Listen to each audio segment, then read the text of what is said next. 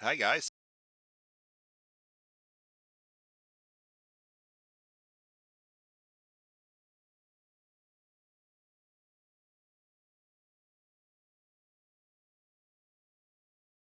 Give me a sec to get everything all started up here and we'll get underway.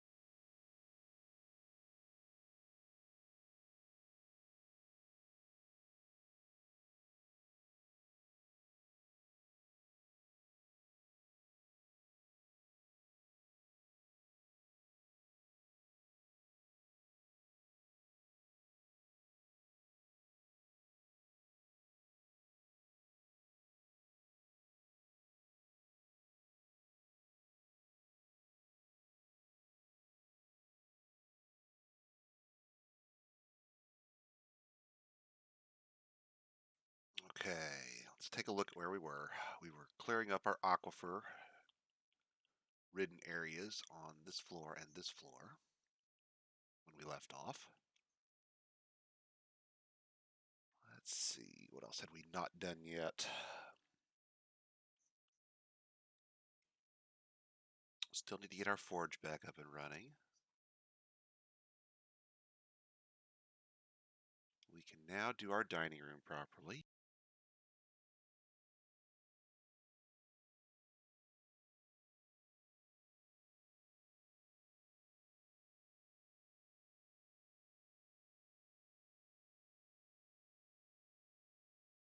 Well, no wonder I couldn't query anything. My caps lock is on. Shame on me. It's like, why isn't this working? What's wrong with this picture, Batman?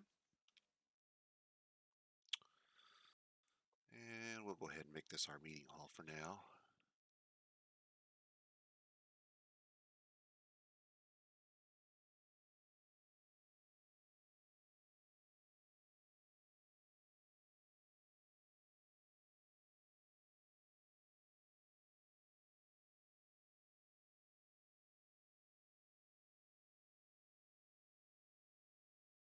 Okay, so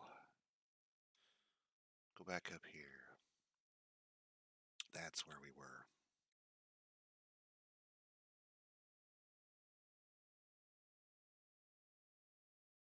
Okay, yes it was.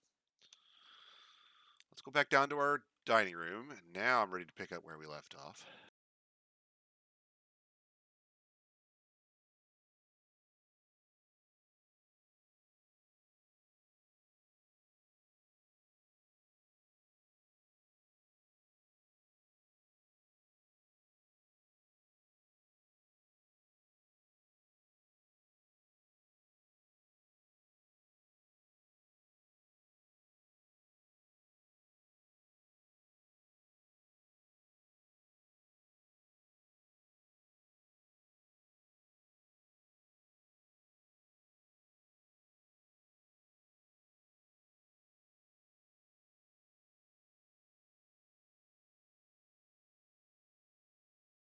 Okay, we need our first two offices for our first two office needing nobles. That is to say, our broker and or not our broker, our manager and our bookkeeper,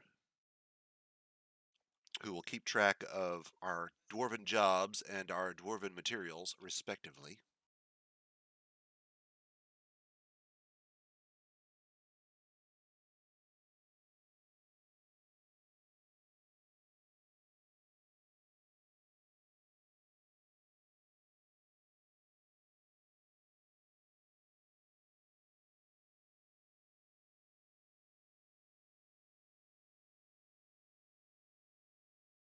I think I just suspended that. I didn't want to, but let's see if we can get him to do it anyway. There we go.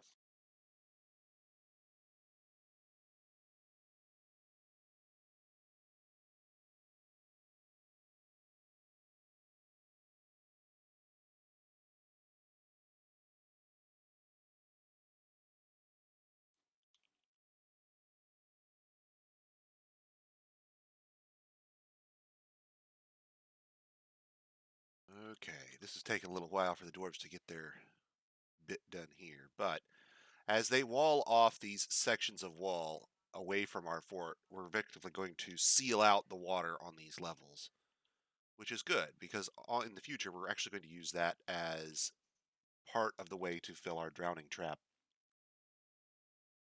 Hey, Opadosi. Welcome aboard. It's good to be here.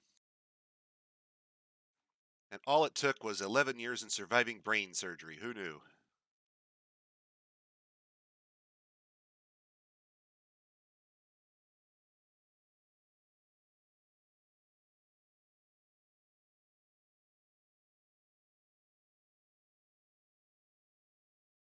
Okay, we've got our space for our barracks, we've got our space for our tavern.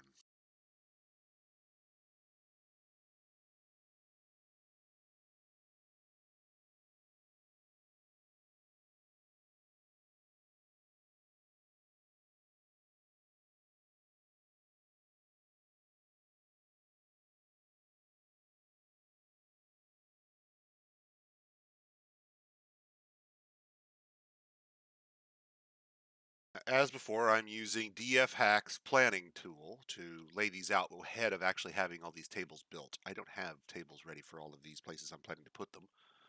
But DF Hack will let me set up a filter that basically says when a table is done at some point in the future, regardless of what quality it is, regardless of anything else, I want that table to be put. I want a table to be put here.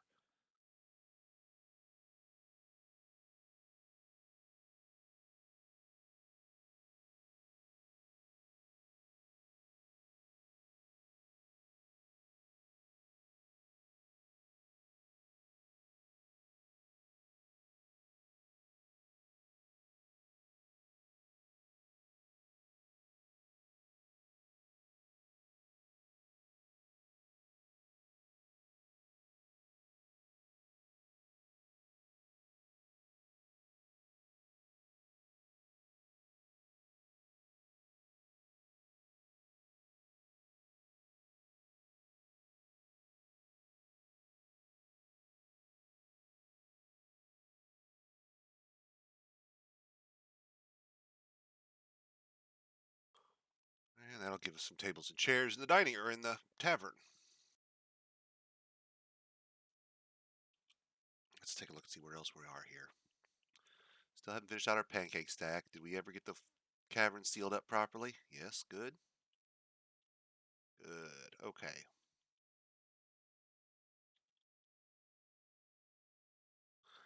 It's time to start thinking about how we're going to get water. Because even in this cave, although there's cave moss, we don't see any visible water here. So we would have to explore this cave to find out wherever the river or water system might be in this cavern level. And I'm not seeing any water even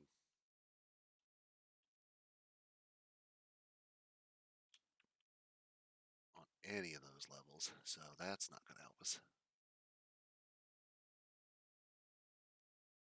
Oof. We may have to set up a collection tray from our light aquifer to collect those little drips in order to make something out of them. That'll be a fun. I haven't done that in a while.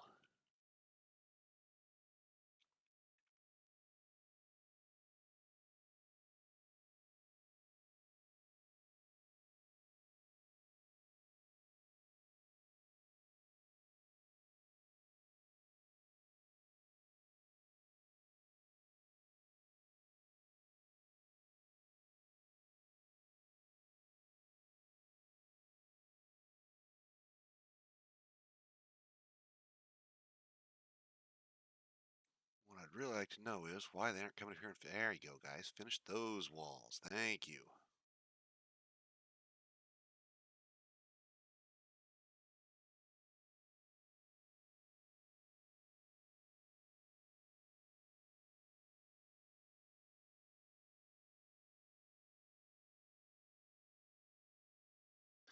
Let's see if we can't get them to finish up this small puncture in the aquifer.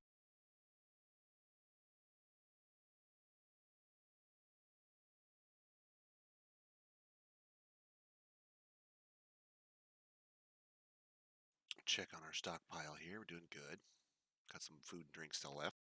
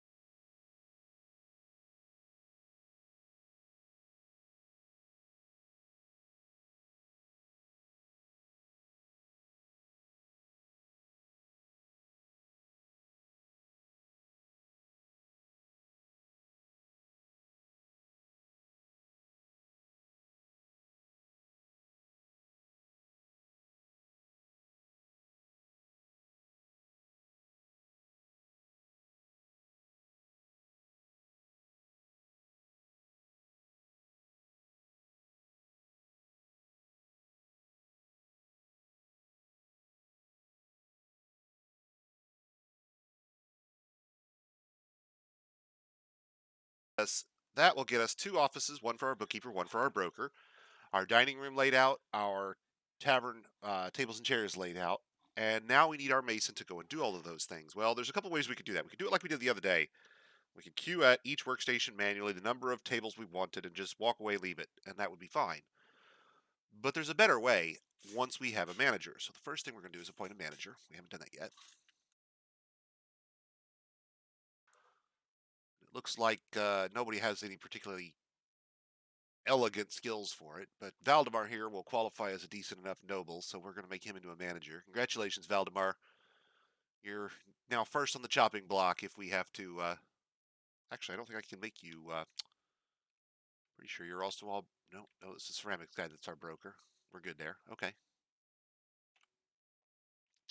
So we'll have Valdemar be our manager. Now, if we go into management, we can actually queue up a job and set up conditions under which that job will be rerun for us automatically in the future. So, for example, I know that we're going to need beds. So we construct bed as a job. We hit construct bed. I want to have, say, okay, I want you to build me 5 beds. And then I want to put in some criterias. Say, okay, well, the conditions are we'll add an item if the amount of items, which is a bed, if the amount of beds is no more than, let's see, condition, not delete, inequality Q is at most number 5. As long as we have fewer than 5 beds, make 5 beds. So this will tell my carpenter, hey, as long as we've got the materials to do it, if we're short on beds, put some in the storeroom for us. And I won't have to worry about it anymore after that point. The carpenter will take care of it every month or day or whatever condition period we set. He'll automatically check to see if there's enough, and if there's not, he'll immediately queue up jobs to have those things done. Likewise, we're probably going to queue up some jobs for various pieces of furniture that we need to have on hand that I will want to place without overdue consideration for how many of them I have to queue up, for example. I just want to make sure that they're done in the future. So we've got our beds were queued up. Let's go ahead and do tables. And in this case, it's a rock table, right? Because that's what we're working with for the moment. And we're again going to do 5. And we're going to say, hey, on that one, if there's a condition where we add an item where the item type is not a table, and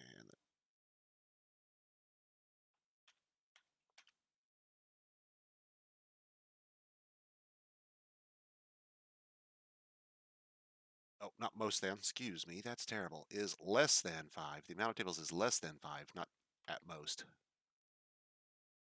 Let's see, go back to him and change his conditions again. There we go.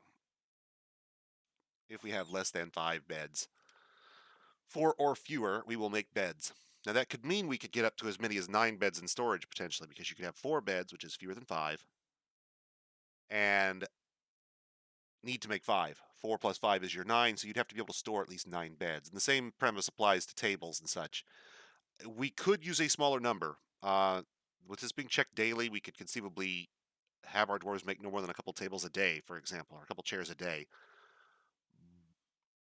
But it's one of those things where if I get it queued up once, they'll make enough to supply us, and then we're probably never going to see that order again. It'll just get skipped over every day because we'll have enough. We'll have enough in the fortress not to need more. Likewise, we're going to need thrones, chairs.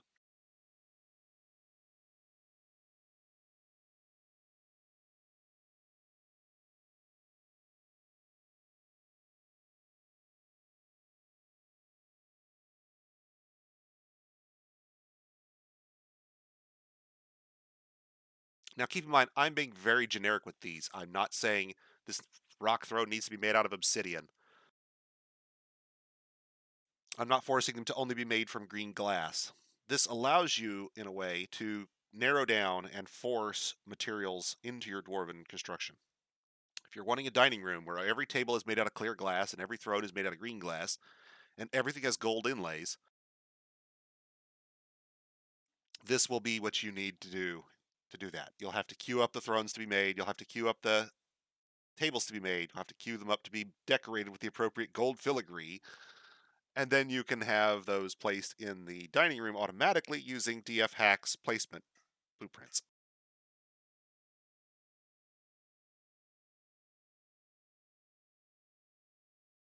Okay, there's our tables, our thrones, our beds. Let's do a few others here that we're going to need. Pots. Rock pots, and let's make 10 of those because we're going to, well, maybe 10. Let's go with 5 for now. That's probably enough for now.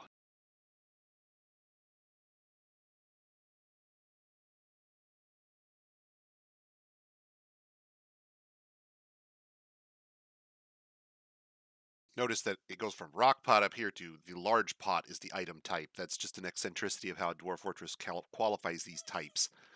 All pots are large. So amount of large pots and rock pots here, same thing, except that this is a material type. So you can have rock pots and glass pots and iron pots, and they'd all be large pots. Let's see, we're going to do a number is 5, and we want no more than, there we go, and he'll do that. Tables, thrones, pots, meals.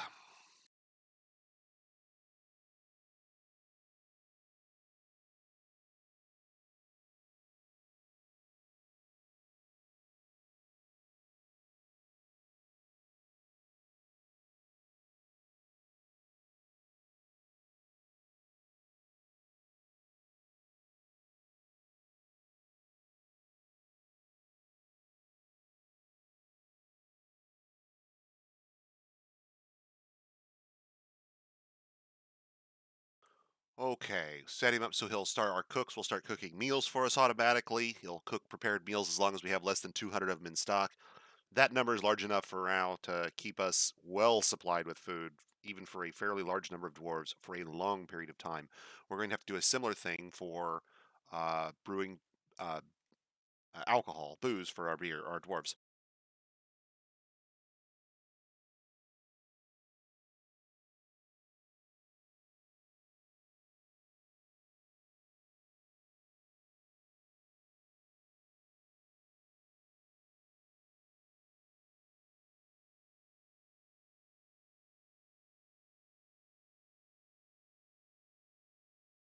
And dwarves go through more booze than they do food, so it's important to make sure that you have about, on average, double the amount of drinks that you do food, give or take, and sufficient number for both all your dwarves. So this is more than enough for right now. 400 drinks would keep our dwarves, would keep 100 dwarves for about uh season and a half, I want to say. Month and a half? Something like. Doesn't matter. More than enough that our daily job here, which is trying to produce 10 drinks per day, would be checked multiple times during that period when it was expiring. Okay, food and drink. Oh, I know what else I didn't.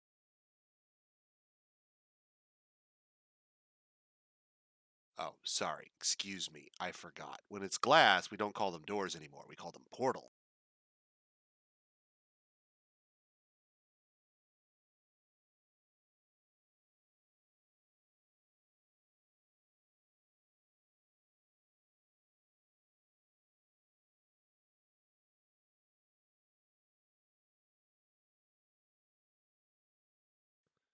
And he'll try to build those out of green glass if possible. Now, that difference there is that when we make these things, it's going to look to see if we have sandbags available to make the job rather than stone rocks available.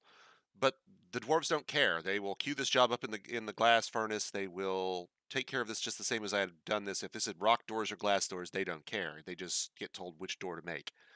This allows you, if you want to have if you're implementing some sort of pattern and you know how many doors you're going to need of each type, if you want to have green glass doors on the inner circle, then black obsidian doors on the outer circle, or however you're laying your fortress out, you can queue up exactly the number of doors you might need.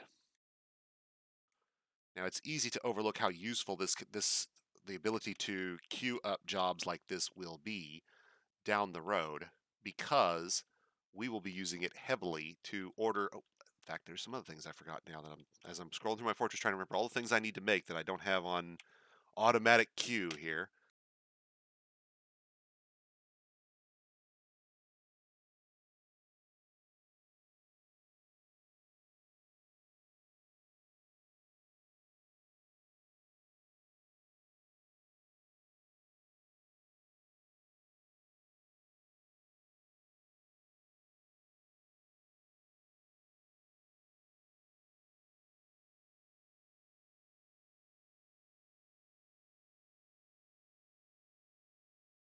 Let's see. Rock mugs, drinks, food,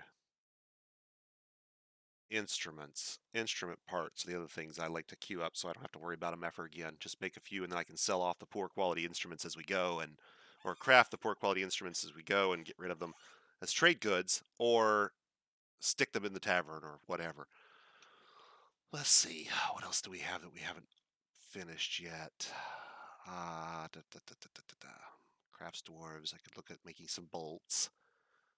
Our smelters can be told to make bars. Our carpenter needs to be told to make bins. Got food and drink. And I think we just need to move in our pasture spaces there for those guys. Okay. That's a good start on the things that we have to have queued up and running all the time anyway.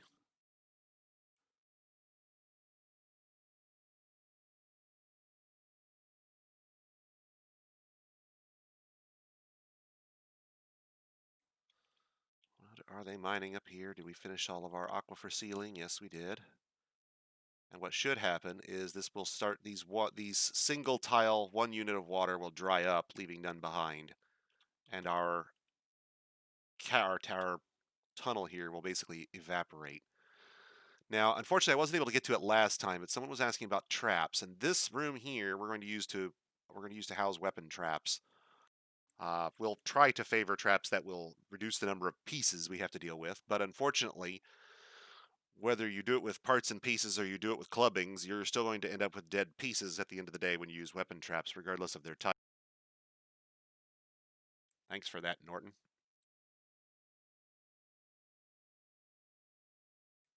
What we will end up doing is having the caravan enter at one side and work its way back and forth in a zigzag pattern through this room to the exit. Now, wagons will follow the longer path around the traps. The merchants and stuff, they'll go around the traps the long way. But invaders will come straight across and they will hit all these trap lines as they go through. And this will allow us to help thin out the numbers of invaders who make it this far. Now, even with that, we still have we have another line of defense behind that because we're intending to make this U-shaped corridor here into a drowning trap before we're done. So we can let the invaders through the weapon trap, seal up the drowning trap, kill the ones that get in, and then open the drowning trap, clean out all this stuff, and open the entrance again to let a new batch in. And so we'll basically airlock our invaders in as needed, dealing with them in small groups as we have to.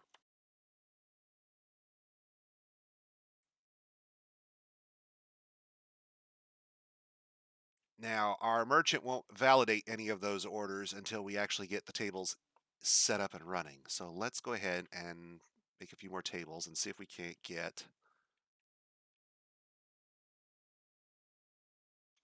that part taken care of.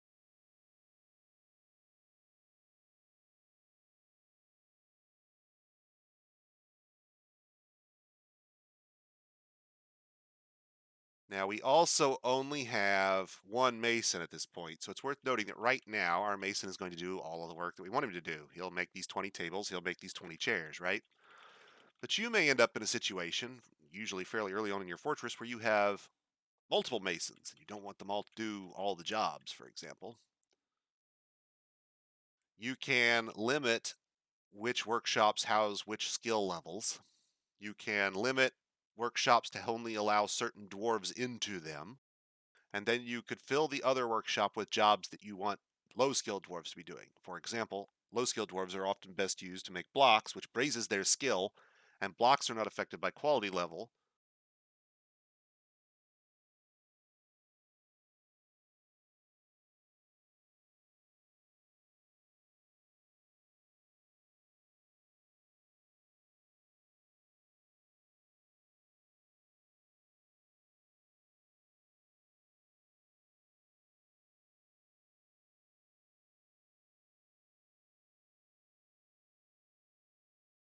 Let's take a peek in on Therapist and see what everybody's thinking.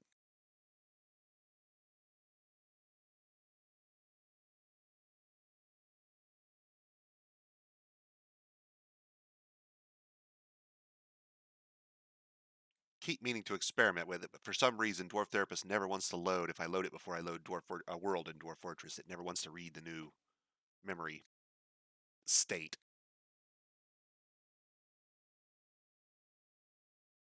Have we sorted everyone? Yes, everyone is sorted into one of my custom professions. Good. What are we missing? We have a farmer. We have a knacker who is also doubling as our cook, so we want to stop doing that and start making some kitchen workers. I think we left these guys as haulers because we weren't really sure what we wanted to do with them initially. Wow, this red guy is good at just about everything. Look at this guy. His rolls are right across the board. Good at everything. Okay, I'll bite.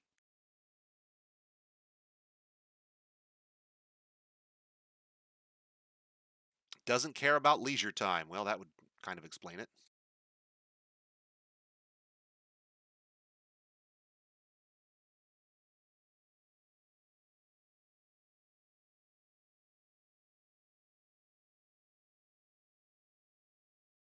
See, once you get down here, everything in his excuse me, everything in his rolls falls under the mid 50s or better.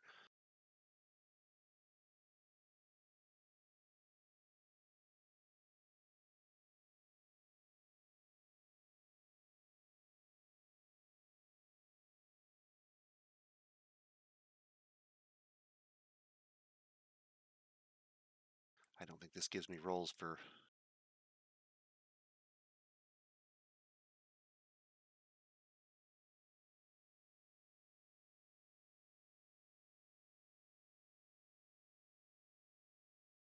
I'm going to have to mess with these.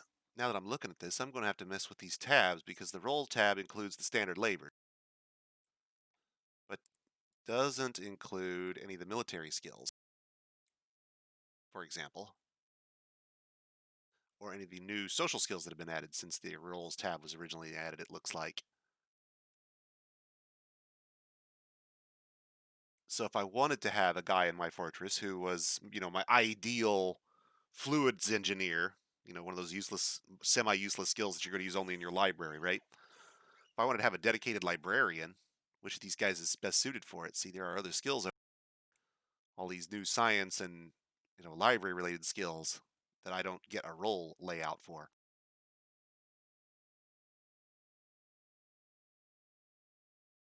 Interesting. I had not noticed or paid attention to this before. Well, in our new migrants, we do have a hammer dwarf.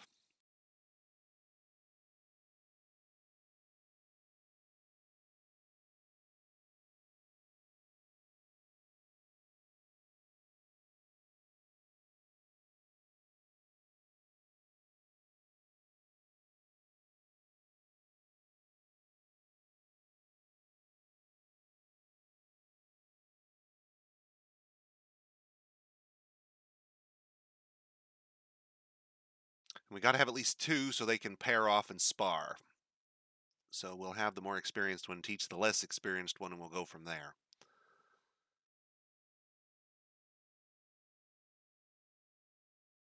See if either one of them is a good teacher. No, neither one's a good teacher or student, unfortunately. So they'll just have to make it up as they go along.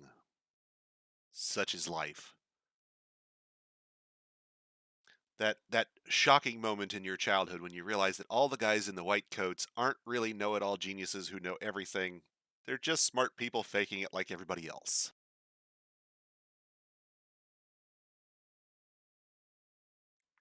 Okay, still have four haulers here. What can we double up on and start easing down on some of our labor demands? We don't have a meat industry yet, so our knacker's not really going to be occupied doing anything.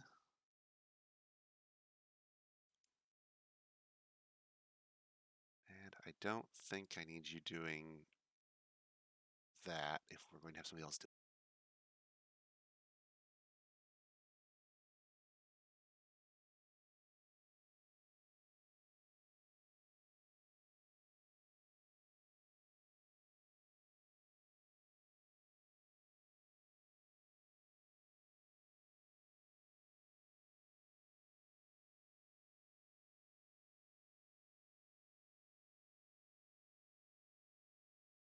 One person to make food and occasionally booze. Our military will make booze in their off hours.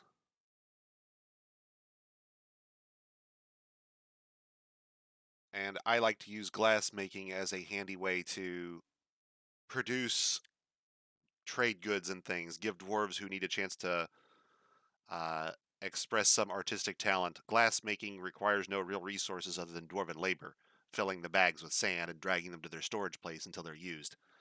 So it allows us to produce goods for relatively no trade value, or no trade cost, I should say, that are of reasonable value, which are broad in variety, which range from crafts all the way up to some functional items.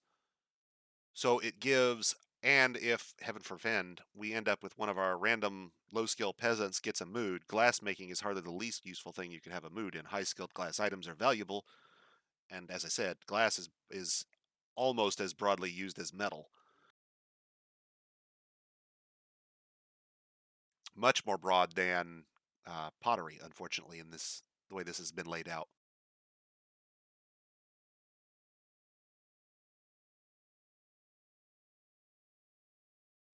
Let's see here. What else we got? Our mechanic is still doing carpentry. And since we don't really have a dedicated carpenter yet, let's go ahead and assign one of these folks to be carpenter.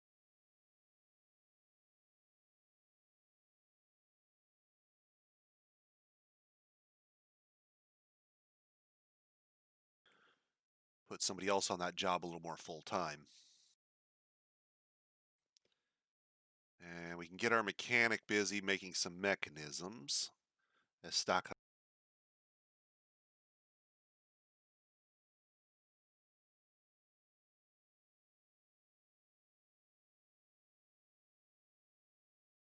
I never thought to put mechanisms out there in my list, but I probably should if we don't have at least, say, 10 of those. Then under those conditions, we want to add an item condition for mechanisms.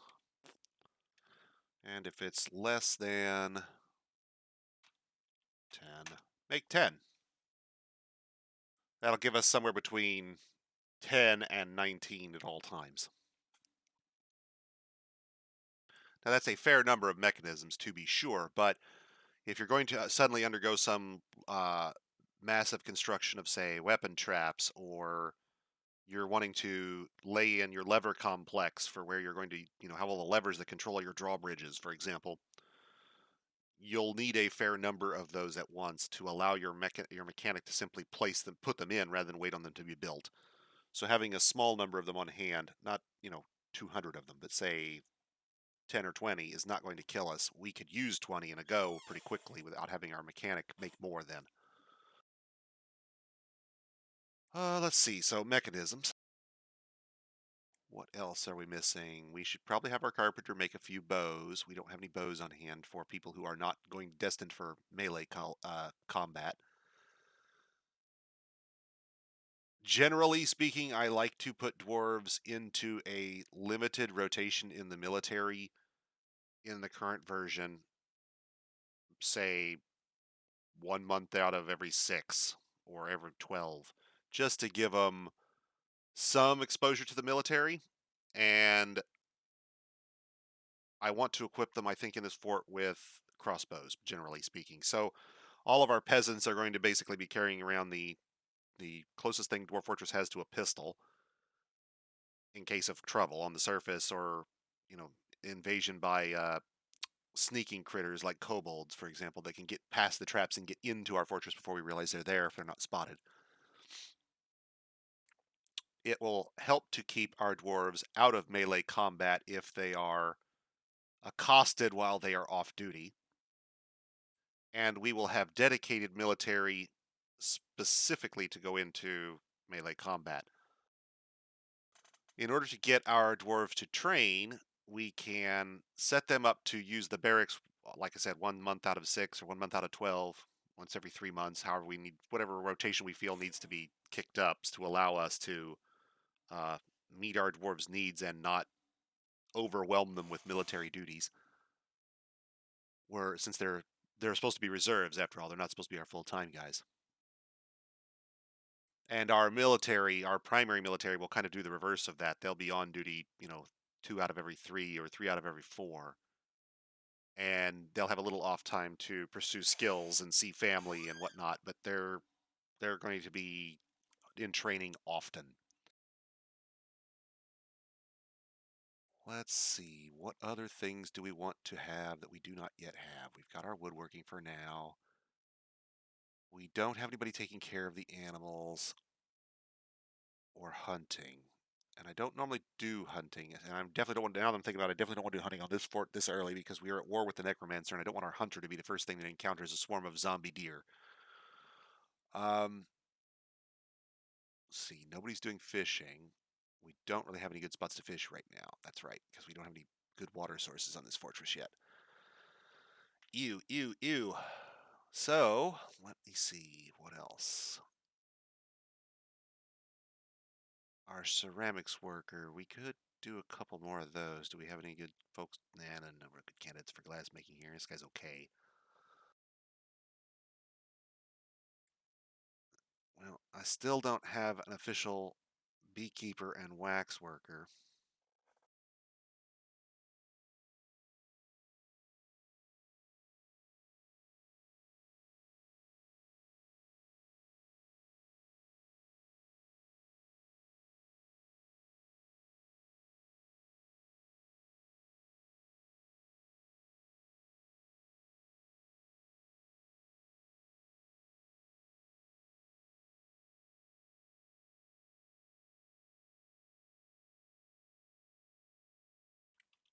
Hmm.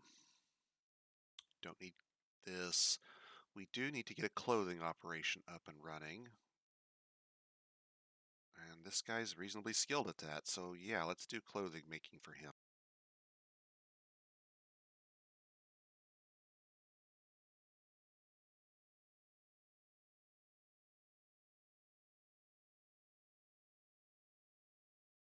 And we'll kind of filter our folks into these categories as we go. That way, we're trying to spread out the labor so that no one dwarf is trying to produce all of the fortress's goods in one category. We don't want to. We want to have our dwarves spread out so that they've got some leisure time, places to sleep, places to go, and things to do when they're not working, as well as the ability to work on a task that they find uh, they either personally enjoy or that they at least have the opportunity to indulge in some sort of artistic task. Because with the new way the threat or threat it is a threat, the new way the stress system works, we basically want to be reaching out to each one of our dwarves' individual needs now. Whereas in before, it was simply enough to make sure that their surroundings were, as in RimWorld, well maintained and orderly. Now you have to be dealing with your dwarves' life goals. Some of them want to have families. Some of them want to make great artwork. Some of them want to make a masterwork. Some of them want to master a skill. Uh, some of them want to become wild military guys. Whatever. We will have to go through there and make sure that for each of our dwarves, wherever possible, we are catering to those individual needs. Do they have a temple for their deity in the fortress? Do they have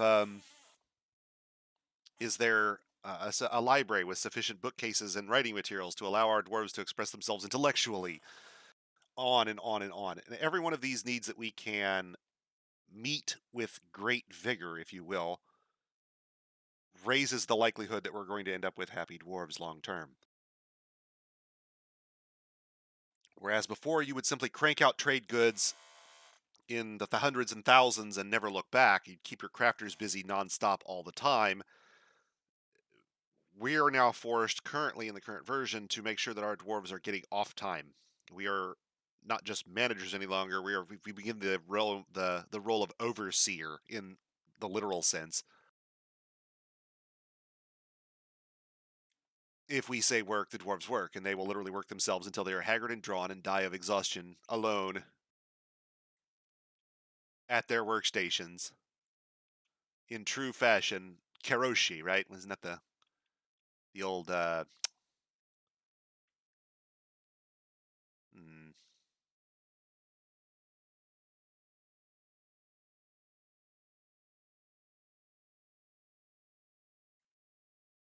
okay, so he is planting stuff. Okay. Sorry, I was starting to get a little nervous that our farmer wasn't planting. I guess I can see if I look real close, there is some disturbance on some of these. Okay. You can see over here on the right-hand side, these are tiles he hasn't planted, and over here on the left are tiles that some of these tiles in these two farm plots have been planted. You are not dead yet. We haven't really been much further than we are. It's slow going when we're in these first few forts when I'm still explaining everything from get-go. Let's see. We haven't yet pastured our animals, so let's do that.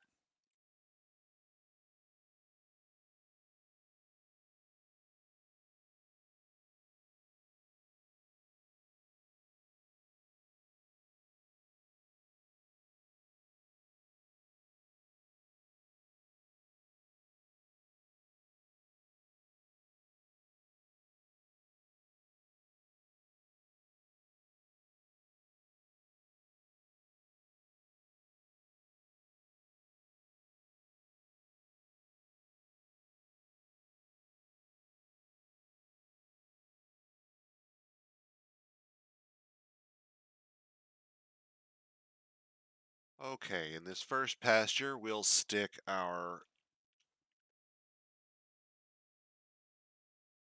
random animals, is what I would call it. Your baby alpaca who wandered in at some point, and our stray cow who apparently is in a cage and needs to be removed from that immediately.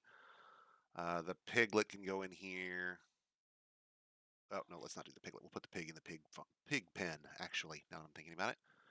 Uh, Peahens, cats, dogs. Okay, those all have pasture spaces and places that we'll need to put them, but they're not ready for. They're not going in this one.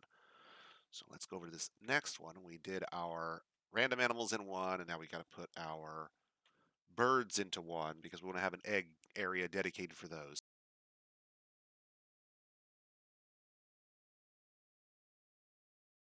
And all the birds can go in here. We'll build bird nest boxes for them and put a door on there to limit egg collection.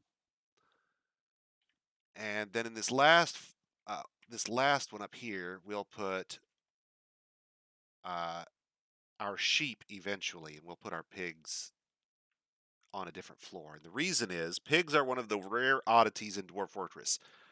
While technically in the real world, pigs are effectively grazers in that they root for uh, their own food from the ground, like cows would eat grass.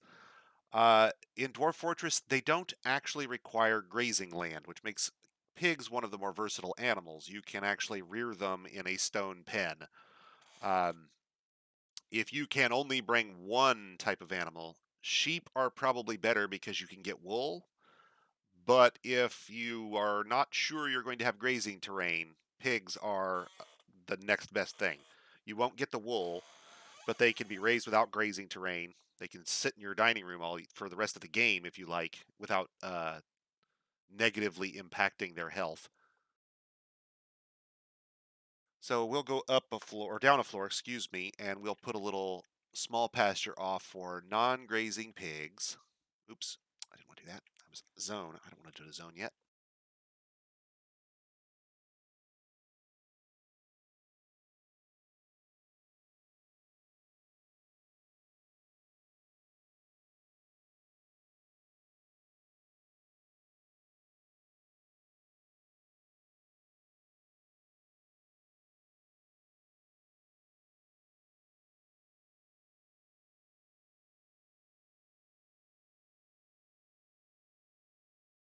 And I'm going to do another pasture for the dogs. And dogs don't graze either. Dogs and cats are meat eaters and therefore don't require grazing territory.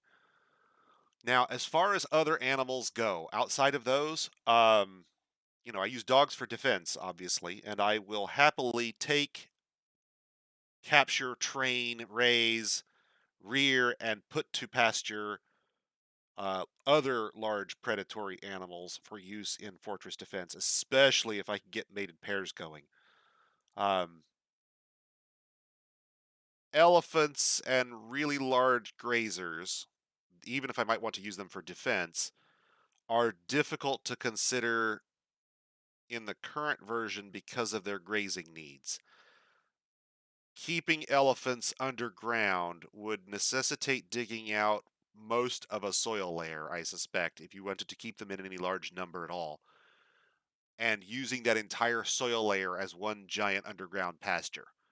Or putting a pasture on the surface and keeping the elephants outside your fortress at all times, basically, at some point. Because I don't really think you can feed them in these small little rooms that we're doing. I'm not even sure an elephant would be able to survive in one of our little pastures here, let alone, 10 or 15 of them.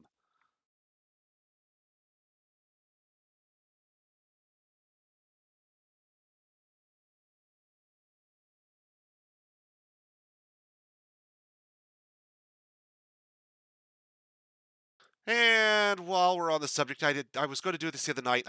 We manually butchered our animals, our draft animals, instead of using auto butcher like I normally would. But if you're using DF hack in the starter pack and you hit Shift B from this animals display, you'll actually pull up the auto butcher tool. And we're going to tell it that we want for a moment. Let's see. We'll start auto watch and tell it to. So every 5 days, okay, one in-game take is 1,200 ticks. Every 5 ticks, 5 days, will give us a sleep, and it will wake up and notice how many things we have. So let's let him run for a minute while our dwarves are carving out the last of the pasture spaces we're going to need right away.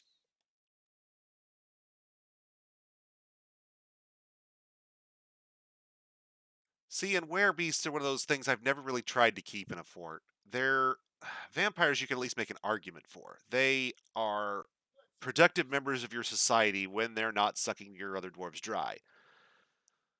Werebeasts, once they transform, are uncontrolled wrecking machines which will upend all their own furniture, destroy anything they can get their hands on. Uh, They become bombs going off inside your fortress once a month. I can't imagine keeping a were elephant around even as some sort of savage surface pet chained to a wall.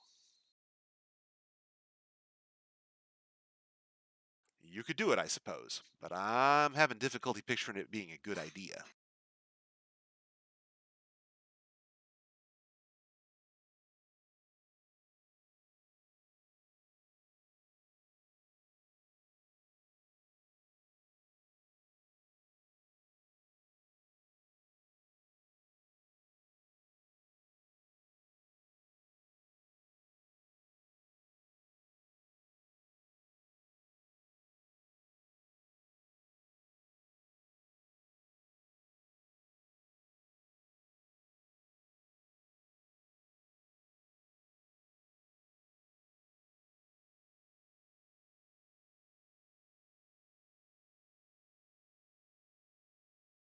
Only the one piglet, or two piglets, so we're going to have to. And they're both female. Alas, alas. Okay, so we need to trade for some pigs to get our meat industry up and running. Estacaco, I'm not sure. I don't think beasts will attack each other when they're transformed, but I wouldn't swear to it.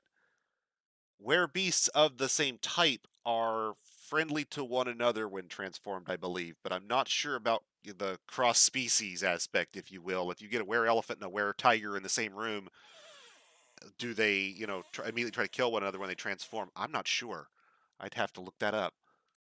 They're rare to see outside of small numbers normally, unless you've allowed an outbreak event in your fortress. Which, speaking of, we need to start working on preventing. So we dug that long tunnel, right? And we've got it going all the way up to the surface, but just stopping a little short, right? There's our tunnel. Yeah, yeah. And then it goes up one more. And what is it, Z minus one? Yeah, right there. Okay. So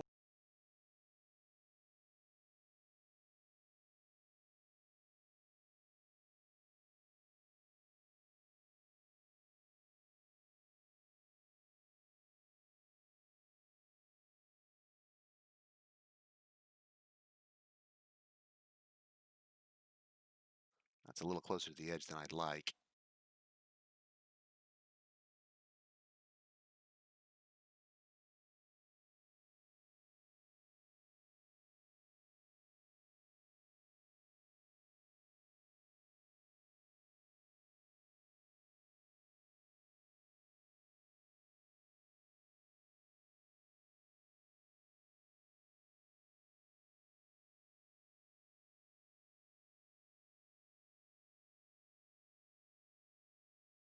Now, this long soil tunnel is not intended to be secure. I could go up on the surface and make sure no trees grow above it, but we're running the risk if I fell a tree at some point that it punches a hole through this little tiny cavern. And since it's above the other one, I have to actually make it a little further.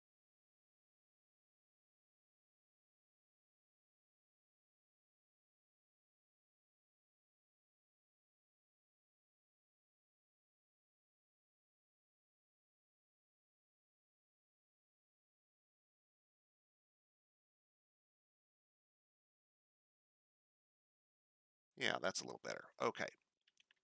We run the risk that, let's make sure that we're still not over our other. I wanted to make sure that if something did punch down through into this hallway, it didn't keep punching down through into our trap corridor and make an even bigger mess. Um, we may at some point attempt to secure this hallway in the sense that we can prevent any cave-ins in it, and then we can fill it full of traps and expand it out as we need to allow us to have a broader defense area. But it's not necessary for us initially. We have plenty of area here to develop for traps yet, both mechanical and lever based.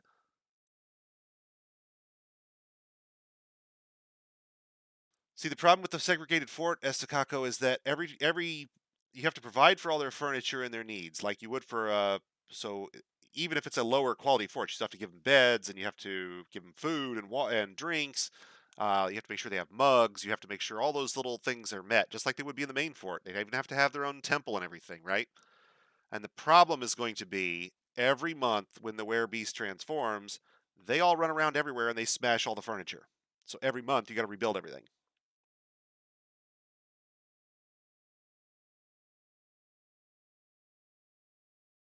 I mean, it's technically doable, kinda.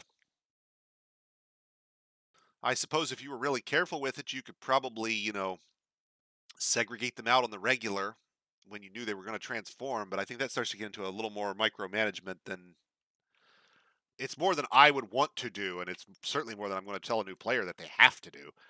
Um, there are a lot of crazy things you can do in Dwarf Fortress. Retire your fort for a moment, start an adventurer, go raid a necromancer's tower, learn the secrets of life and death from his evil necromancer books.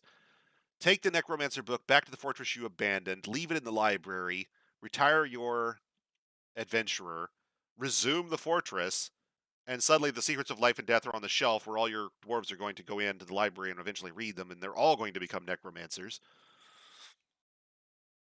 And you can run a necromancer fort if you want.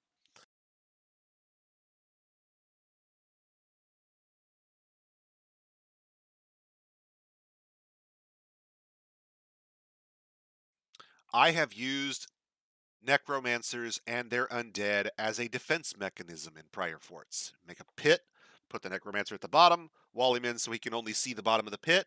Great, he's fine. He doesn't need food anymore. Necromancers don't require that stuff anymore. They're good. So seal the bridge and keep him safe. As soon as the siege comes in, some of their guys fall off the bridge. They fall 10 stories and hit the ground, break into parts, break both their legs and die. Whatever. Once the siege is, reasonably contained, drop the bridge. The necromancer can see all those bodies laying at the bottom of the pit, all those hands and arms and legs and all those heads that can be reanimated. He goes on a reanimation spree, and now you have a seething pit full of zombies that you can dump your sieges into. Close him back up and use him to resurrect more later. Anything that survives the plunge into your pit then has to deal with the zombies at the bottom. If you dig the pit properly, there is no escape from the pit for anything that can't fly.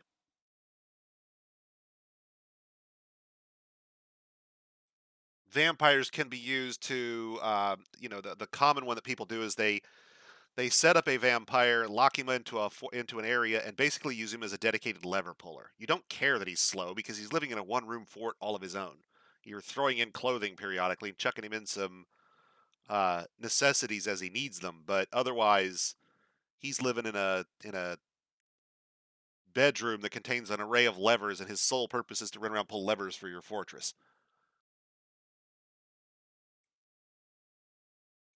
The good news is it means you always have a lever puller available. The bad news is and since you can wall him in, he doesn't need food or drink. You can basically seal him up in there.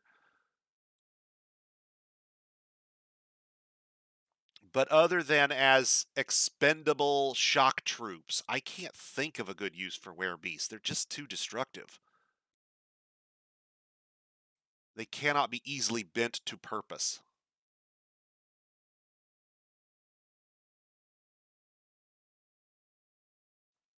And I don't say that for myself. They're better players than me have tried, right?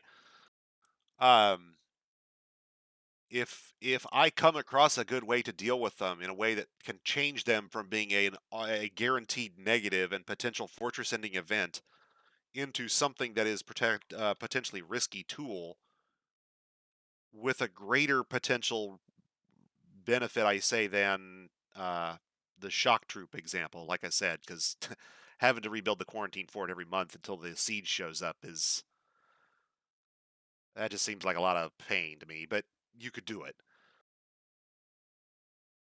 I just my big risk is going to be what happens on that one time when I have somebody wander into my tavern that's a werebeast, transforms, and he's bitten and scratched 5 visitors before I can do anything about it.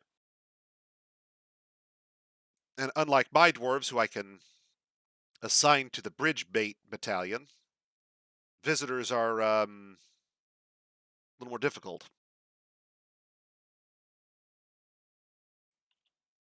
So, workshops. What are we still missing? A way to process certain crops, clothing, jewelry, mechanics, food processing, food byproduct processing. Okay, so here's our crafts dwarf shop. We'll put a stockpile there, and this will be our jeweler's workshop.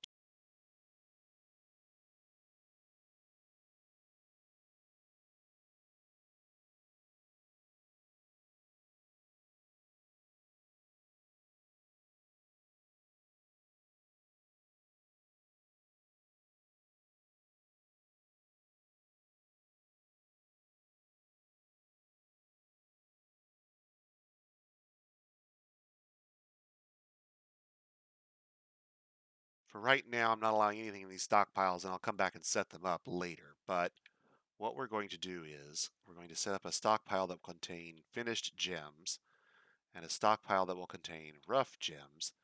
And we will use 2 of these workshops for cutting gems and 2 of these workshops for setting them into items.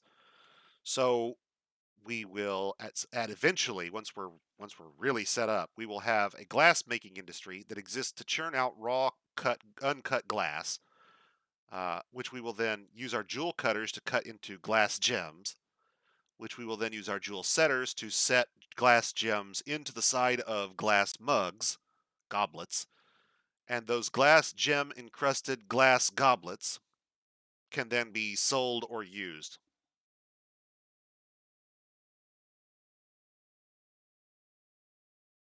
No, the elves won't. The elves are not normally aggressive in the current version.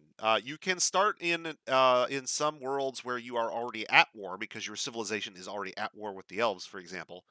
The same way that this civilization is at war with that necromancer tower now. Um, but typically speaking, I haven't had a lot of worlds where the elves were aggressive if I didn't do something to piss them off first. And unlike a lot of players who like to overemphasize their dwarfishness, I tend to regard the elves as a useful advantage. Not in the sense that they're my allies in any way. No, no, no, no, no.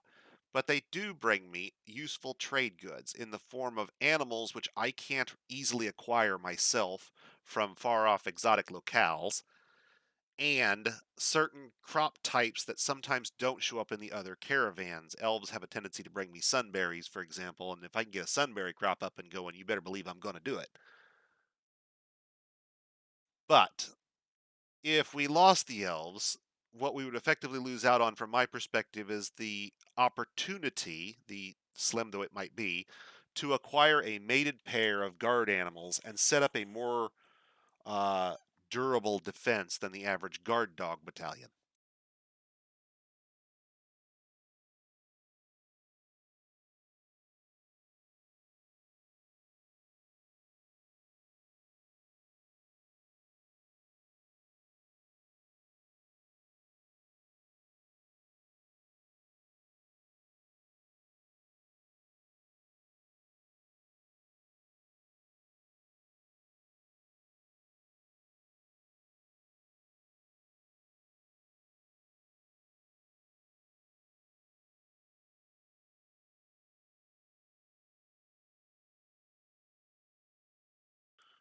Oh, that's right. This is a bar. What am I thinking?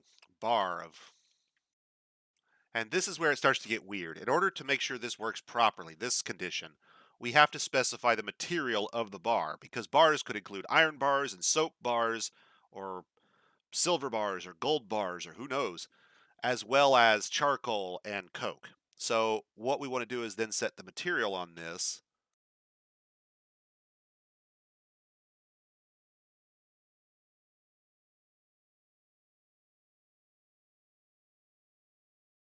And coal bars are what is then called refined coal or coke, charcoal.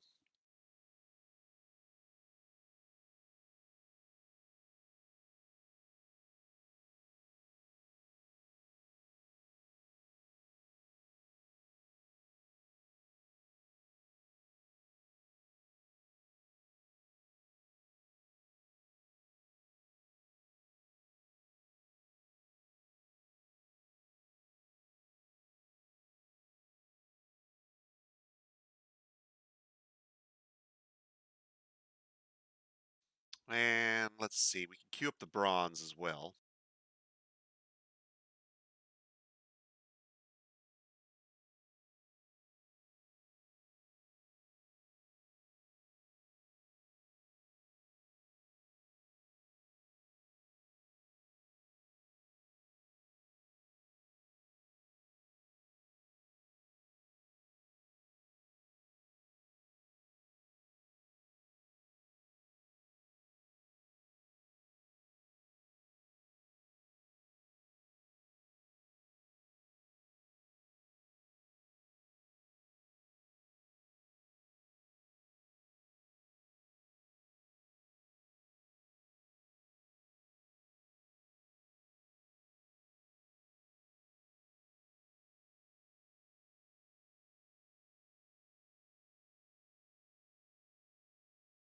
Now we haven't figured out yet which type of ore we have on site. So let's do something we should have done in day one when I first started this fortress up, which I should have shown to new players in the get-go, and we allowed the embark assistant to kind of skip over it for us. A tool I love to use on my sites in favor of this rather than reveal, rather than looking at the map, I simply want to know what type of minerals am I going to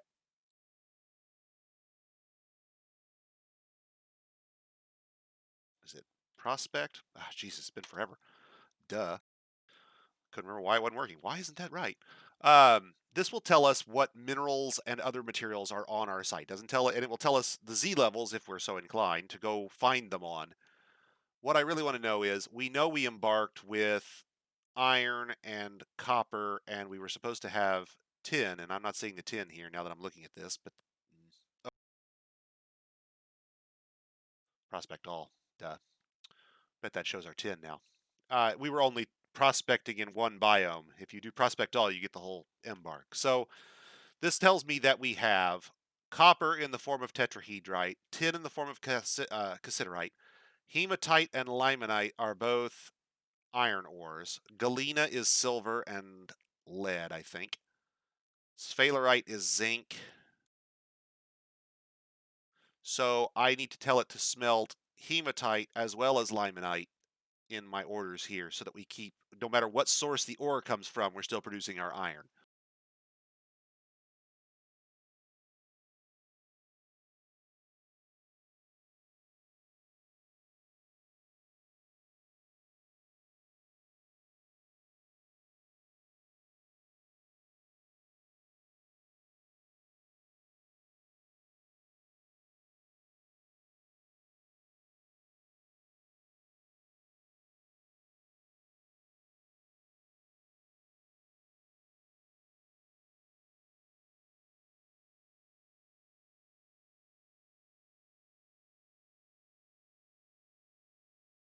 Dope!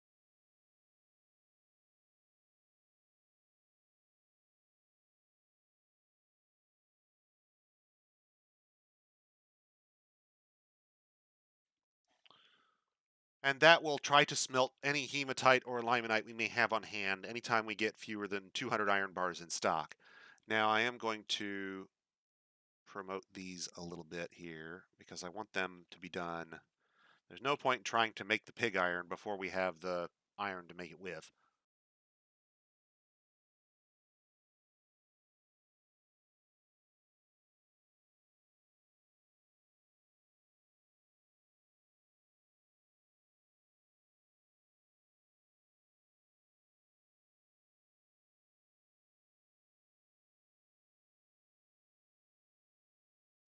And we'll make pig iron so that we have it on hand to make steel.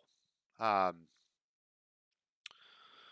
so now we're set up to make coke, make any bronze with the materials we have on hand, to smelt iron down to bars, and to produce pig iron from that.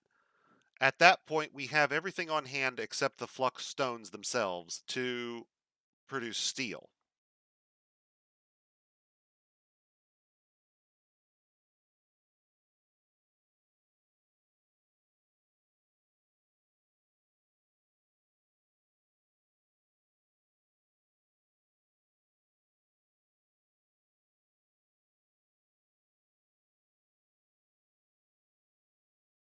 Now, that's a lot of steel bars just laying around, but frankly, steel is one of the more valuable things that we can use as a material that we are likely to have large quantities of down the road. While glass is effectively an infinite source of wealth in the form of sand that you can extract, make into an item, and then re-extract and make into an item and re-extract and so forth without having to harvest a finite set of materials, we will get plenty of iron in the form of weapon bits that and armor bits that the goblins bring in. We can use those to melt down to offset the use of our own veins of iron ore. So we've queued up our metalworks. Let's see, did we ever get rid of? Yep, we got rid of it, but we never actually built the new one. Okay, so let's go down here to our. Did we get a? Is our smelter going? Glass furnace, smelter, but we never built the forge. Okay, build workshop forge. Put our iron anvil back in, put in our rock salt, and get our forge up and running. Our semi-permanent forge, if you will.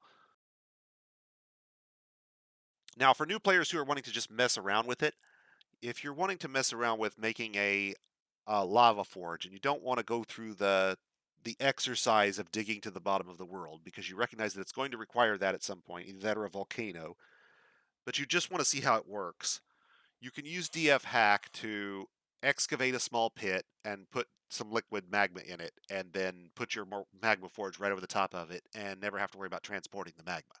That's a little cheaty. You can use mine carts to move the magma around. You only need one mine cart, I think, per hole that you have to fill with magma. So you could stick the mine carts next to it and basically dump them into that.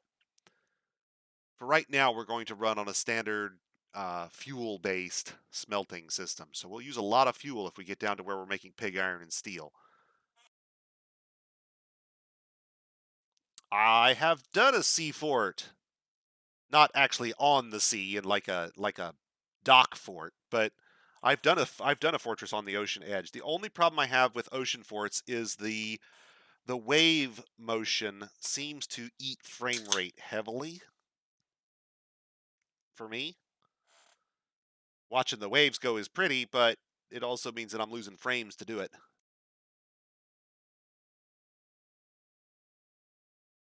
Yep, that's the idea.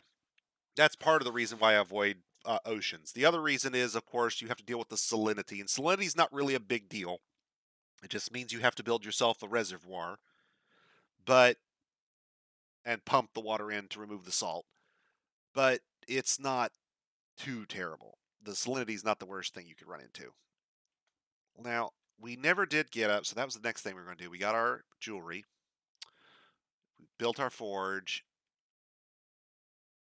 and then this needs to be a big stockpile.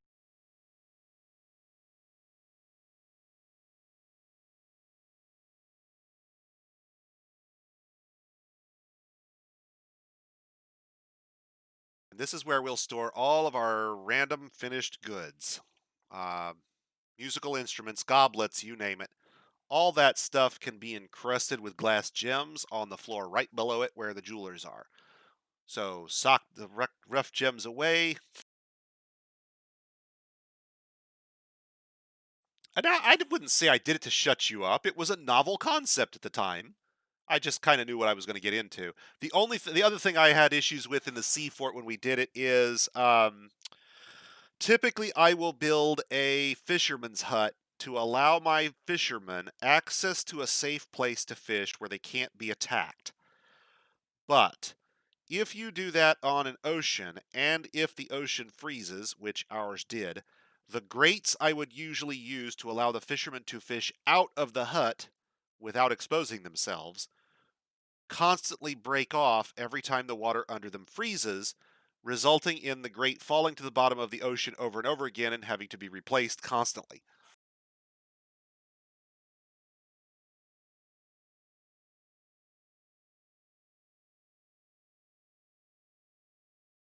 Because it freezes, the bars no longer can occupy the same space as the floor, so the bars are just sitting on top of the ice. And then when it melts, the bars fall through the hole because they're no longer attached straight down to the bottom of the hole. I haven't looked to see. I want to say fishermen have to stand at water level, and you can't use the trick you could do with a well where you could have multiple levels between them and the water. I don't think fishermen are allowed to fish with long lines, if you will.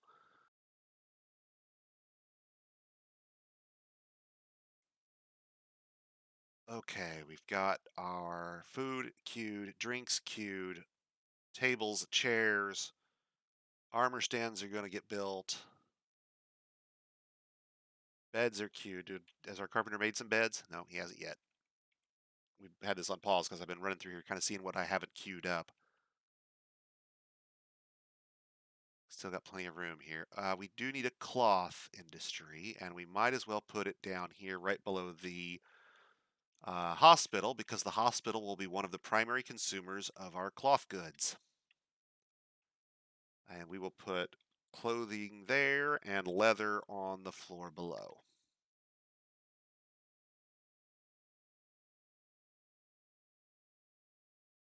I have done in past stream forts, not necessarily for Extra Life, but in past stream forts when I was still doing them semi regularly, if you will, um, we've done Necromancer adjacent. We've done on a tundra, a glacier. I did all the bedrooms in ice in one stream, so everything was light blue everywhere. The ice was engraved. Um, there's some oddities there you have to deal with stairwells that melt on you if you're not careful.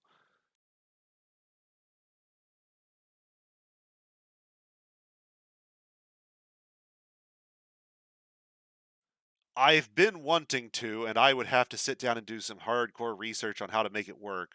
One of the things I want to get to, normally I demonstrate obsidian casting because I think it's useful to I think it's a useful thing for new players to know if they want to have a uniform fortress or if they want to build everything out of the highest value stone, to be able to know that, hey, you can produce obsidian and here's what you're going to need to do to make it work. We may not be able to do obsidian casting on here because I'm not sure the light aquifer will refill the reservoir at the pace I would need it to allow me to cast obsidian in large chunks like I would have in the past. So we may have to save that for a later fort. One of the things I would like to work up to, and I don't know that I will get there, is building a minecart shotgun to distribute magma.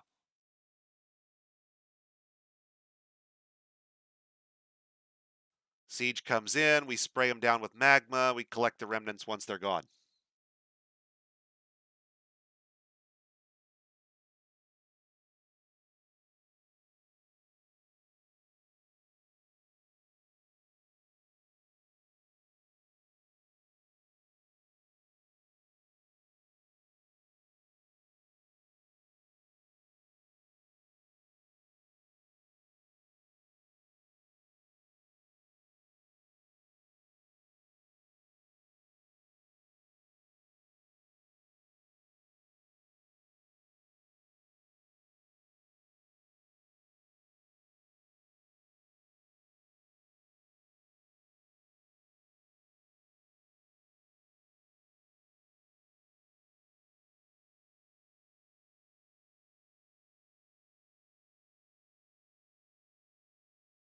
And we allow all our leather to be stored adjacent to the leatherworking. We then allow all our cloth and thread to be stored adjacent to our clothing workshops.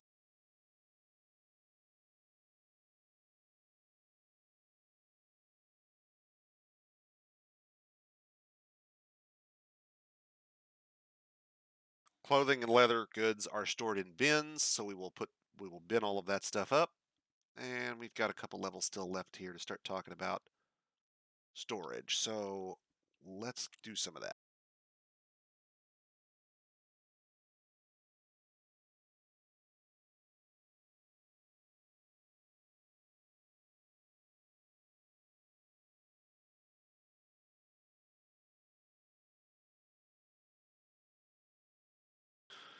We'll dig a storage space for armor and weapons and a storage space for furniture, and then we'll look at a catch-all stockpile to see what doesn't have its own stockpile.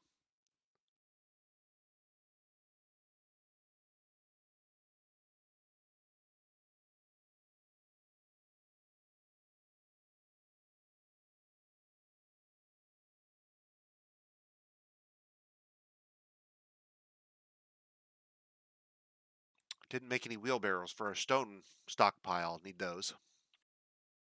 Wheelbarrows allow dwarves to move things that are heavy, like boulders, at a normal pace instead of at their incredibly slow, I'm carrying the weight of the world in my arms pace. And since we want our dwarves to be able to get around quickly, uh-oh, our stone crafter has been taken by a mood. He has gone to a mason's workshop.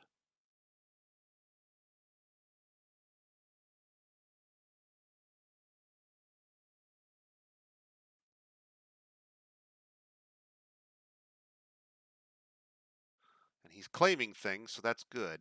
Okay, and he's off and running. So if a dwarf it goes into a strange mood and starts claiming things or doesn't start claiming things at all, and never and they basically sit in their thing and they haven't actually begun their construction, you have to check on them and see what they need.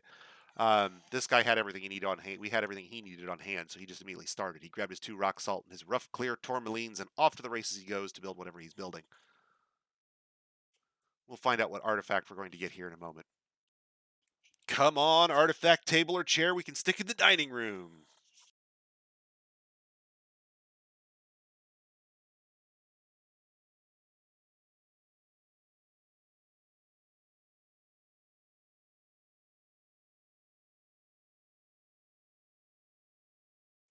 Okay, got that running. We have our basic farms up. Let's get some armor and weapons, shall we?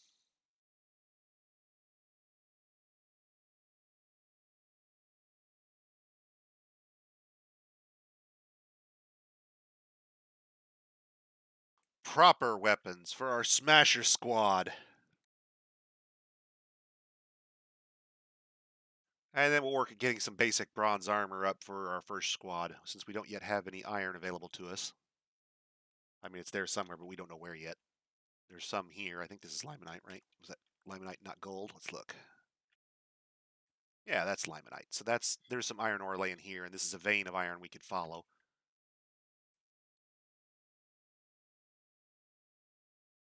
And it looks like there's some laying here too that we looks like we came into intersected a veins. Okay, good. So we do have some iron on hand.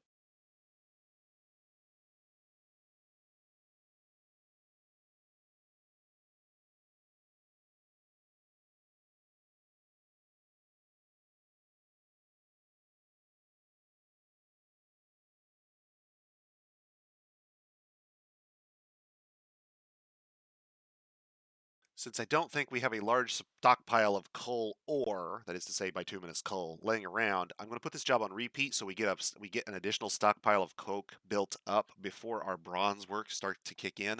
I don't want to run the risk that we consume all of our coke trying to smelt metals and make armor and weapons and don't leave enough over to reset the cycle.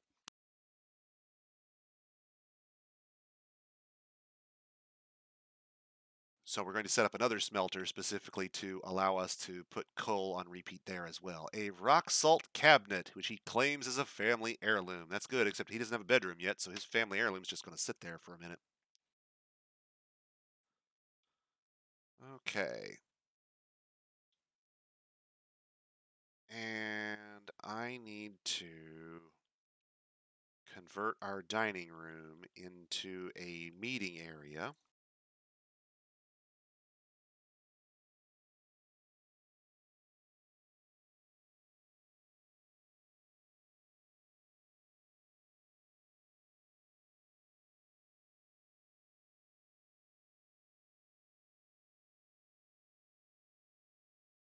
And remove the meeting area designation from our temporary temple zone so that these guys will leave this little bunker and move into the dining room instead, which is a little more lushly appointed.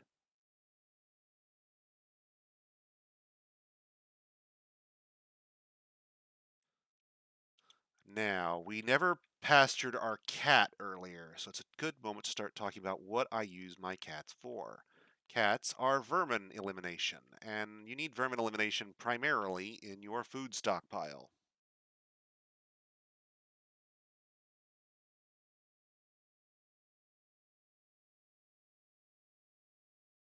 Now, it doesn't hurt to have a cat or two roaming about the place exterminating vermin at large, just to keep your dwarves from seeing them as much as possible. But vermin's primary threat, and it may not have been re-implemented yet in the current version, is that they can cause your food damage. Just like clothing and armor get worn out over time as they're used, your food can actually suffer wear from vermin. Imagine this as being like flies laying eggs on it and stuff, right? But your cats will kill the vermin before they can damage, in many cases, before they can damage the food. And it's worth noting that this is a relatively minor issue. Food stored in barrels is all but, at least in last time I checked, was all but immune to vermin problems. So you don't end up with the issue of your vermin damaging your food. Uh, at which point the question becomes, are you really getting a real benefit from having the cats roaming around and killing vermin at large? Kinda. Cats are fuzzy and some dwarves like having pets, so it's a nice thing to have a few of them around. But there's a limited value outside of the food stockpile to having a large number of cats. So we've got our cats pastured. Is there anything else left we have not pastured yet? I don't think there's anybody else. I think everything's got its little home now. Okay, good.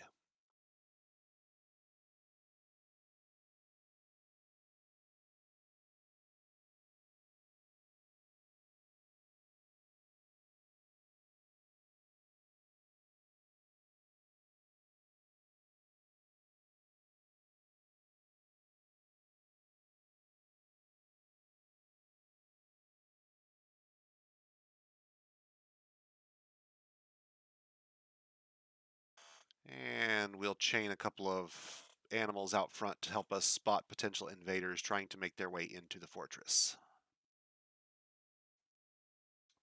A couple of puppies or something. They don't have to survive. They don't have to defend the fortress. They just have to have the ability to see things that try to get in. Later on, we will work on a more advanced setup that is basically self-contained and does not expose the animal to any particular danger, where the animal will look out of a window and see potential intruders passing below.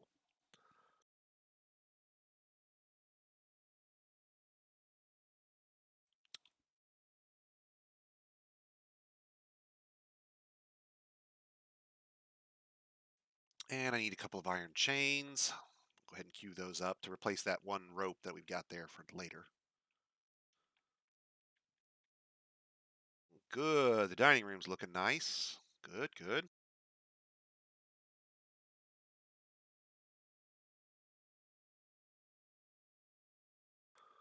Get that all smoothed up.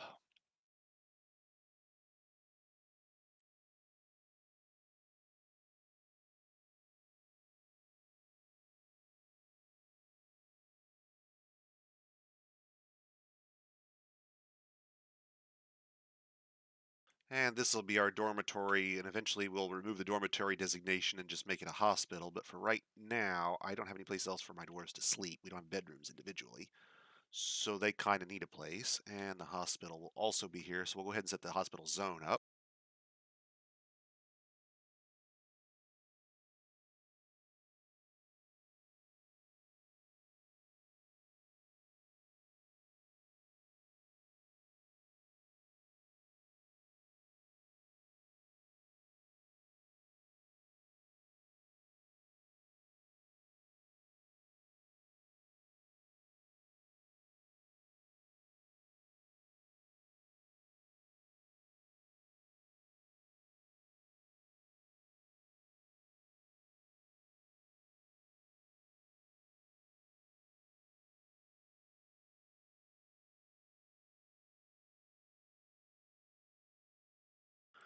There's a way to do this. I'm trying to remember what the condition I'm looking for. I'm trying to remember what the condition I need for this one is. Basically, I want to have it create rock boxes that I can put in people's individual bedrooms. 'Cause you could use bags, but frankly, we've got all this stone. Might as well use it. How dwarfy, right? Sudanese Youth, yes, I intend to have the Steam version when it comes out. I may not necessarily stream it when it comes out, depending on when their launch date is. Typically, I have only been streaming for the Extra Life event every year. So from October 1st to about the first week of November each year for about the past 6 years now. I think I missed 2017 or 2018 because I was unable to speak for any length of time. Um, but when the Steam version launches, what you can expect is that for Extra Life that year, I'll be broadcasting the Steam version at least once. It does look good. I'm hoping that they're going to spend some time working on some of the more long-standing quirks that Dwarf Fortress has behind the scenes. I know that Toady is excuse me. I know that Toady is sometimes hesitant to really crack down on the bugs in the mantis, but there are some things out there that have been issues for a decade now at a fundamental level that the player can't work around easily, that need to be designed around in some fashion. For example, you can't have woodcutters in your military. So here you have these 10 guys all dressed out in armor, all equipped with axes. They cannot also be woodcutters because they have to take all their armor off and drop their axes in order to be woodcutters. Because the way woodcutting is implemented currently is there's an invisible uniform that the woodcutter wears, which is any clothing plus carry an axe. And that uniform interferes with their military uniform, so they can't wear both at once. Now, there's no way for the new player to know that that's the way it works. Um, when I first started way back in, I don't know, 2010, 2011, something like that, uh, it really was weird to me that I couldn't have a military equipped with axes that also did all my wood cutting. Um, Picks. If your dwarves are miners and you want them to use picks in the military, they actually have to have extra picks because they won't use the same pick for mining that they use for weapons. They'll tend to drop it and go pick up another one. Um,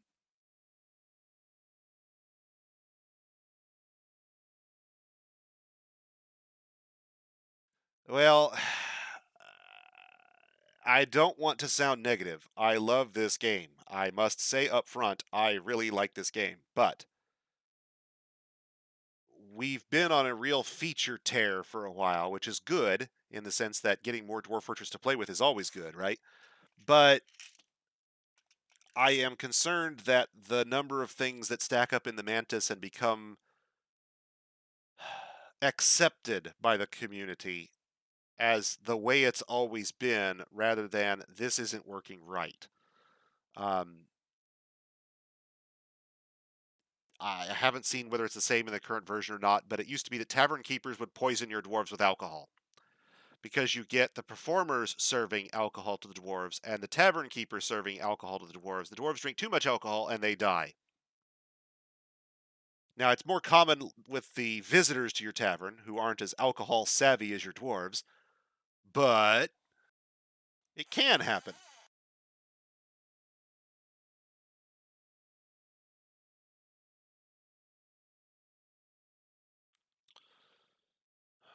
I thought there was a way to limit to just generic rock.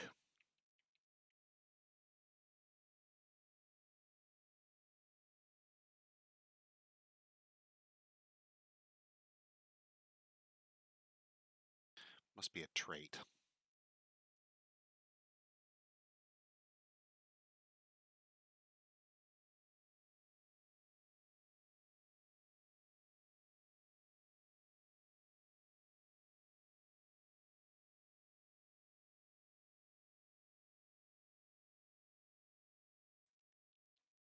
Solid might work for my purposes here. Not sure if it counts the bags as solid. So you have metal items. You understand that I want metal, but you don't understand that I want stone? Come on. Got to be a generic stone category in here somewhere.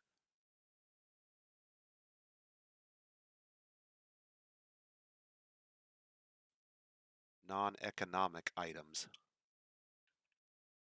Wonder if that's what I'm looking for. Non-economic stone.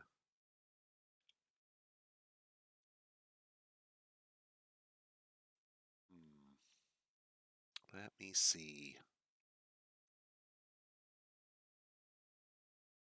Magma safe would work if I had uh, enough magma safe stone on site to guarantee that I have a sufficient supply of magma safe stone to make all our boxes.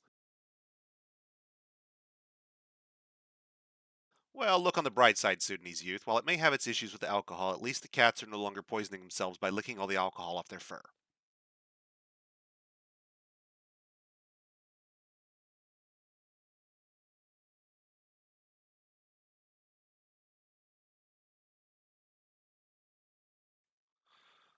Doop doop doop doop doop doop. Yeah, see, I don't see there's bone, there's metal, there's different ore types, but there's not just a straight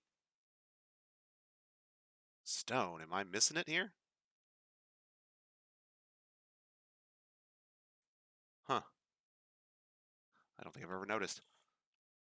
Let's see if this will work first.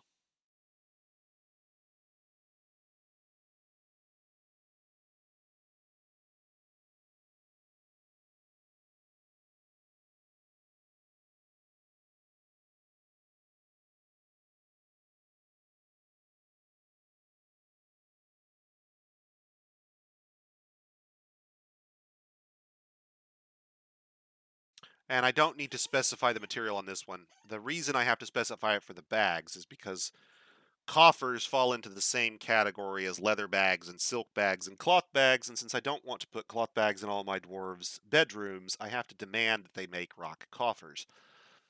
The problem is that I can't remember exactly what it is for the condition on that one. So we're going to try non-economic, thinking that that's the non-economic stone category. We'll hope, and see if we can't get rock coffers made at our mason's workshop at some point. We'll take a peek at it here in a minute. And we were going to check in on our dwarven thoughts. So somebody's pissed about having no place to sleep, dirt, grass, sleep, vermin, mud, no mug, no chairs, floor. Had an argument, no tables, unfulfilled. Believe that means they need some work to do. Irritated because I ran out of booze from a minute ago. They had to drink some nasty water while I had no booze. And people they love that they're separated from is fuck all I can do about it because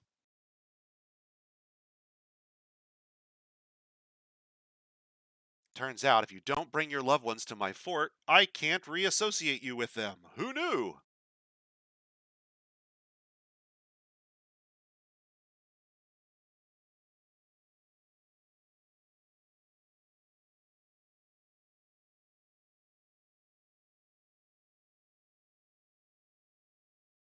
Oof, Mason is still not done with all those things he has to get done. Okay, let's see if we've run out of tasks. We're kind of having to prime the pump here because normally what I would have done out of the gate, and I didn't do it because I was worried about getting underground, is I would have queued up a table and chair job like I did and made a quick chair in the middle of nowhere office for the no mate, that I am not.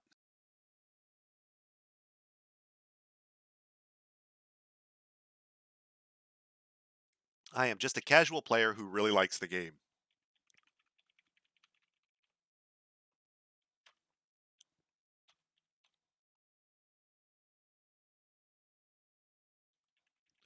And I'm not really even all that particularly good at it, if you want to know the truth. There are a lot of streamers who play a lot more Dwarf Fortress than I do, who can probably tell me more things about Dwarf Fortress than I have ever learned.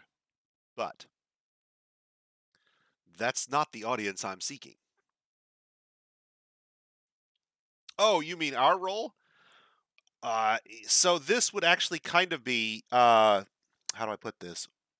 In the same sense that you would be in RimWorld, you are kind of the genius of your, in the traditional Roman sense of the word genius, um, of your settlement, the sort of community spirit, for lack of a better word. The communal consensus is whatever you happen to decide it was. You follow me? Dwarves get together and say, "Where do we build the dining room?" Well, whatever decision that they would have come up with is whatever you came up with. You follow me? You could make the argument from that perspective that, in essence, you are what the dwarves agree to do. Well, I mean, you're as nebulous as it sounds. You are the outcome of the town hall, not the town hall itself. But the dwarves basically say, "We want these things," and whatever you build is what they agreed to build. You follow me? You're just, it's as though you could view it from a perspective as though the player doesn't really have any free will of themselves. They're really just enacting what the dwarves wanted in this particular scenario. Maybe the dwarves were silly and ignored all their own needs and starved to death. Again, we covered that dwarves are super rigid about rules in our first episode. If the community thought somebody would bring them food or something, I suppose you could make a role play out of it. You know what I mean? Yeah, you're not the town hall, you're not the mayor, you're the proclamation. That's exactly right. You're literally the enactment of the dwarves' communal will. Um, you could readily make the argument that, oops, did I bet I didn't limit stone out of this, did I? No, I did. It just had a lot of stone. What are those then? Oh, those are mugs. Mugs. Got it. I know what we didn't make, though. I know what we didn't make.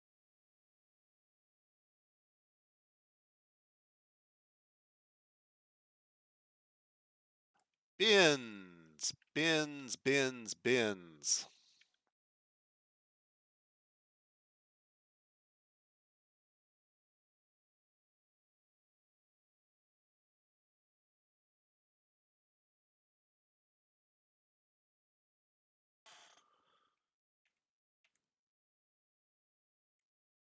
Which reminds me, I need to check and see what our carpenter is doing.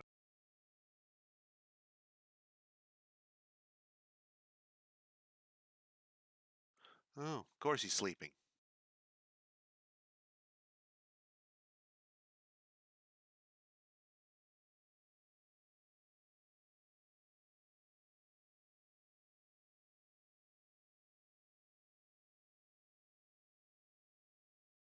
Okay, we'll put Valdemar back to doing his original proper goal of detailing our fortress history here when he's not brokering our deals. Let's see.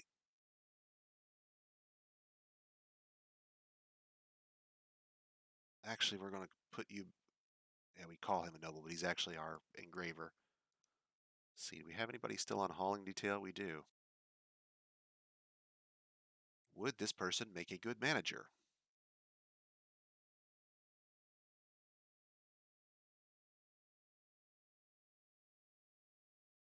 Surprisingly, not bad.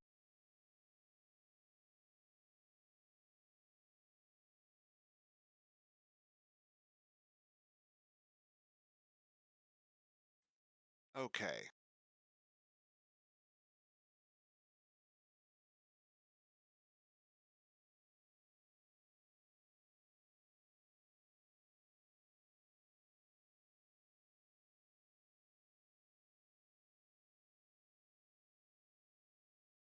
There we go.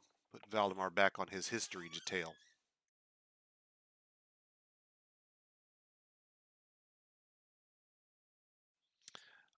In a sense, yeah. I mean, if you station a dwarf in a bedroom where the only furniture he has is his crude, poor quality wooden bed, the way that the game is currently laid out and functions at a philosophical level is that you are the community decreeing that that dwarf doesn't need to have good furniture, or that maybe dwarves of that caste, I suppose, if we get the economy working at some point, aren't permitted to buy better quality uh, lodgings, basically.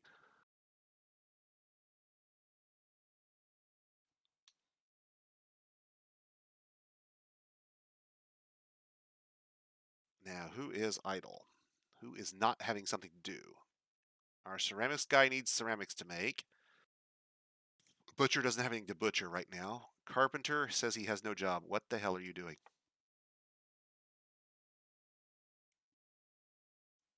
How do you have no job? Oh, right, because the manager hasn't actually approved those work orders yet. Have we finished a chair? Not yet. Okay. As soon as our mason gets sufficient, he's working on. I did the tavern first, which was silly. But as soon as he gets one of these two chairs built, we can set up an office for our manager and start getting some of these work orders approved. Oh, there it is, right there.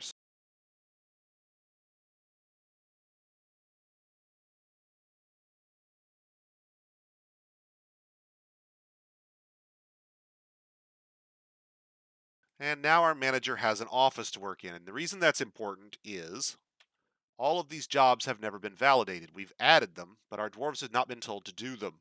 These are basically just queued up demands of the community that then have to be approved by the manager before they're pushed into work orders. So this is the community decreeing that certain objects have to be made, and then the manager is deciding where that fits into the current queue of items to be built. So the player is sort of the grease in your dwarven community in a sense.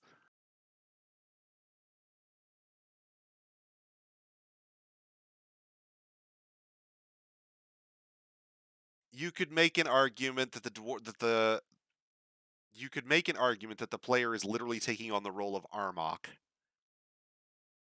I mean, after all, you're creating the world. You're literally commanding the dwarves minute by minute if you want. Put them in the military and you can make them dance like little marionettes, right?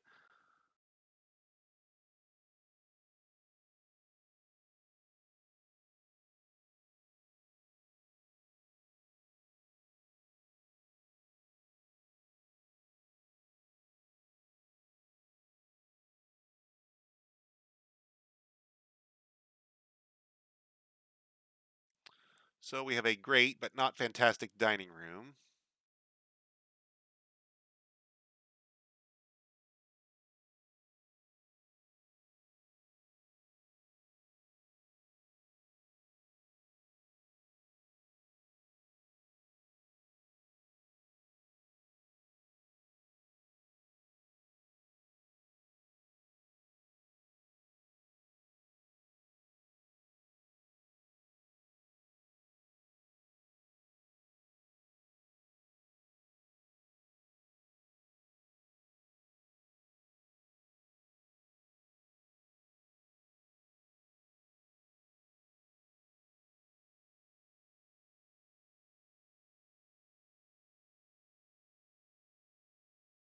Okay, let's try to have 50 goblets on hand.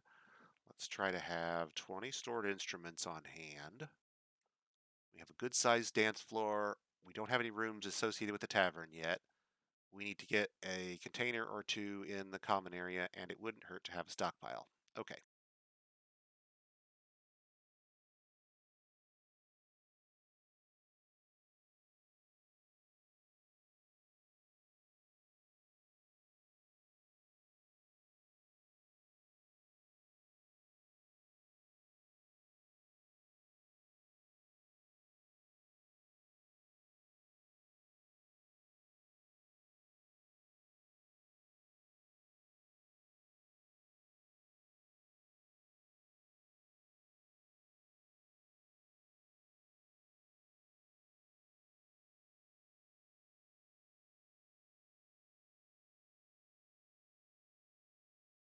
Oh, that moment when you have a senior moment as I get older. These seem to happen more and more often. I can't remember what the hell I need. What the hell it's H. Jesus. Getting old and senile before my time, kids. See if we've got any. Nope, no solid objects yet, so we'll hold off on a container there. And our ceramicist has not yet made his armor stands. Okay, let's go back upstairs to our sand area.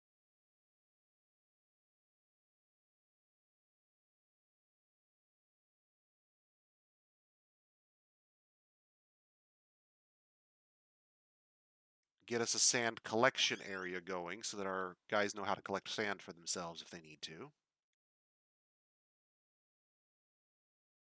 We no longer need this temporary leather working station.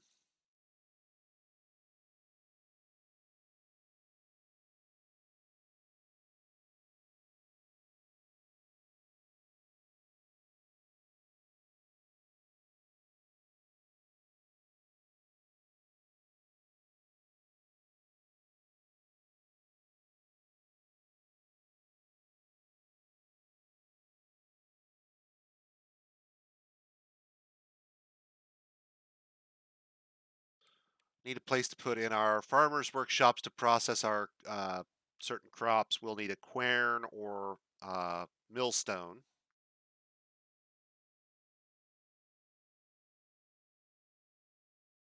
Speed running records. Is this nightmare scenarios that happen like where you embark and your wagon is on the edge of a volcano and all your dwarves fall in on the first tick?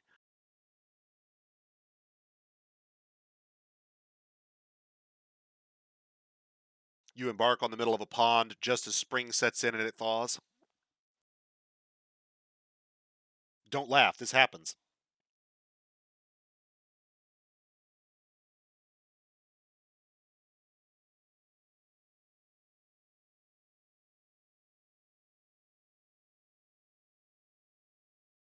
But we'll need to get milling and plant processing slash cheese making slash milking areas up and running here, not too far from our pastures.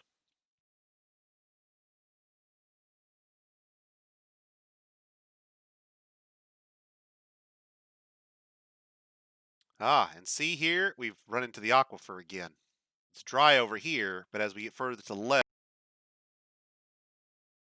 corresponding with this biome, see the green biome right here? Where our grasslands cut into this little section? If I go down right below this,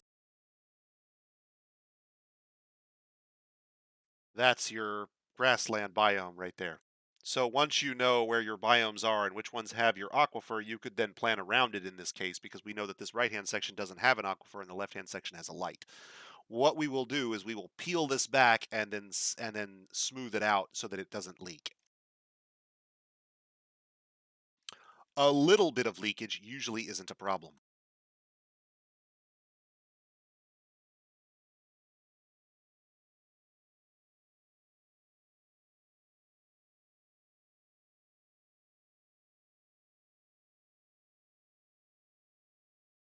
It'll be a little annoying. We'll have to tell our dwarves to keep coming back and restarting these jobs because he'll mine out a section and go, hey, look, I found some more damn stone. I've got to cancel the job you told me to do on that one piece. Oh, look, I'm going to cancel two more here and then a couple more here. And you'll have to do this one row at a time or one layer at a time, if you will.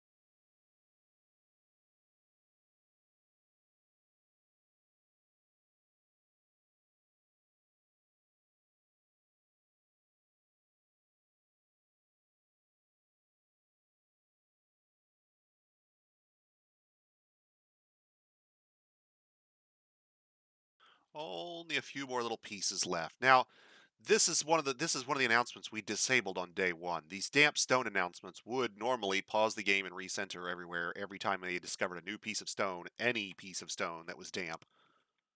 So over and over again, it would be recentering my screen and pausing the game, recentering the screen and pausing my game, and we don't really want that, so I've disabled those. But now let's get this smoothed up properly so that it doesn't leak on us.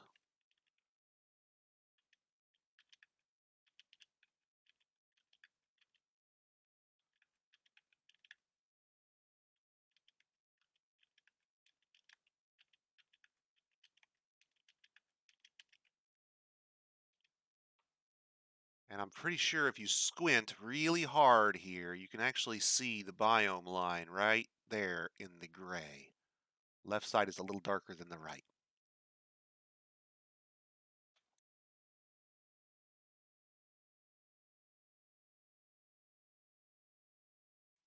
Now, this might be the ceiling leaking, which could be fun.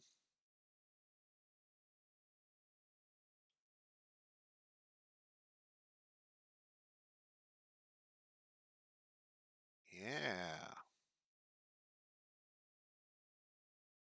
Okay. I can work with this.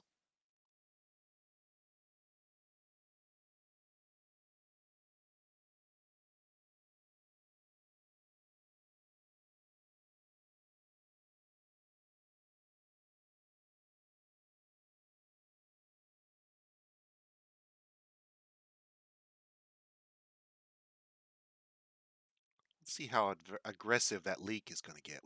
We may be able to turn that to a different use than I had originally planned and still come out ahead on it.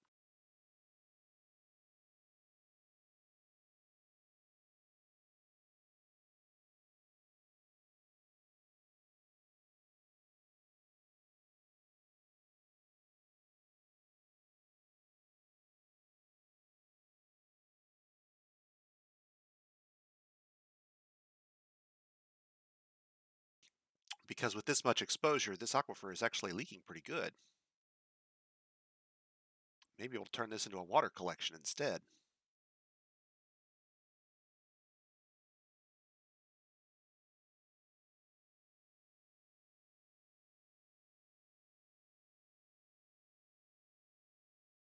So my original thought was for the, is there no way around that even with DF hack? No way around what, Zip? I'm not sure I caught the context of your question. I'm sorry. Run it back for me.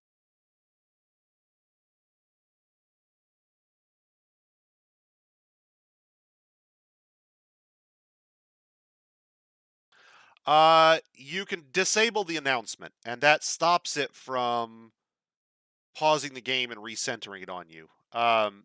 It doesn't stop them from canceling the job, and I'm not sure that I would want it to, unless I were going to employ external means to work around the possibility that I punched a hole into a river or a lake.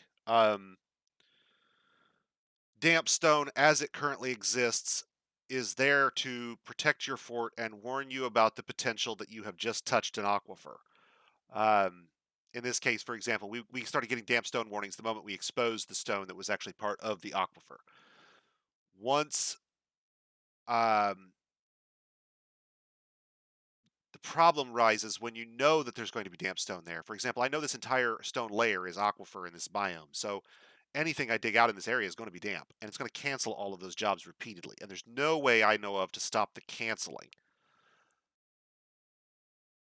Yeah, you still have to designate the tiles for digging. If DF Hack has a way to prevent the cancellations, like to disable them temporarily, that would be awesome. Because I could flip it on when I know I'm going to be doing something in water, and then flip it off so that it works normally, so that I'm warned if I punch a hole into something I'm not aware of.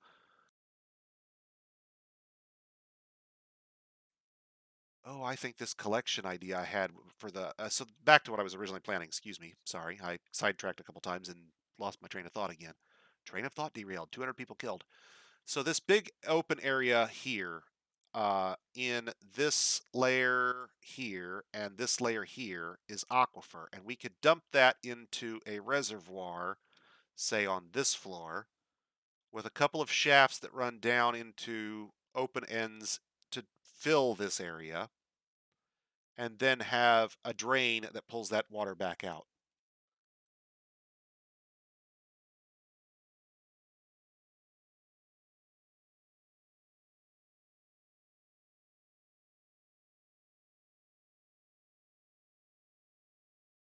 Yeah, see, no longer works in recent versions of addresses it relies on have changed and haven't been rediscovered yet, probably, or nobody's bothered to try to rediscover them, maybe. Um, you can work around it. It's annoying, but as long as it's not pausing and recentering, you can basically just hover there. The only annoyance about that is you can't designate mining jobs in real time, so you're still kind of pausing the game every time you have to hit the key. Uh, it's rough. What are you gonna do?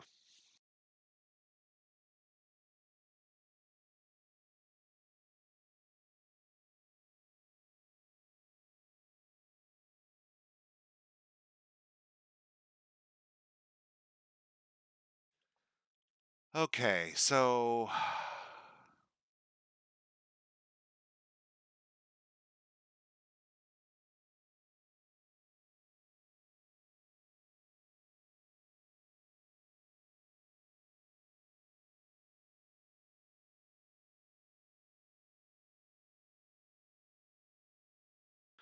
and I need to get the boxes and bags. That's right. That's the other thing we're waiting on is our mason to get his job orders approved. Let me double check what our manager is actually doing. Well, thank God for that.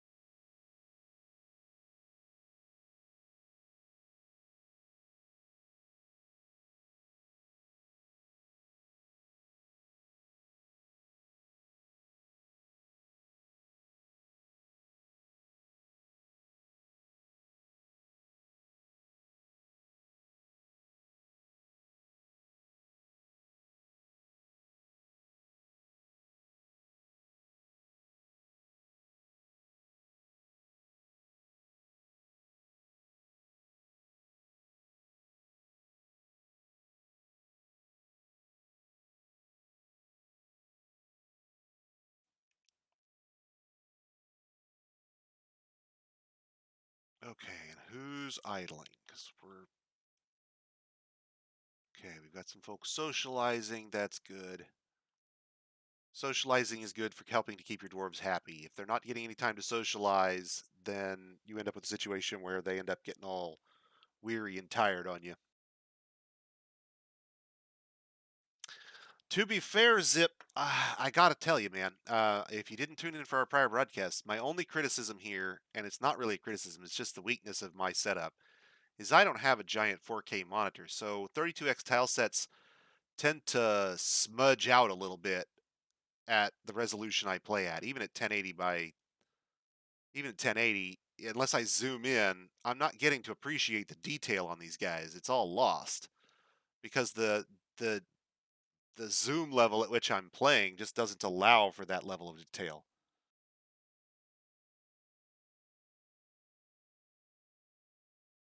It's pretty. Make no, never mind.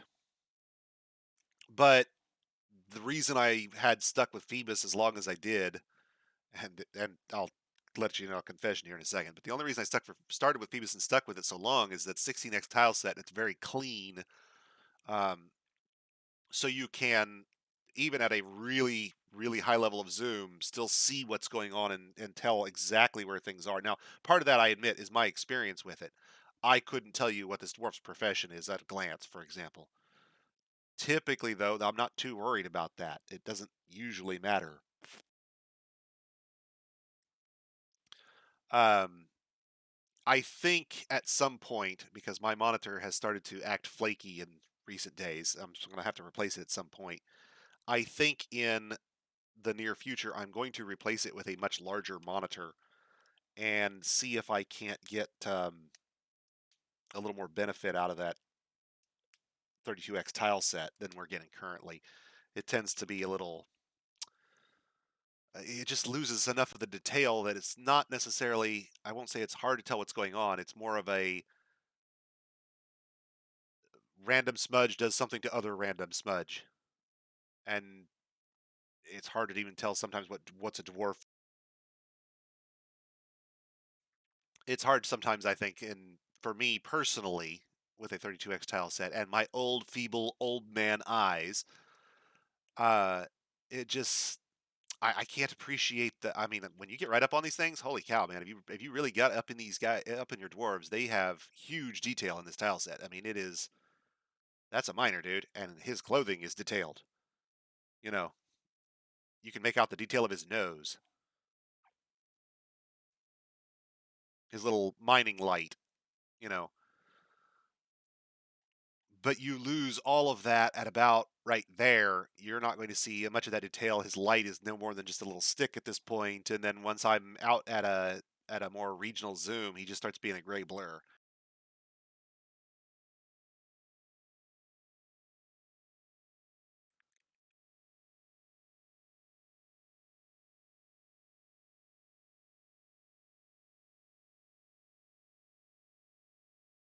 But make no mistake, it is prettier by far than Phoebus's tile set.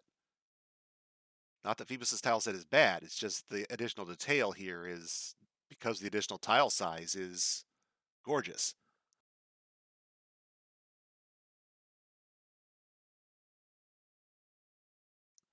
So this is good. We've got dwarves socializing in our tavern. They're all lining up and talking. Yeah, good stuff. Good stuff.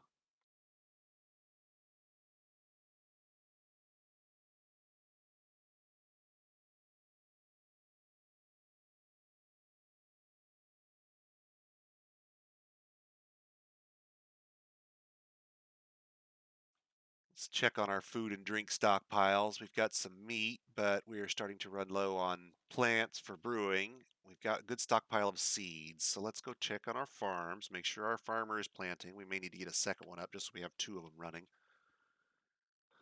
Let's check in and see how he's doing on the planting. It looks like he got a good chunk planted this year.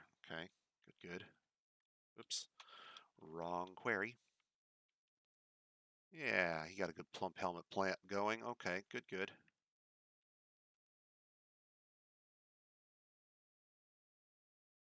All right, so he's doing his bit.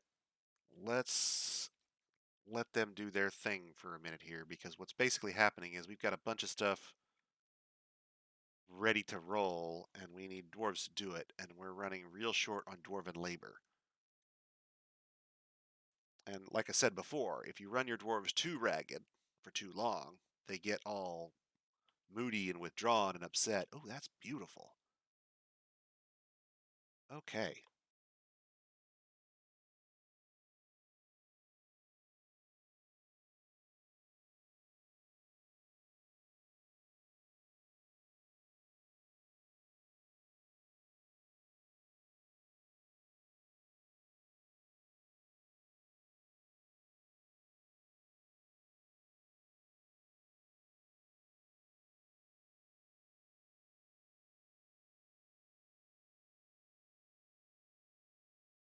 What I'm trying to do here is to force the dwarf that builds this little piece of wall to stand on the right-hand side of it. If I can get him to build just that one chunk without being in the room when he does it, then we have scored a victory. But, alas, he's a moron.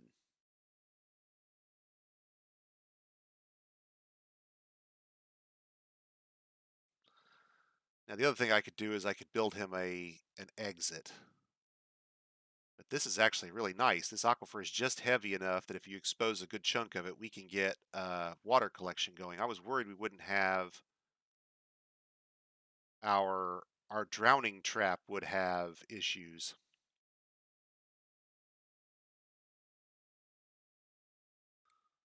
Okay, let's do this the other way. Let's get that wall section built, and then we'll see, since you can't stand there, if I can make you stand where I want you then.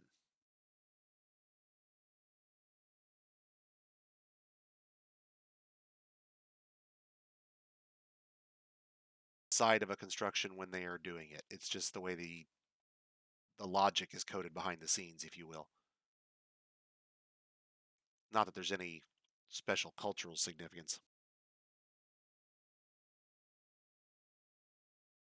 Now, I'm hoping this will encourage our dwarf to stand outside the room while building the thing.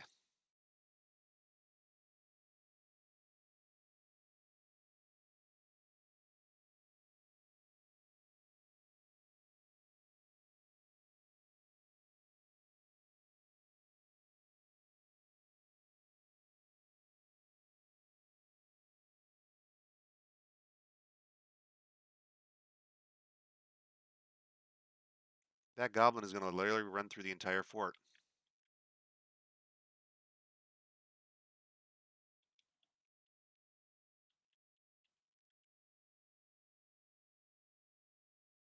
And then he's going to run into the military and have a very bad time.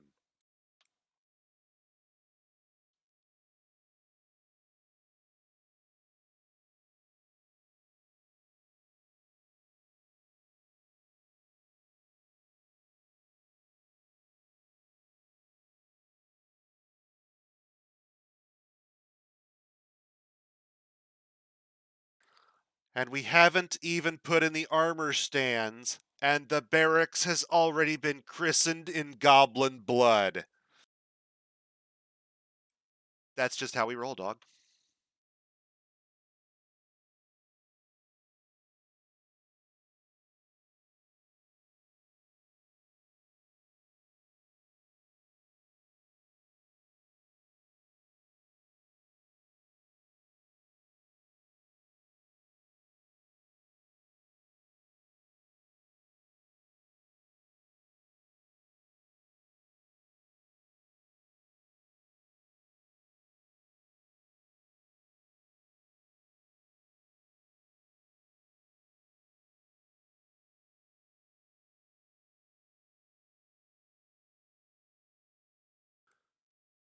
And we'll get them to collect and dispose of the various bits so that they don't stink up our barracks.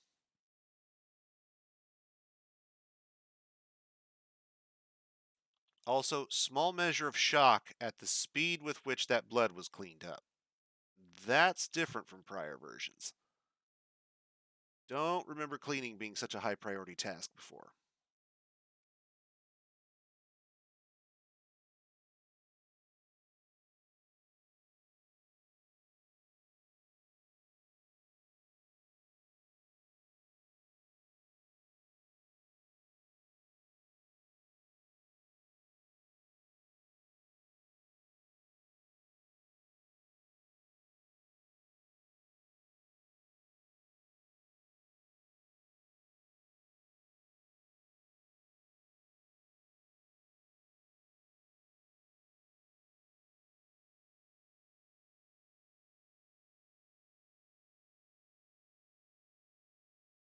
Wow, I must have been distracted as hell last night because those are tables and not chairs.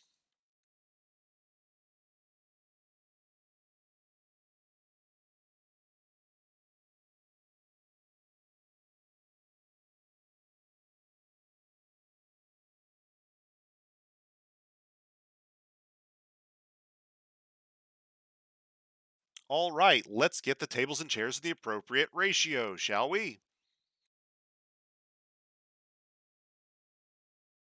As soon as they install an armor stand, we can properly designate that area as a barracks.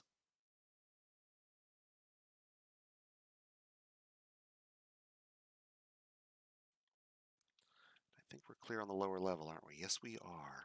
Good.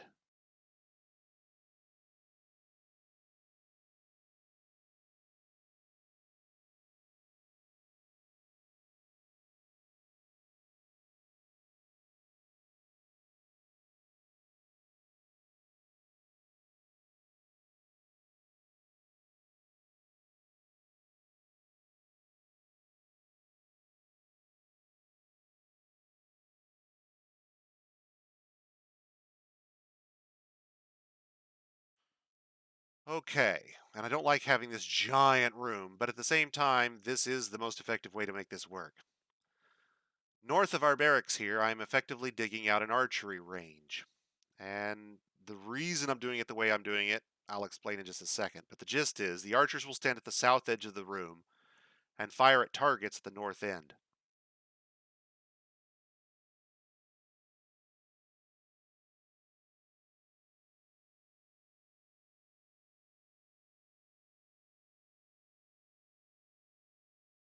Maybe we'll put a little statue on the end or something. Okay, anyway, they'll fire at the targets at the north end. If they hit the target, great. They get a little XP. The bolt will snap in two, and they'll just keep firing, until they run out of bolts, go pick up some more.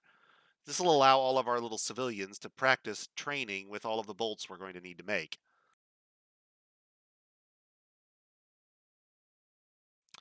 But typically what would happen in most cases with a bunch of unskilled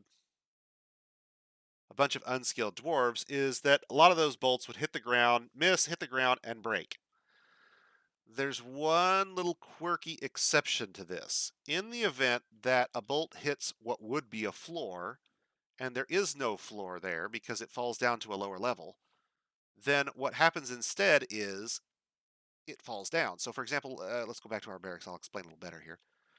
So, if our guy is standing down here and he fires and he misses to the right of the target, so it's over the top of this hole, it hits this wall. Now, normally it would fall on the ground and that'd be it. But it will fall down one level, be safe from breaking that way, quirky as that is, and can be recollected and reused later. This does a few things for us. It allows us to separate stacks of bolts, which has an advantage in a particular oddity of Dwarf Fortress's metalworking system at the moment.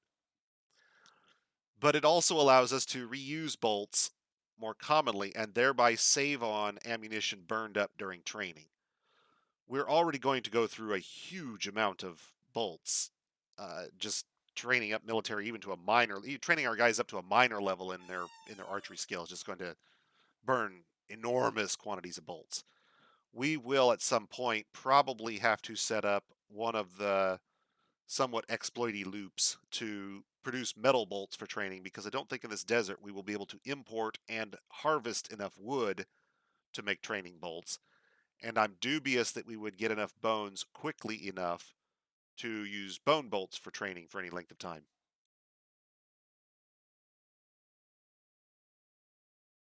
So we'll set up an archery range to train our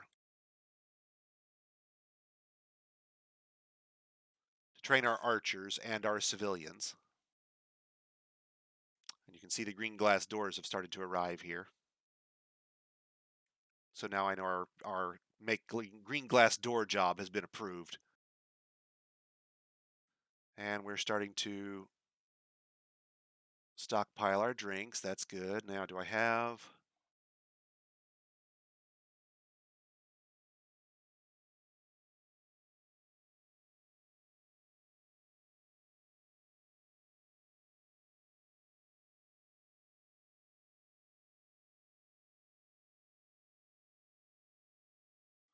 Do I have some boxes yet? Have they done that job? No, it does not appear that they have. Have they approved that job? They have approved it.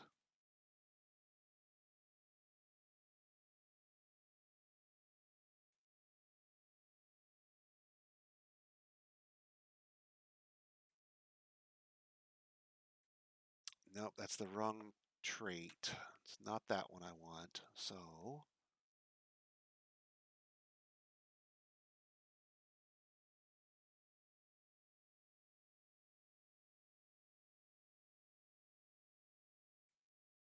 hmm.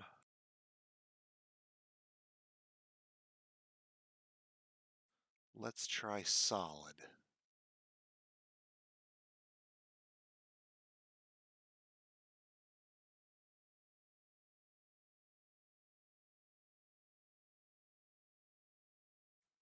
No, because it's going to consider the cloth ones to be solid too, I'm betting.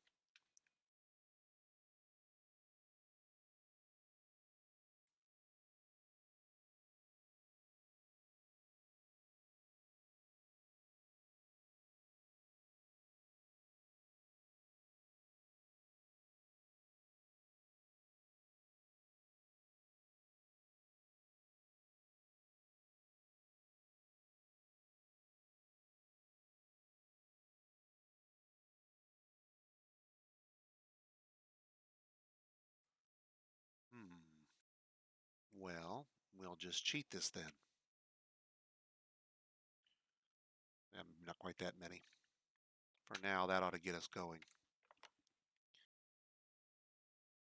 But I need some rock coffers to start storing some mugs in here and the instruments in here for the tavern. Without mugs, it's just a barrel storage.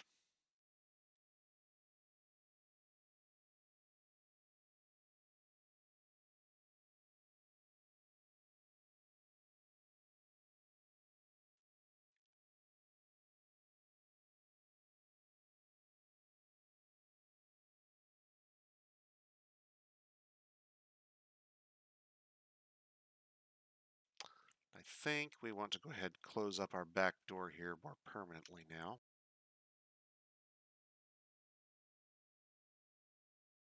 since we have a front door.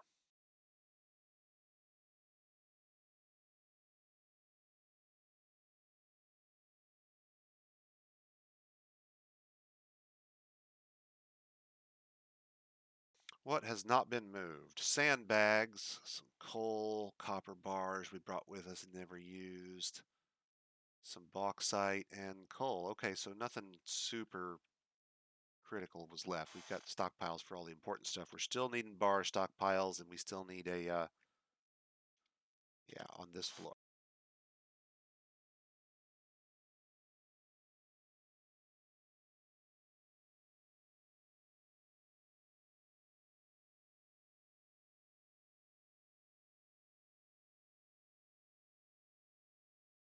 One will house finished armor items, and the other will house and weapons. And the other will house, or excuse me, bars and ore.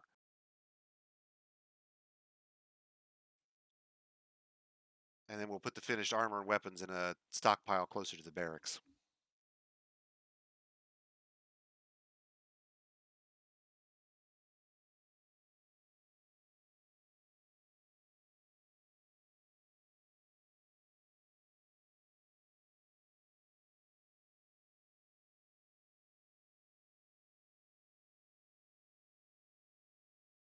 And I see iron being smelted, so that's good.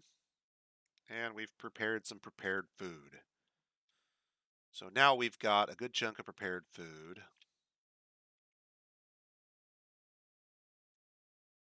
Yeah, 400 prepared meals. I don't know, roughly. I don't know what kind. That will keep us for a good period. But I need to make sure, real quick, that we are stockpiling them properly, because if we are not, prepared food rots incredibly quickly.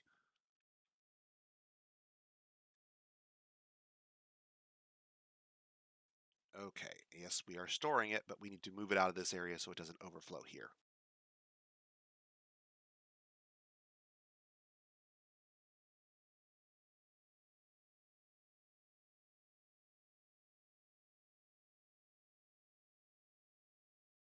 Okay, we'll leave it for now and come back to it, because I think we'll put a prepared food and a drinks stockpile here in the dining room area.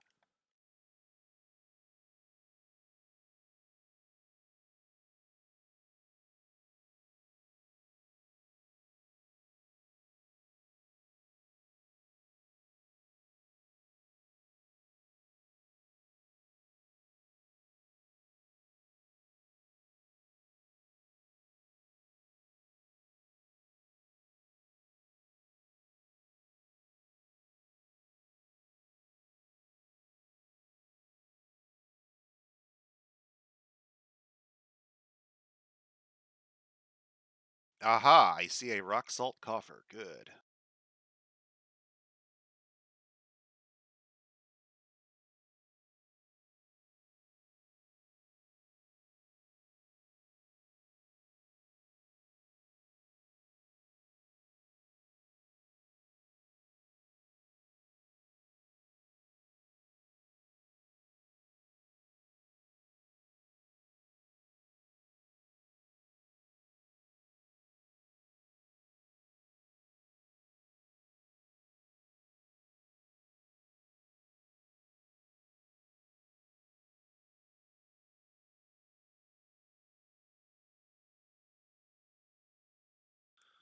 Now then,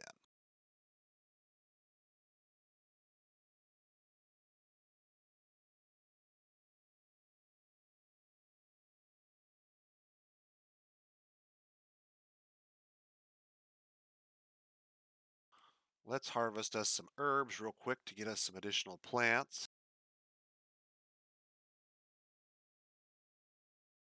Fairly certain we gave ourselves a plant gatherer, but maybe we did not. Or maybe we moved them out of that role some point along the way. We will allow these two guys here, since they are ostensibly our military in training, haha, to become plant gatherers.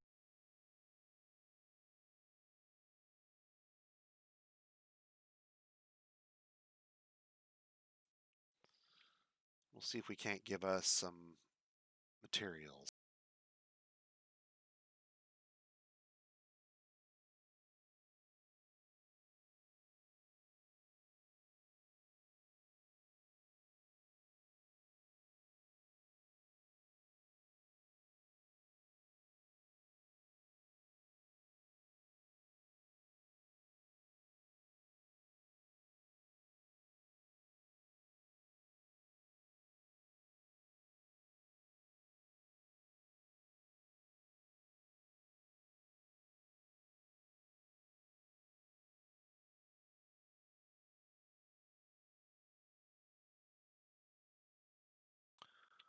Okay, that's almost done. Let them finish that up. And then we'll move on to temples in more detail.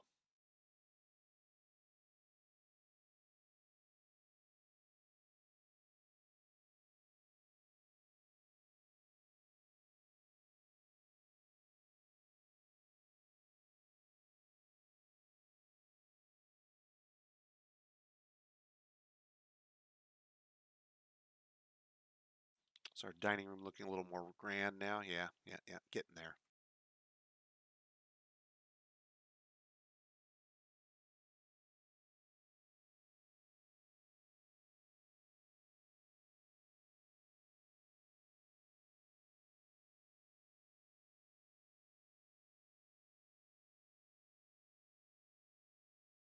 Forgot to build our artifact cabinet in the dining room, so we've got a nice, pretty piece of furniture everybody can stare at.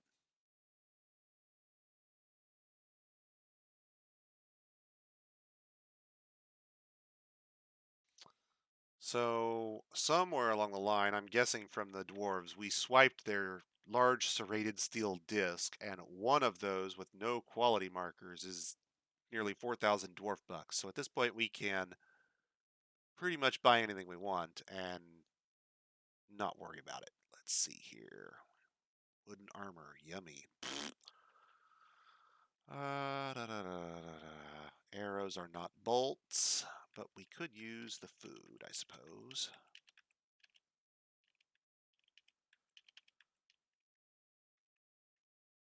What little they brought us.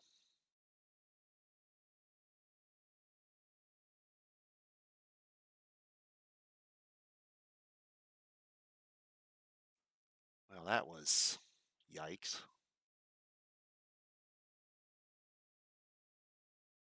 I guess we'll take that too while we're at it.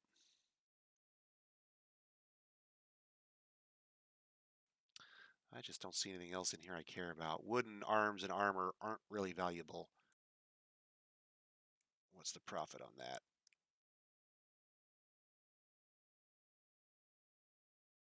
How about now? There we go.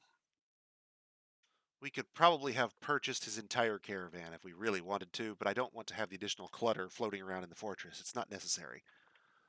So let him have his profit. The advantage to us is if the trader leaves with a good profit every year, they bring a bigger caravan back next year, which gives us a broader selection and a deeper inventory to purchase from.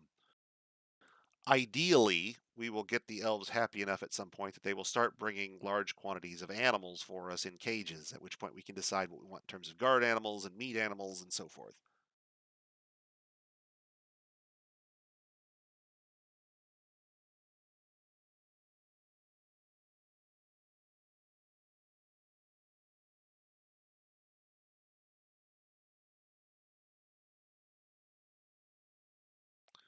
And we'll pull all of the goods out of the depot there and deposit them where they belong.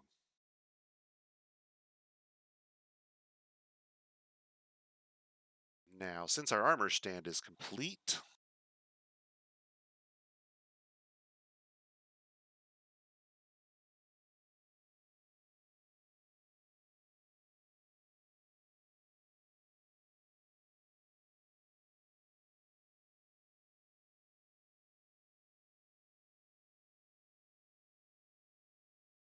oh, duh, not the armor stand, duh. Oh, no, it is. That is. Barracks or armory. I was right. Okay, duh. It's like, why does this not say it's an armory? Huh. Which brings us to militia. We have to create a squad for him. And typically speaking, this first squad I create will have one guy in it. He is the militia commander. He never gets anywhere near the front line. His entire purpose is to be buried somewhere deep, deep, deep in my fortress. So I don't ever have to replace him. Because the problem is, if you lose the militia commander, you can't make personnel changes in the militia until you appoint a new one. So you're then stuck scrambling for a replacement for him and then a replacement for whoever you were trying to replace in the first place. So whoever this ends up being isn't going to spend any time doing anything other than the occasional off-duty military drill. So Valdemar here is going to become our elected, how do I put this, sacrificial sacrificial candidate, and we will then use him to assign a sub-commander from there. And these sub-commanders will, actually, before we do that, let's create uniforms. So uniforms, yeah, let's go over there and do that first. So I like to have a separate uniform for each role in my military. My hammer dwarves have a uniform, my sword dwarves have a military uniform, my spear dwarves have a military uniform, and they're primarily the same except for the weapon. But setting these up in advance allows me to, when I create a new squad, simply say, well, they're just going to use this uniform and we're done. So if we create this in advance, we can actually make our lives a little simpler. What I'm going to do is name this after the squad type.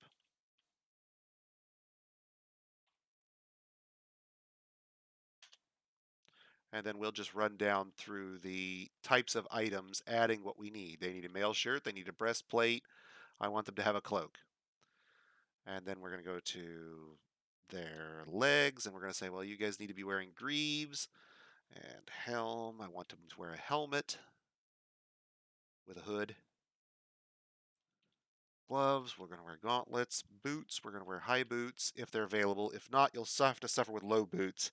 High boots offer a little broader protection for your dwarves. Low boots don't provide quite as broad a coverage. They're strictly speaking always inferior to high boots. Um, but sometimes your civilization may not have access to them, unfortunately. I want shields and not shields and bucklers. And for weapons, these guys will always use warhammers. And then we go through material. And I want leather on the stuff that's made from leather and steel on everything else as a matter of course.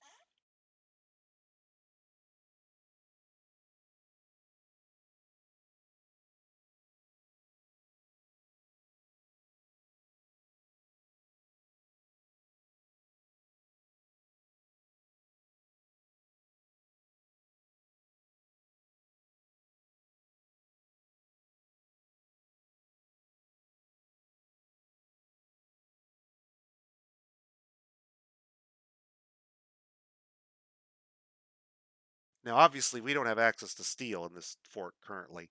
So what will happen is they'll equip a bronze piece in the meantime, and if a steel piece or an iron piece becomes available later, they will upgrade. Their old piece, if they're not attached to it, can then be reclaimed for use by somebody else. Effectively, your military becomes a sort of hand-me-down system where the highest ranking squad, that is to say our militia commander squad, will get first dibs, and it will roll down from the first position in that squad all the way down to the 10th position, and they'll tend to equip in that order. Now, of course, since one dwarf can only equip one item at a time, if you've already got all your items laid out, instead of the first guy getting everything, what ends up happening is there's a scattering, and the first few guys will have a scattering of items, and the last few guys will have none. It's important to check your uh, militia is actually equipped before you send them off to fight. So, oh, I didn't tell him what. We'll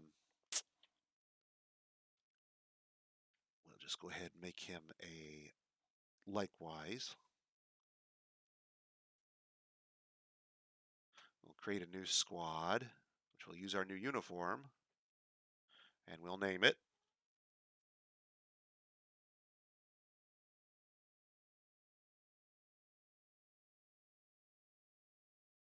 And we already had 2 people all picked out for the military as it was. We'll just go ahead and put them in. Now they'll come along and collect weapons for themselves.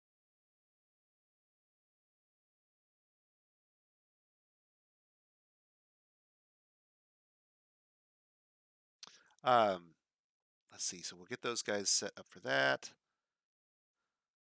Supplies. I don't normally want them carrying food. I don't want my guys leaving it everywhere is the problem. They have a tendency to toss the food down and store it sometimes, and it doesn't get back to where it's going to be kept from rot. So we will reduce the food amount here, because I don't want anybody carrying any food in their uniform. If they're going to be stationed out there long enough to actually go hungry, then something has gone very, very wrong, because typically I'm not deploying the military except to make quick sorties on the surface. um, or to route invaders that have entered the tunnels. I'm not using them for long-term surface patrols where they need to have the ability to eat on the fly. Now, I don't care if they carry a drink with them. If we've got excess water skins and flasks and they want to carry, water and booze with them, that's fine. I don't mind that. That stuff doesn't rot. But if they put food in their backpack and they take their uniform off at some point, the food doesn't get deposited properly and it ends up filling their bedroom full of miasma. Rotting shit everywhere. No good. So, scheduling. Let's go to scheduling.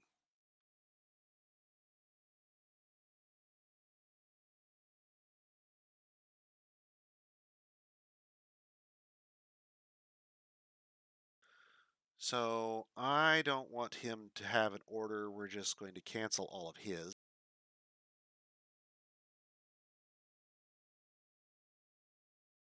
And these guys are going to train for 2 months and then be off for a month. And then train for 2, off for 1, train for 2, off for 1, and so on. But in this case, I'm going to edit that order, and we're going to have it be set up a little differently. Training can take a couple of different forms, and one of the forms we really, really want to encourage strongly is sparring. Dwarves improve their military skills much more strongly, much more quickly when they are training in sparring. Um, Sometimes dwarves are a little finicky if they're assigned a big group to break off into pairs and spar properly. So what we'll do is we'll set up each of these training orders to have 5 separate orders where 2 dwarves train with one another.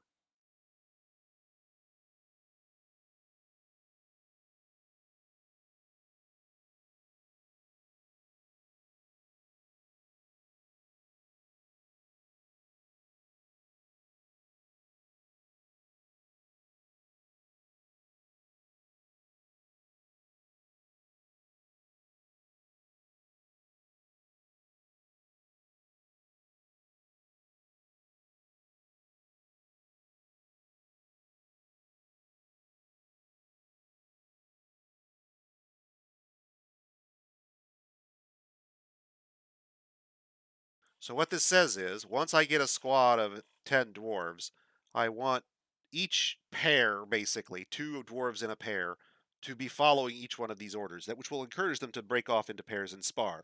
It also means if, for example, one of these dwarves is off sleeping, he's not holding the whole squad up. He might be holding his pair up, but the rest of the squad can still break off into pairs and train. So then we'll copy that order, and we'll paste it into all of their other training slots so that it overwrites the existing training order.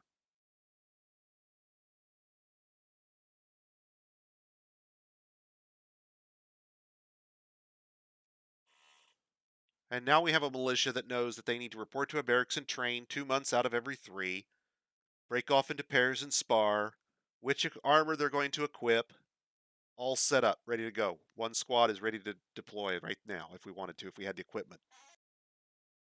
Now we only have 2 guys in the squad, and they're not really highly trained mercenaries yet, so there's some maybe caution we'd want to apply there.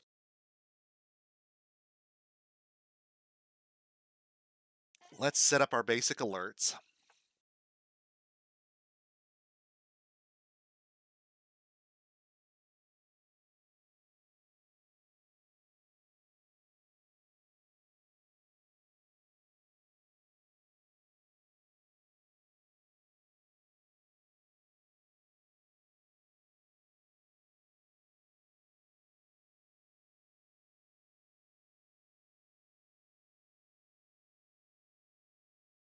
Come to think of it, I need to make sure that I was looking at the right schedule for them, because we need to make sure that the active and training schedule, the alert, is what they are set to train on. Because you can change which alert you're looking at. Say, for example, I go to red alert, I can have them do different tasks while, say, the fortress is under a siege. And then inactive, I could have them do, um, maybe I need to take all of them off duty for some reason. I can have a separate everybody is off duty role.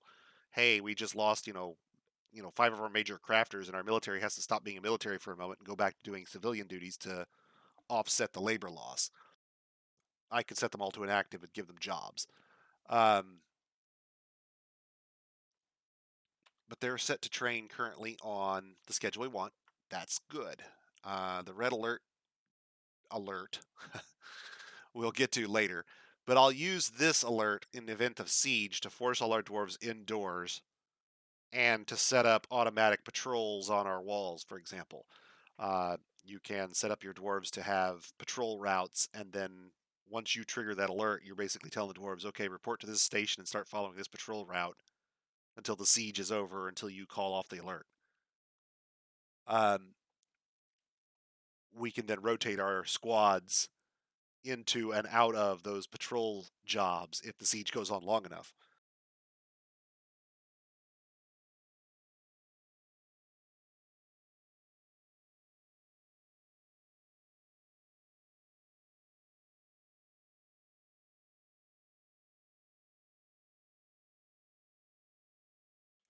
Okay, let's see.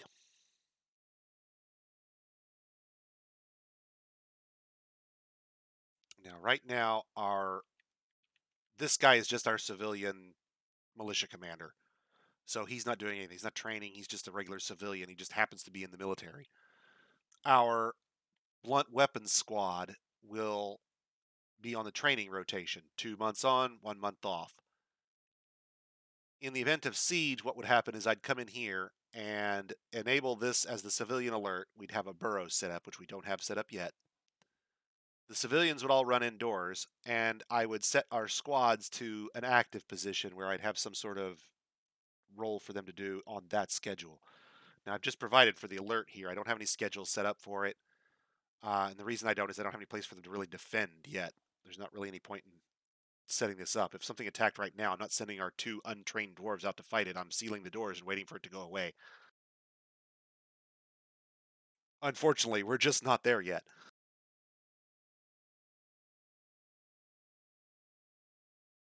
The Armored Fist of Artifice is powerful, but takes a long time to clench.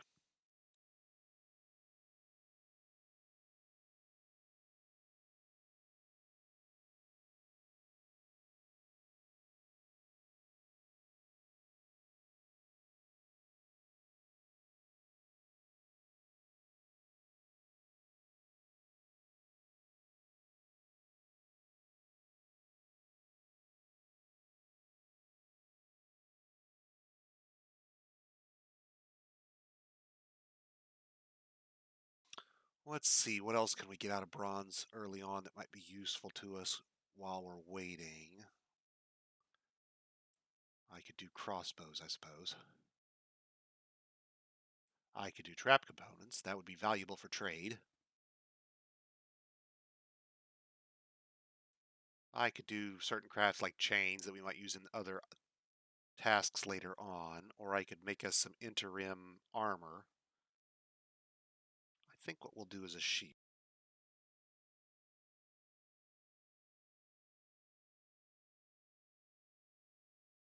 That's probably all of the bronze we're going to have until we smelt some more down. But we will at least have a good set of weapons for our guys to use, and shields with which they can attempt to block attacks.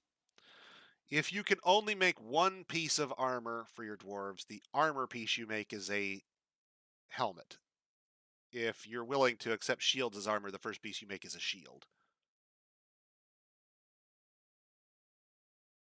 Shields block dragon fire. Helmets don't. Helmets, however, are the second piece I make, and the reason is if a dwarf is incapacitated, a lot of times when people, ooh, look, dances. Um, got some dancers going. Nice. Uh, in the event of a combat, what you'll run into is incapacitated dwarves will fall on the ground unconscious, and their enemies will try to beat them to death by hitting them in the head.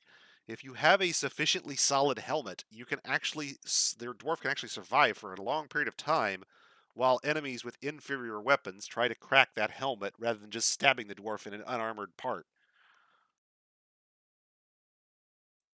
Quirks of the AI. So let's see. Do we? Man, we haven't got a migrant. We didn't get a migrant wave in the winter, did we?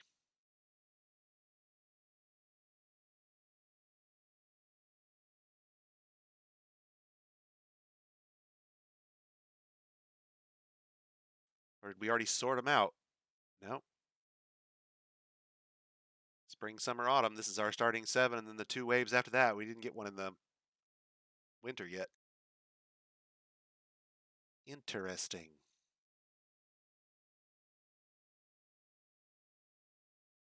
So, what else have you guys been playing besides Dwarf Fortress? What's out there and new and interesting that I ought to be taking a look at, especially if it's a management game? I already have RimWorld. I already have Oxygen Not Included, both of which are great games, and I recommend them as long as you like their different focuses.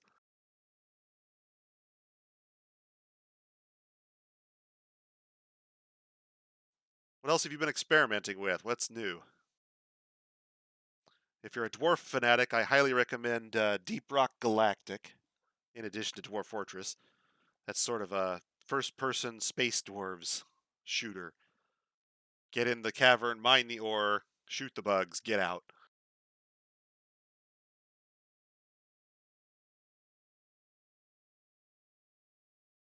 100% co op, completely procedurally generated levels. It's a fantastic game with a great community. Not maybe as good as the Dwarf Fortress community, but pretty good.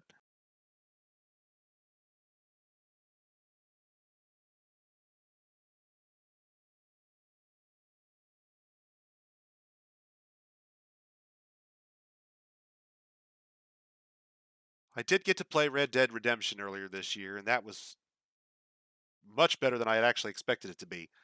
I was kind of expecting a sort of cheesy Grand Theft Auto ripoff, and didn't actually expect to get as good a story as I got out of it.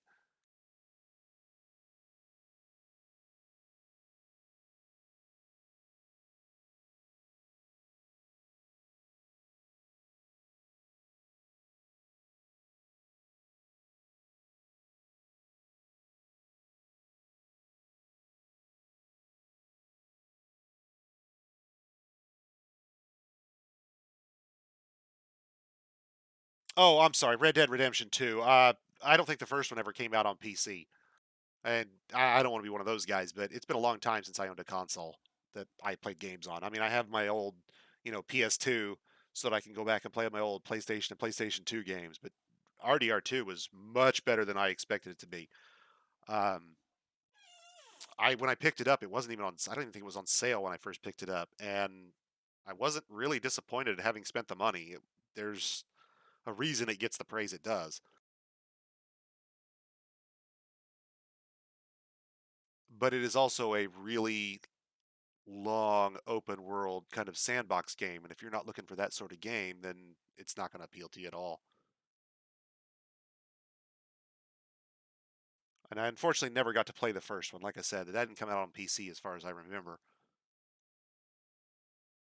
Something about the code being difficult to port or something, and they just never tried it or never undertook the effort. I don't know which.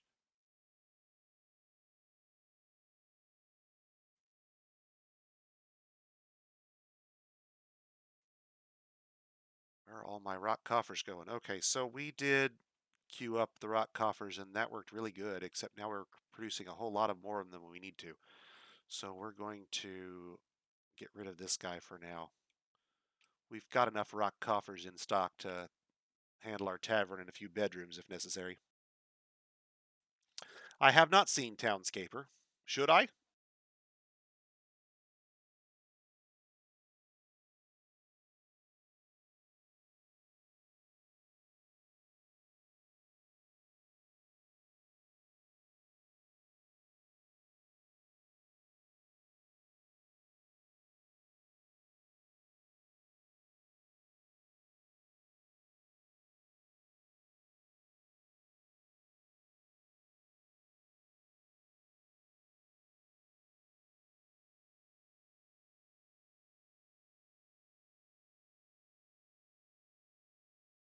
Well, I'm not sure I want it from the carpal tunnel point of view. You have to understand, I'm a keyboard worker by trade, so producing keystrokes is kind of my bag.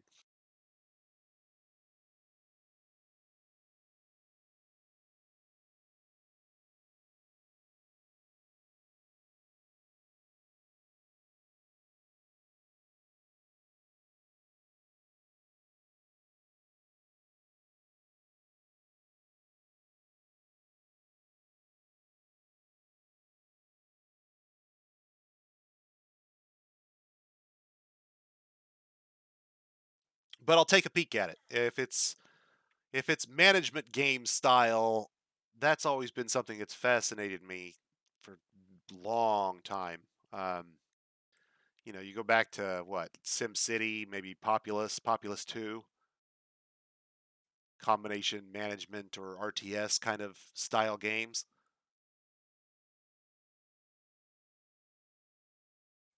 Dungeon Keeper, those kind of games where you're.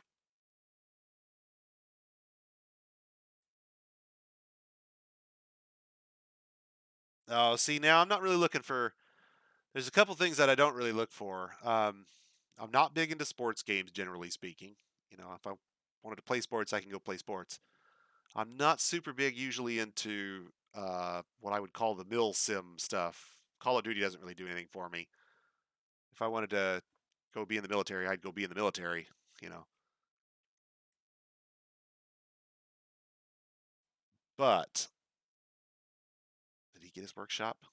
And he's begun his construction already. Good. We don't have to worry about him then. And our nest boxes are created. But aside from that, I play a wide variety of stuff. Now, if this is just a fairly simple clicker kind of game, it's probably likely. Oh, for fuck's sake, he still managed to wall himself up in there.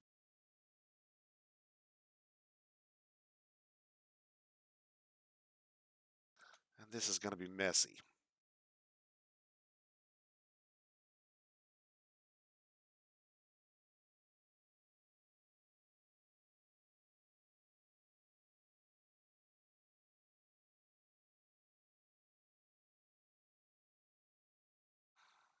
Let me think about this for a second. How can we get him out of there? Best get him out of there. Because his poor tired ass has been swimming for who knows how long at this point. I don't really want to dump all this water right down my main stairwell, but we're probably going to. Uh,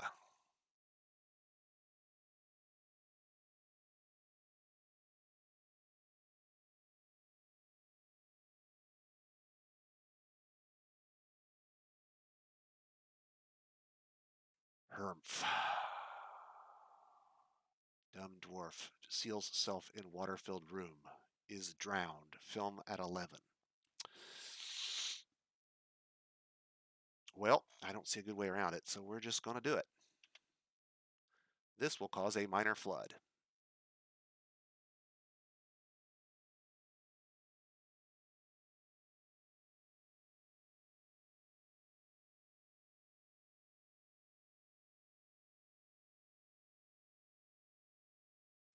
And that stupid ass deserves to starve.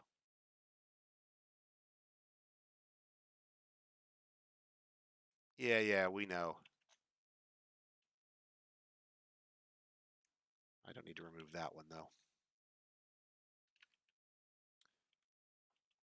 And as soon as the water drains out of there enough that I can put that wall back up, ha ha ha.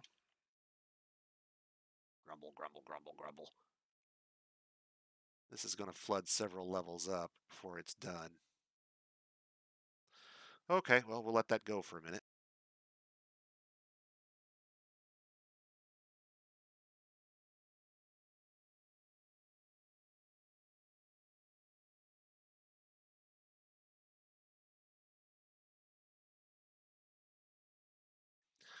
What do we got that's interesting? No stone workers, a couple animal professions, a soaper, a miller, some plant stuff. Yay, I guess. A proper brewer, a proper cook.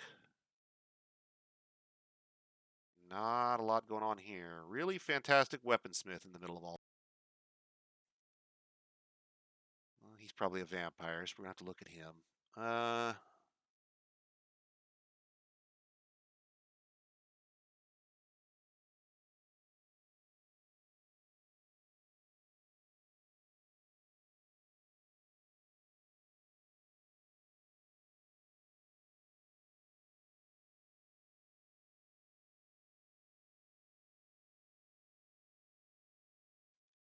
well, nothing sticks out there.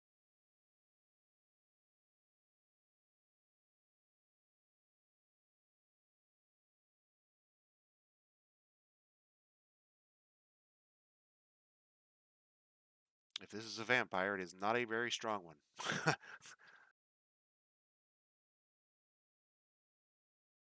Let's take a look and see what Rith might be wearing there when she gets around.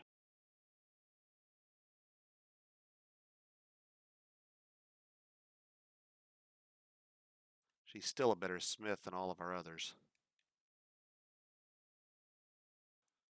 Somebody was encouraging me to have a vampire smith at some point. We may get the opportunity this time.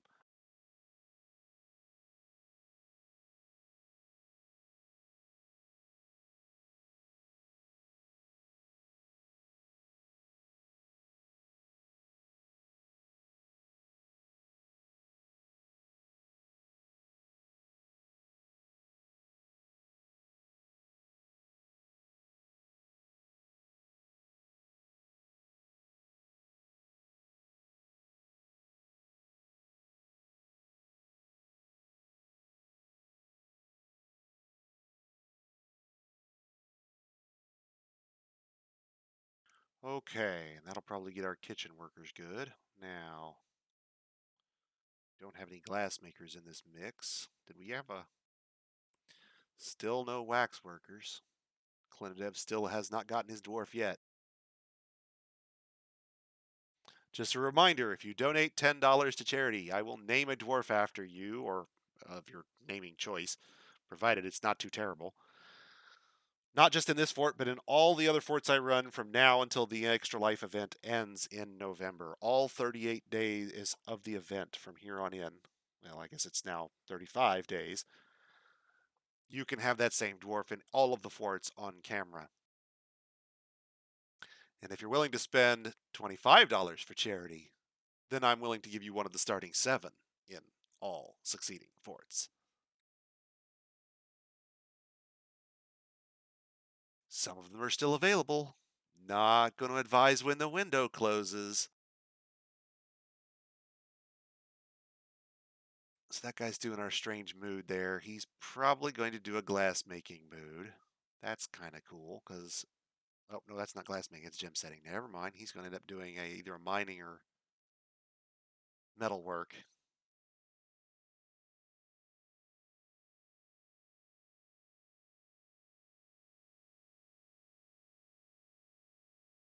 Jeweler. Wow, I didn't think gem setting was a mutable profession. Okay.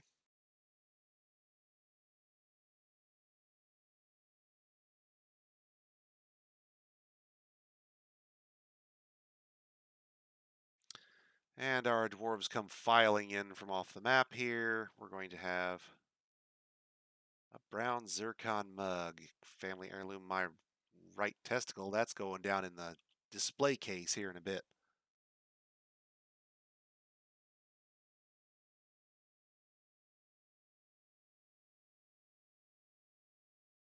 Okay, get these folks in. Actually, you know what we do need?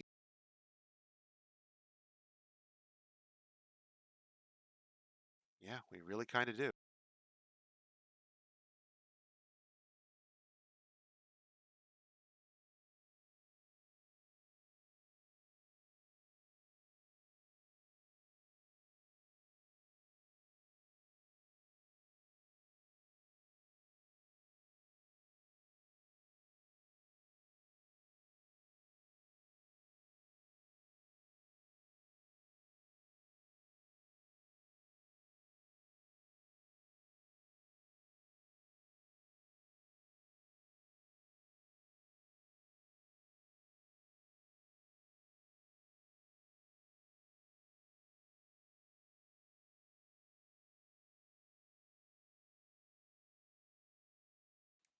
And now we've got 6 of our guys eligible.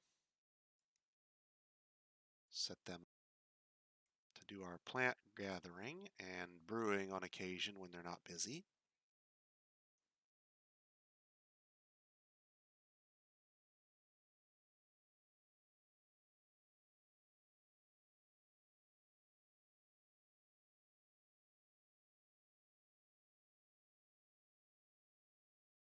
Oh, that's right. I want to have glassmaking as an off-duty profession.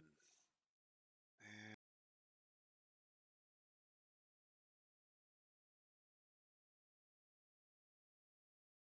need to make sure our glassmaker somehow got off glassmaking. I'm not sure how.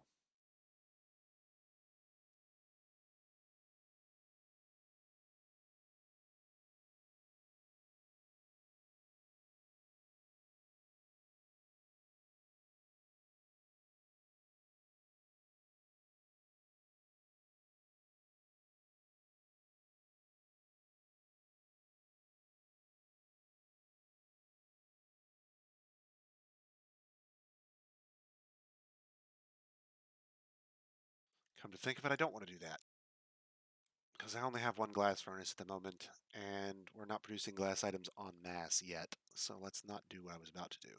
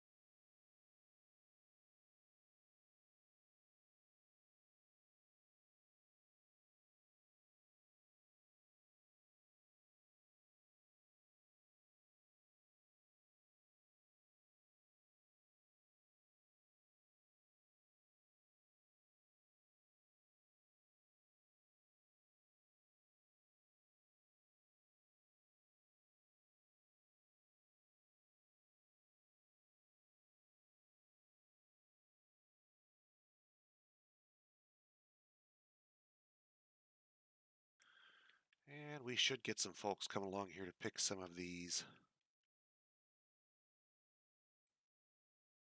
The Waxy Smith, a farmer guild.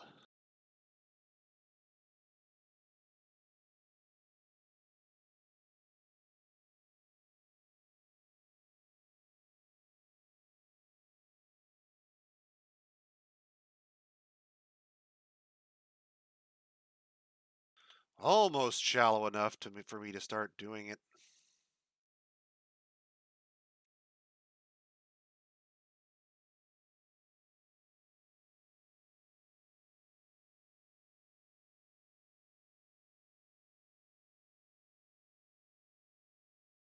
I know for a fact that log is outside the room. Therefore, if he brings the log to this construction and starts it, I know he's on the right side of the wall. There we go. The remaining water will evaporate off from the main chambers. It won't evaporate out of this stairwell. We'll have to clear it out. So we've got 1, 2, 3, and a partial levels of water below us deep here. We'll have to drain that out later. Okay. Sad trombone here, folks. But the good news is we know that that makes a fantastic water collector, which means that the idea I originally had for the drowning trap is going to be sound.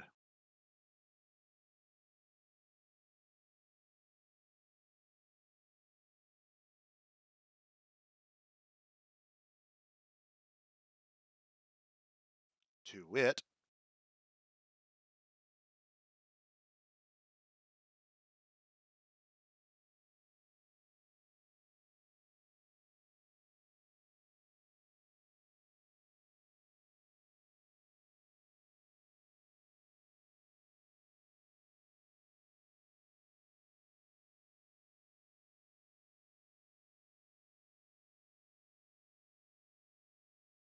and now I need to do a little mental calculation here because I want to make sure I have enough tiles of water to properly fill the space.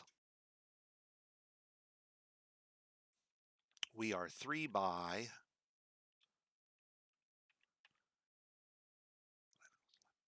1 is 21 plus 6 is 27 by 3 is 81.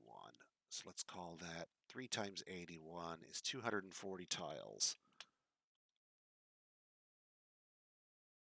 And I'm pretty sure we're going to be well beyond that here.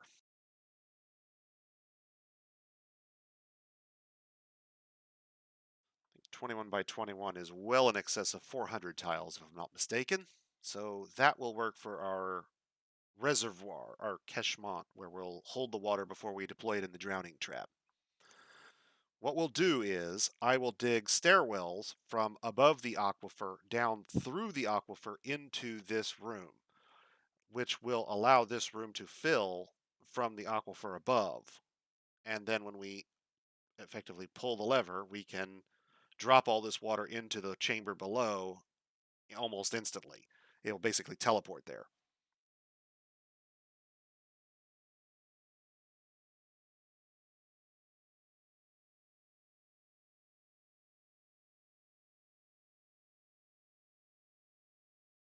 And that allows us for the water in.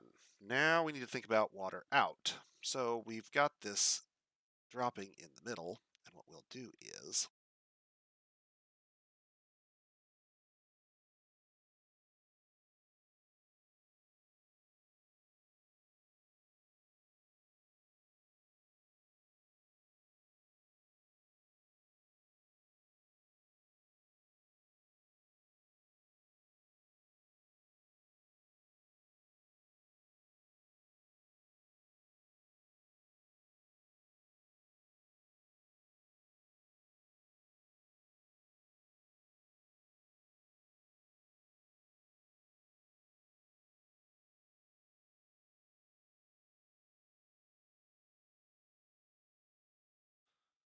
okay, we'll get our dwarves to come along and set up what will eventually become our drain. Now I'm going to utilize a quirk of Dwarf Fortress. I'm going to atomize water for my drain. There are a couple ways you can drain water out of a trap or out of a well or out of a flooded area that are worth mentioning. You can dump it all in the caverns. That's the first and easiest, most obvious way. Just dig a hole under it until you come across a big open space, put all the water in the big open space.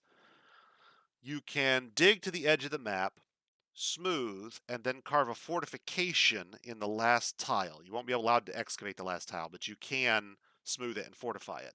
And if you do that, it's effectively treated as a gap, and the water will flow out through the fortification off the map. And the third primary method, you can drain it into the magma sea. That's perfectly viable. It will consume magma, of course. The resulting obsidian will simply fall into the semi-molten rock and be disintegrated, so that's a perfectly viable way to dispose of water.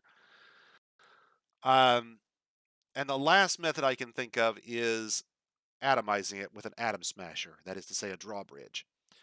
If we drain water into a 10 by 10 room underneath the drowning trap, and we have a raising drawbridge that we put on a repeat cycle, so it will go up and down, up and down, up and down, and up and down, and we prevent our dwarves from getting into that room because it's dangerous as all hell, then we can flip on a drain basically and deactivate the or drain out the water trap immediately. So we'll have one lever that we'll deploy, which will seal off the water trap. We'll have another lever to deploy, which will drop the water from the reservoir into the drowning trap, thereby drowning anybody that's in there. And we'll have a third lever that we'll have to pull at that point, which we'll pull the second lever again to reseal the reservoir, and pull the third lever to drain it out. So we'll have three levers to operate the drowning trap. One for the bridges to seal it, one for the water deployment or stop deployment, and then one for the drain or stop drain.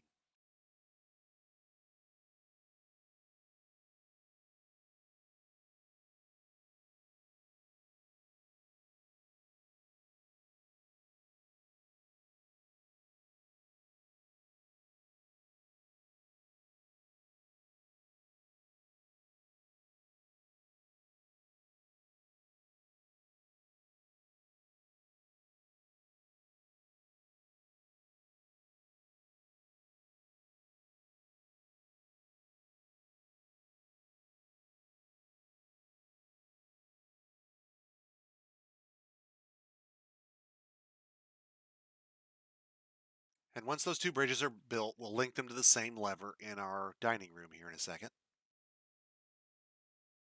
And we can actually use that to isolate ourselves in the event of a siege. Currently, we don't have a way to seal ourselves in, which is really kind of bad, actually.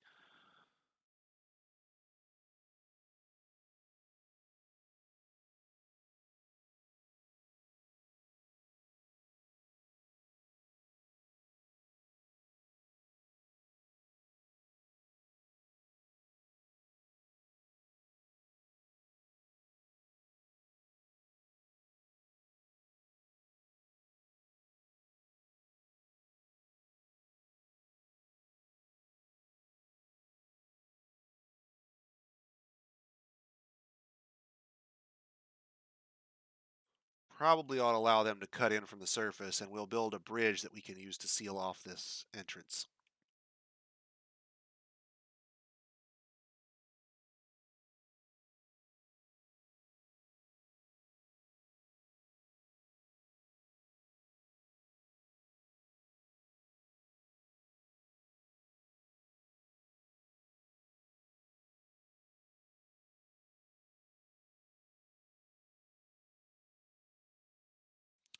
And once they dig that third one, we will have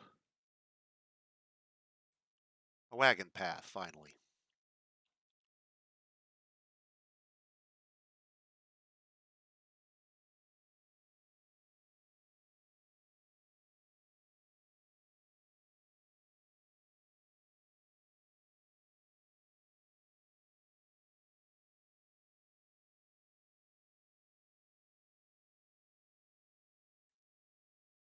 Hmm.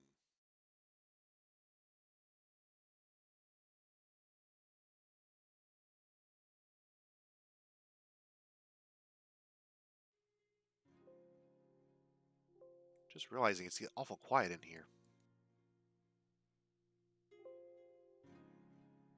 Not sure how or when I accidentally muted that, but I probably should turn it back on.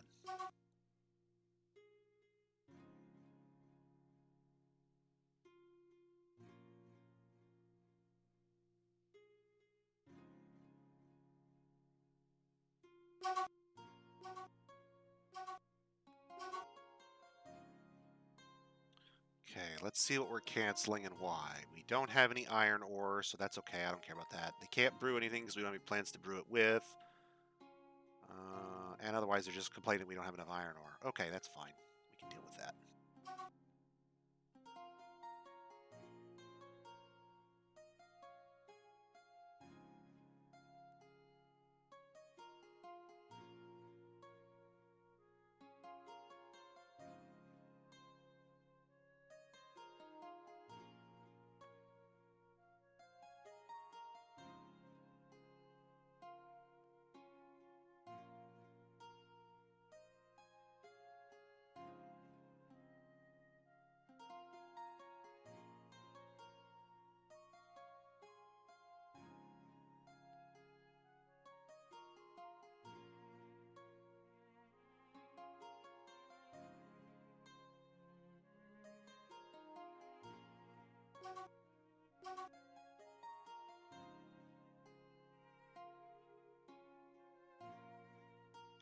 Who is petitioning us here?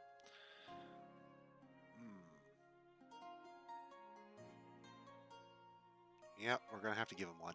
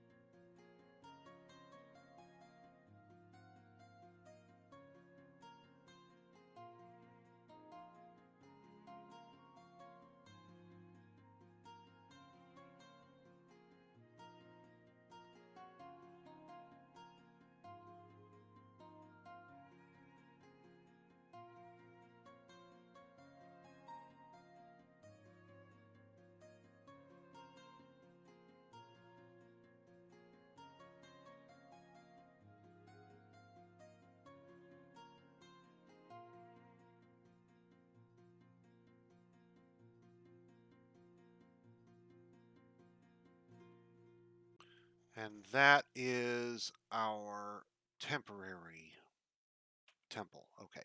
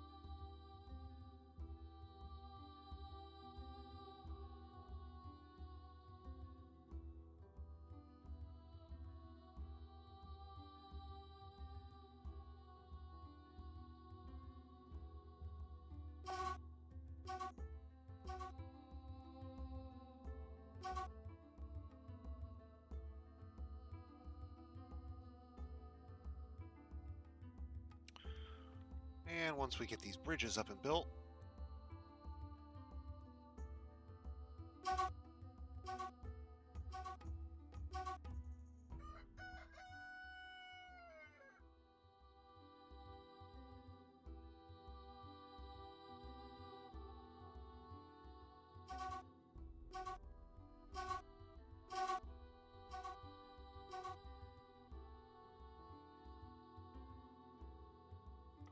let's go solve one of those problems.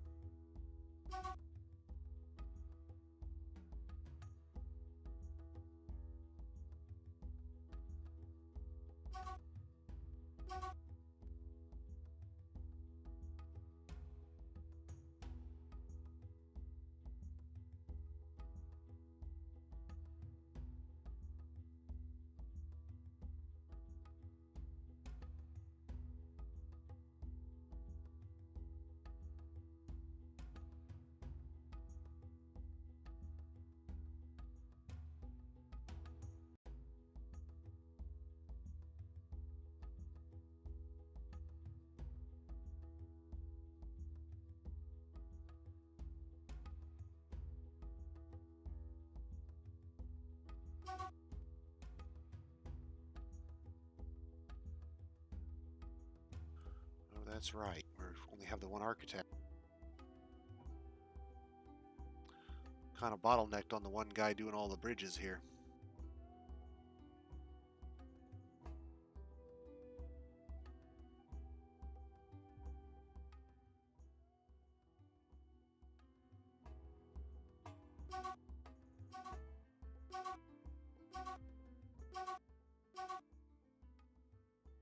I kind of hope he gets with it, because if he doesn't get this bridge done pretty soon, we're not going to have a way to seal ourselves up.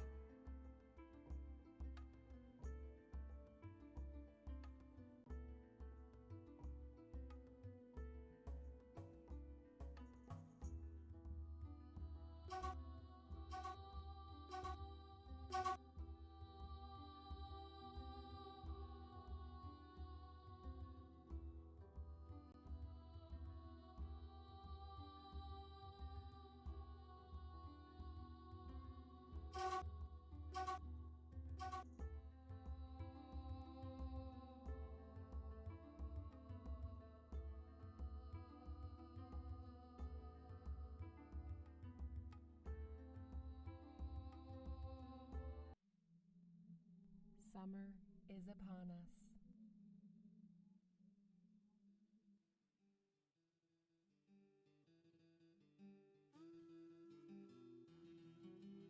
I should probably get my lever guy doing his part too, shouldn't I?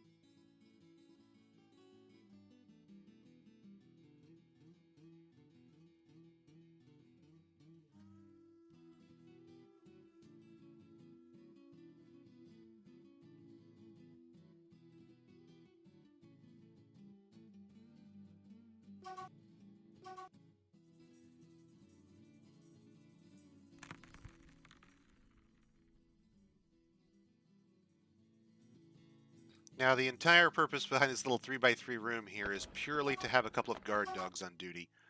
It is possible, however slim the chance may be, and however unlikely and remote it can be, that you can get a gremlin in your fortress. And for those of you who've never had experience with a gremlin, gremlins will happily sneak through your fortress and flip any lever they can come across. They can walk through doors, they're immune to traps, and if somebody doesn't spot the damn thing, it can run around invisibly pulling levers all damn day. Since we're about to have levers that can do things like potentially flood our fortress, we probably want to make sure that we don't accidentally have a gremlin in there somewhere doing levers that we don't want him to do. Likewise, having a gremlin start flipping levers randomly on your obsidian caster can cause magma to be places you don't want it to be, or something similar. You don't want him opening the drawbridge in the middle of a siege.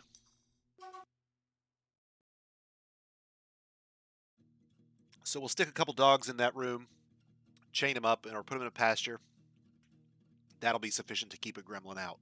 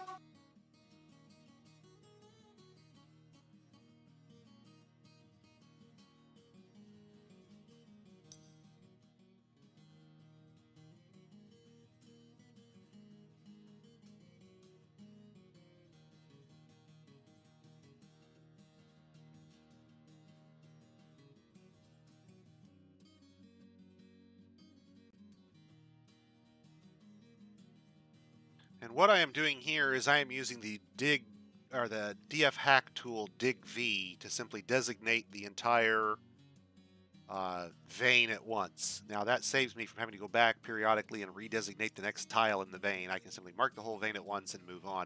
I know there's ore there. I know I'm going to mine it all. Anything after that is irrelevant. So I just mark it up and let it do it. Alright, so that'll go along and excavate us a bunch of limonite for our ironworks. Humans will probably bring us stuff we can buy and melt, or large quantities of food, which we can then put into prepared meals or brew it a beer, and so forth.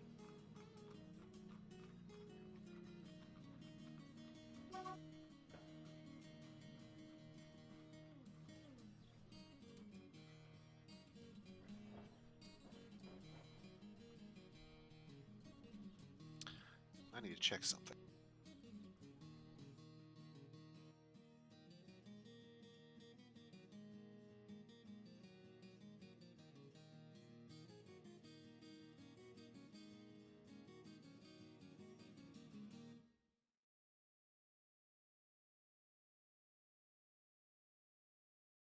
Since I'm not super worried about the high quality architecture of my buildings, merely that they get built, I'm going to enable architecture on my hauling crew so that somebody will pick that job up and do it. Since I'm not worried about it being the highest quality bridge so much as I am having a bridge.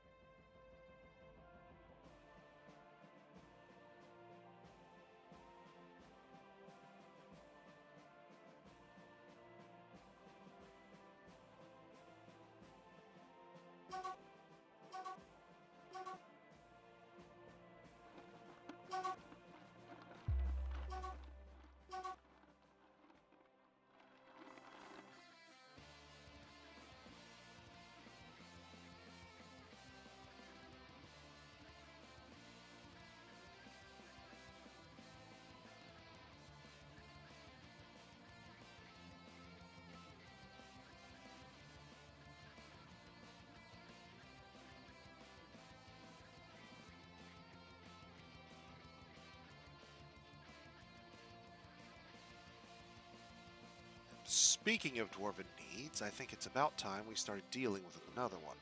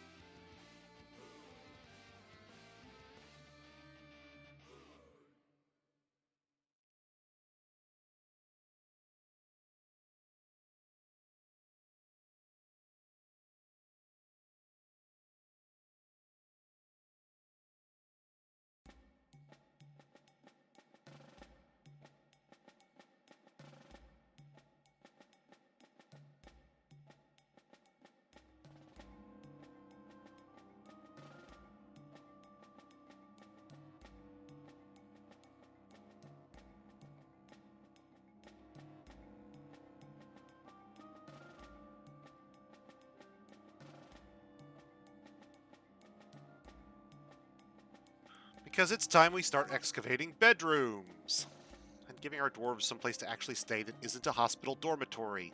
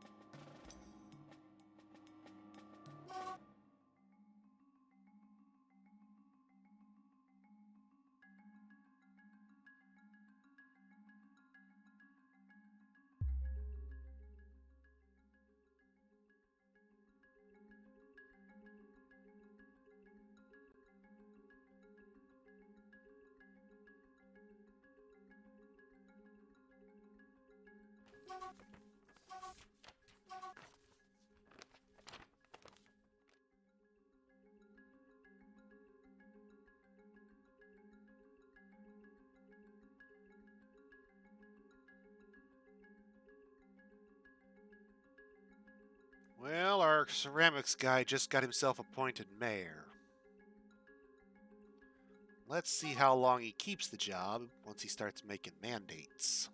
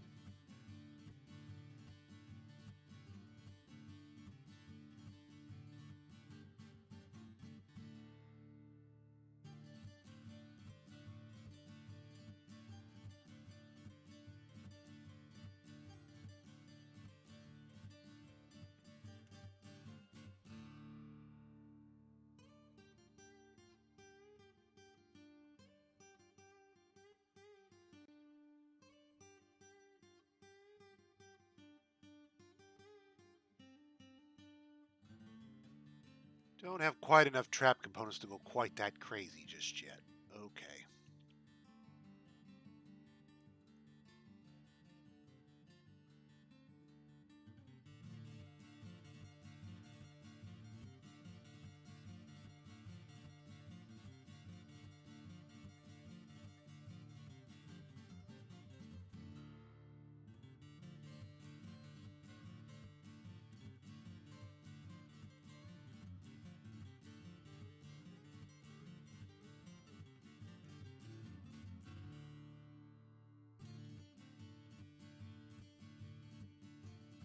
Really? You can't? You're going to make, what, 20% profit on this deal? Come on, man. Seriously?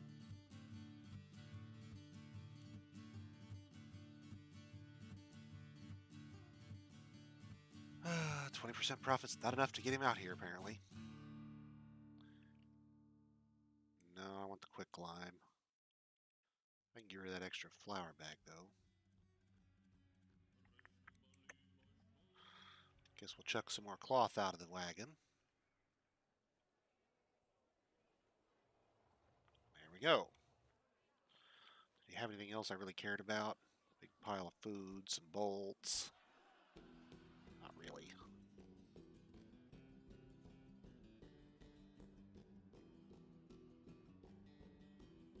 I don't see any rope breed seeds on offer, unfortunately.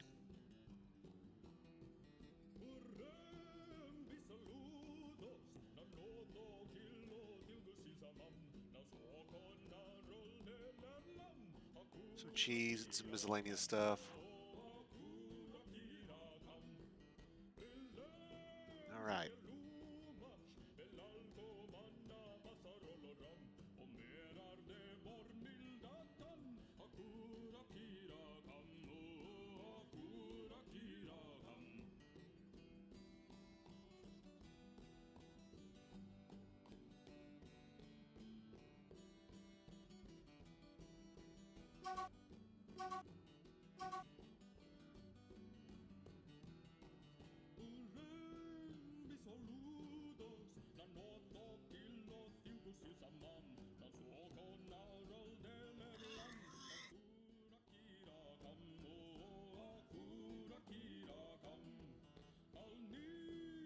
The bridge is about to get built, finally. And we have to link it to a lever, so we're not done yet.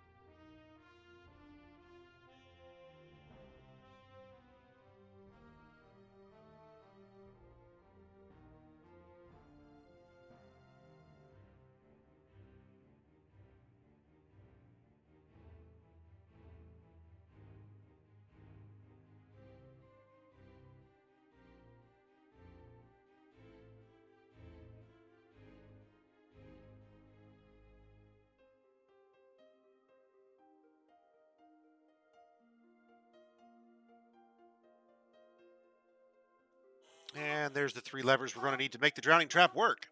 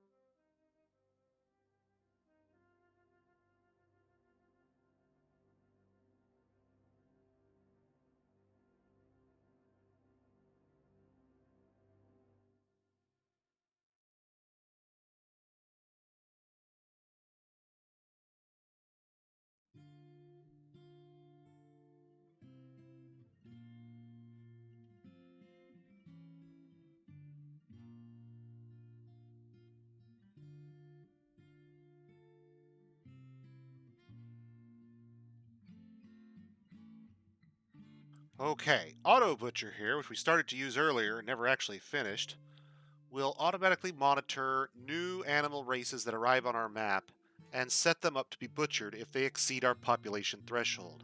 This allows us to automatically maintain the level of animals in our fortress. Animals, just like dwarves, have to pathfind. The more animals you have, the more pathfinding you're doing, the slower your fortress will run. So, aside from those races that we are going to use, that is to say, sheep or llamas or alpacas, whichever one we end up with first, pigs, dogs, cats. Anything outside of those groups is either going to replace one of those groups or is going to be butchered for meat on the spot.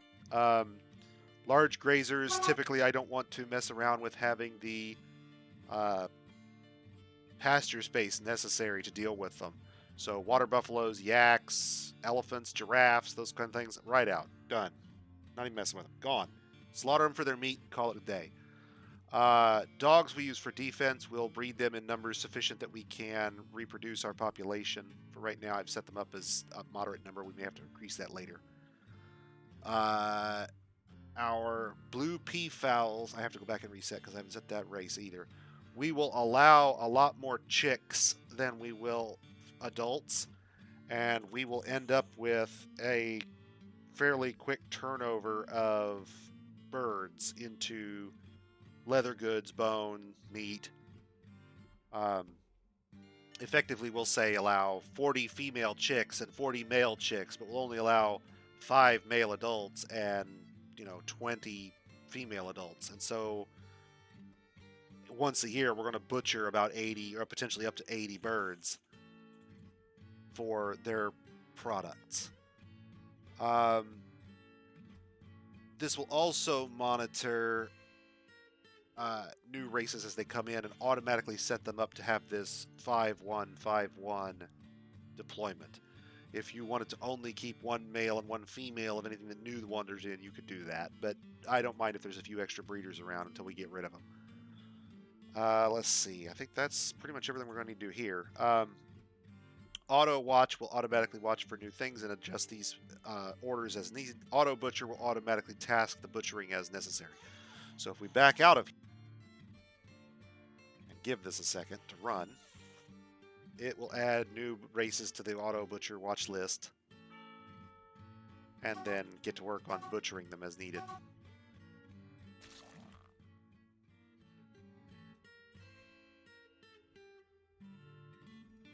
Oh, right, that's the goblin thief that didn't make it. He got punched to death and wrestled to the ground, and nice, punched him in the head and pulled his neck and killed him. Bruce Lee, ladies and gentlemen, our Smith.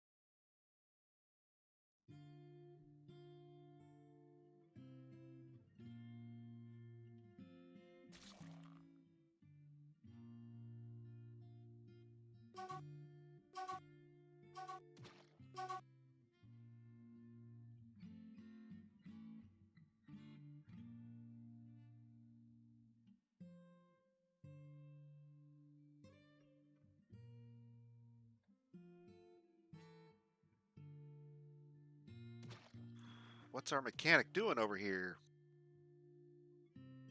I got levers need done.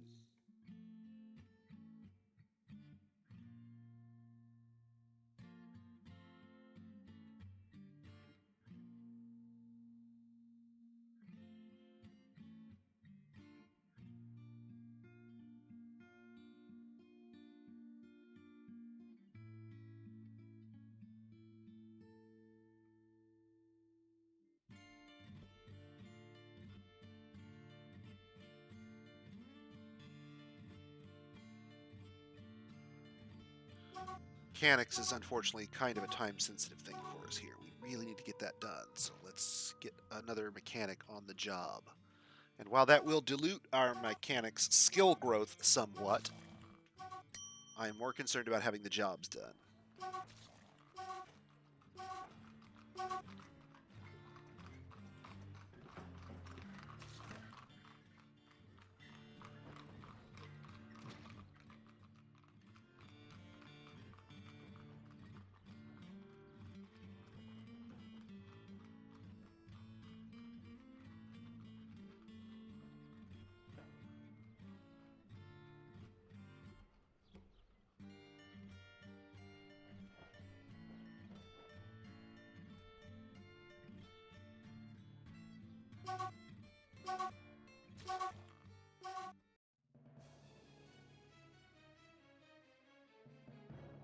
And this is why we sealed up the caves. This is why we punched a hole and immediately walled it back up. We're not ready to go down there and play around. And hey, look, a forgotten beast has come to play, and we weren't even thinking that direction yet. So he can wander around in the caves and screw with the troglodytes or whatever, and we're going to go worry about something else.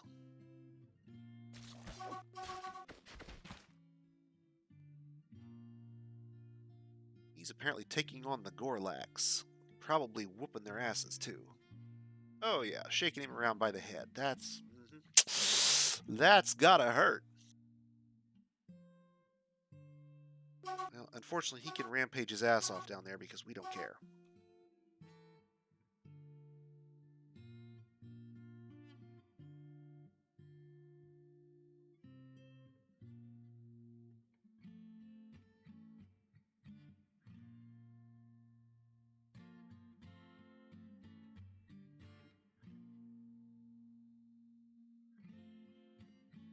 And we'll start moving bedrooms in here to start giving dwarves their own personal space. Something that heretofore we have not been able to do.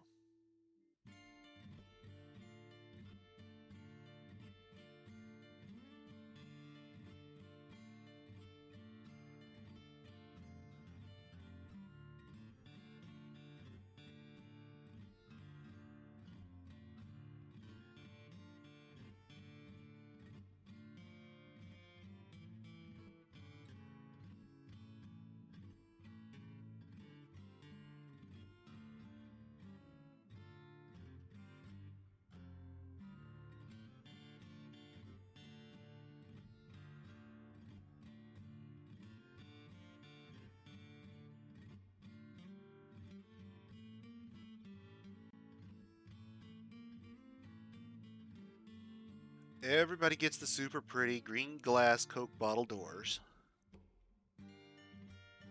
a bed, a cabinet, and a chest. That's a basic room. Makes everybody reasonably happy. It's not the best room. It's not going to make your nobles happy.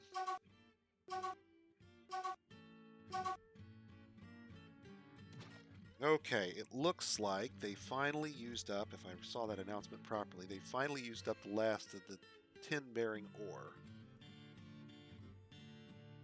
And so we are ready to go on to getting rid of that job.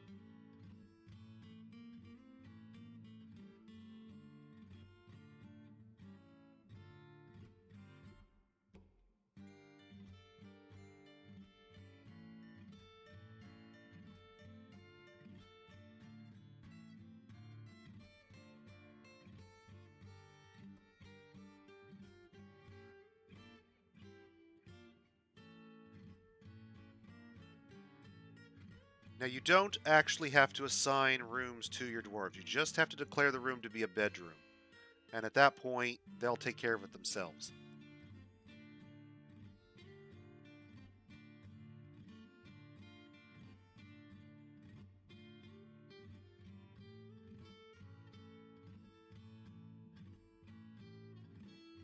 So here in a minute, someone will come along, and these 5 will become new bedrooms. Those 5 dwarves will suddenly have privacy, and everybody else will be sleeping in the dormitory still. And we'll repeat this process for every 5 beds we can crank out of our carpenter.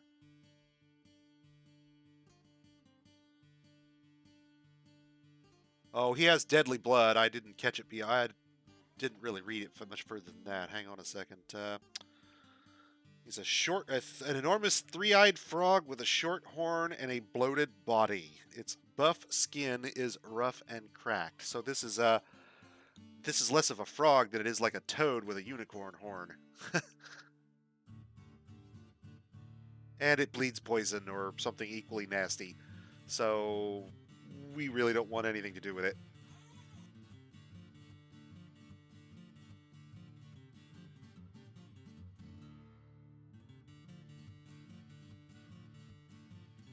Yeah, guys, if I ever skip past anything you want to see or you didn't understand why I did something, don't hesitate to ask. Whole point of the stream is for me to show off to folks how to learn to play this game in a sense. I'm not going through every keystroke. I'm just telling you what I'm doing because I figure folks can, use the tab key to pull out the hotkeys if they need to know what key does what.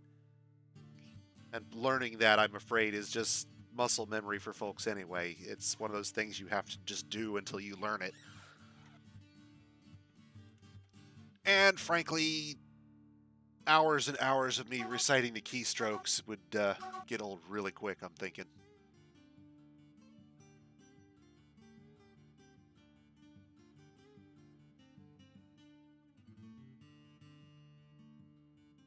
Okay, we'll let the bed guy do his thing for a minute.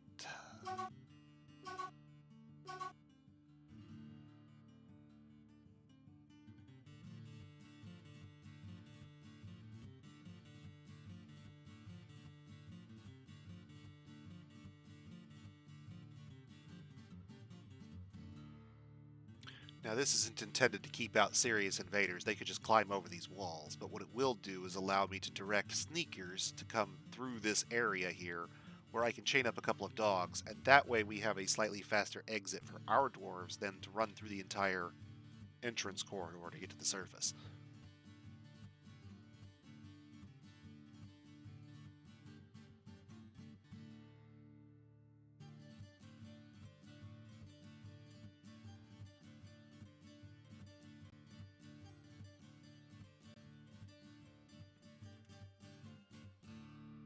And we only allow bars of metal and coal in this in this space. And the reason we're doing that is because it immediately fills right into our forge.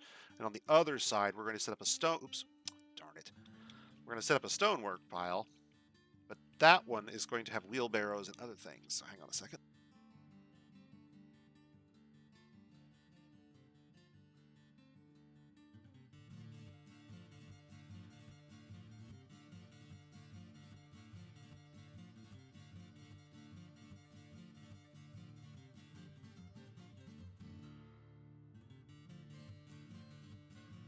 Metal ores, because they're going to get smelted.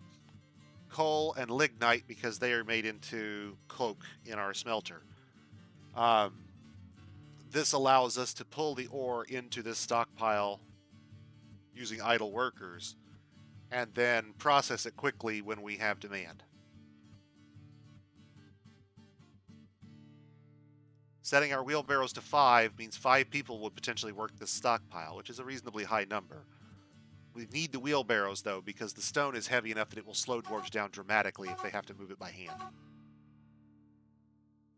When you're constructing things like those bridges I was doing earlier, it's much faster if you've already built blocks, and I haven't actually ordered our masons to do a lot of block building, and I probably should have by now.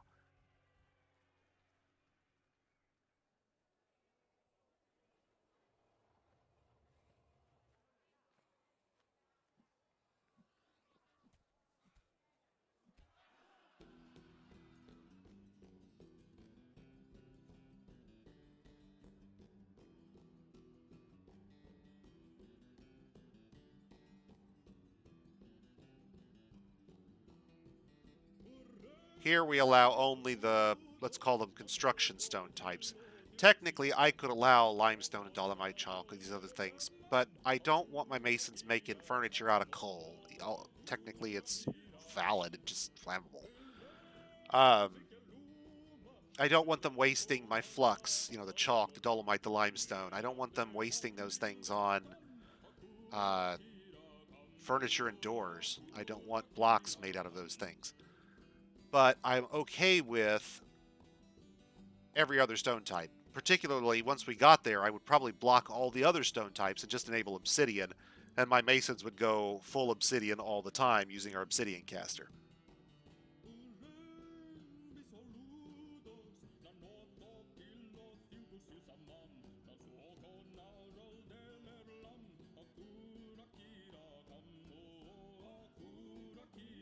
And now we have linked our masons' workshops to our stockpile, so that the stockpile containing all these random ores is what will feed our masons, and they'll just grind it up for blocks along the way. We'll dig a small stockpile off to the side, which will house nothing but rock blocks, and we will crank them out and it will fill up, and I will probably need a second one before we're done. Not because I want to necessarily have lots and lots of rock blocks, but because it's the easiest way to both dispose of stone and convert it into a good construction material for building walls and other similar materials. Blocks are much lighter than the boulders that you dig out. You not only get more blocks out of a boulder, but you also get the lighter transit time, meaning that dwarves can move bins of blocks to a location. Like, say, for example, you're going to build something, you know what material you want it built out of. You can build a stockpile to house specifically that block type near where you're going to build it, and have the dwarves move the blocks from the block stockpile into this temporary one. And they'll move bins at a time instead of one boulder at a time.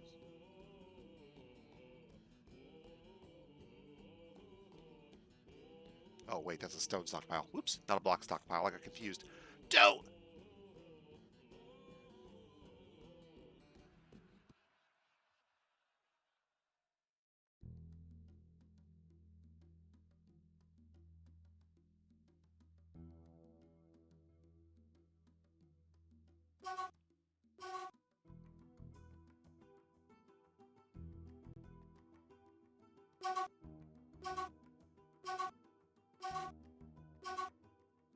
Needs hard rock. Are you telling me there's no loose stone anywhere in our fort?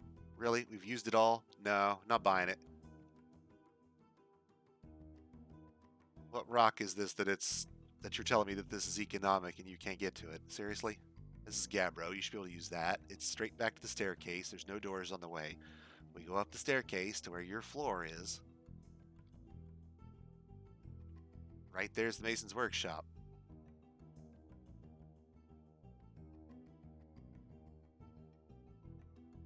I must be taking crazy pills.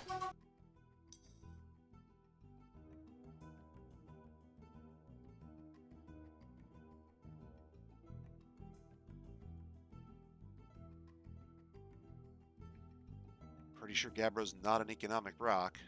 Rock salt isn't.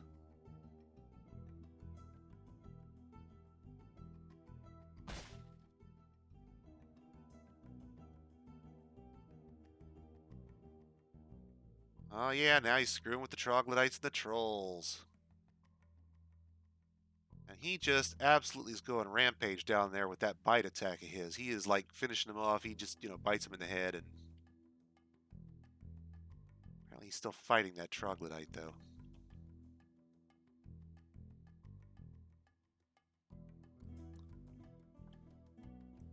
Well, sooner or later they'll either score a lucky hit on him or we'll bypass that cavern, because probably don't want to screw with the guy with the deadly blood. It's easier to avoid him. If you must finish off a forgotten beast, and he has deadly blood, the easiest way to do so safely would be some form of either magma bath, obsidianizing, or collapsing ceiling. Um, all of which are potentially viable.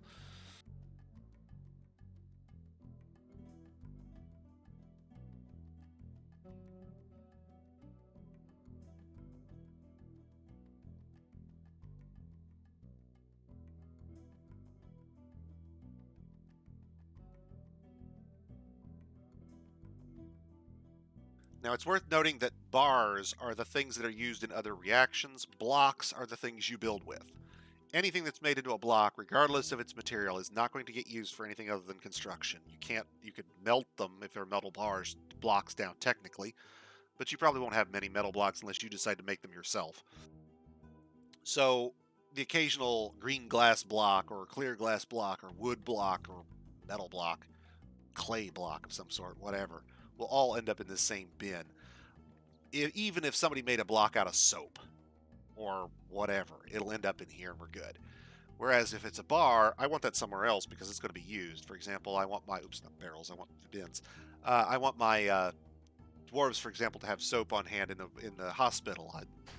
Block soap doesn't do us any good. It has to be bars.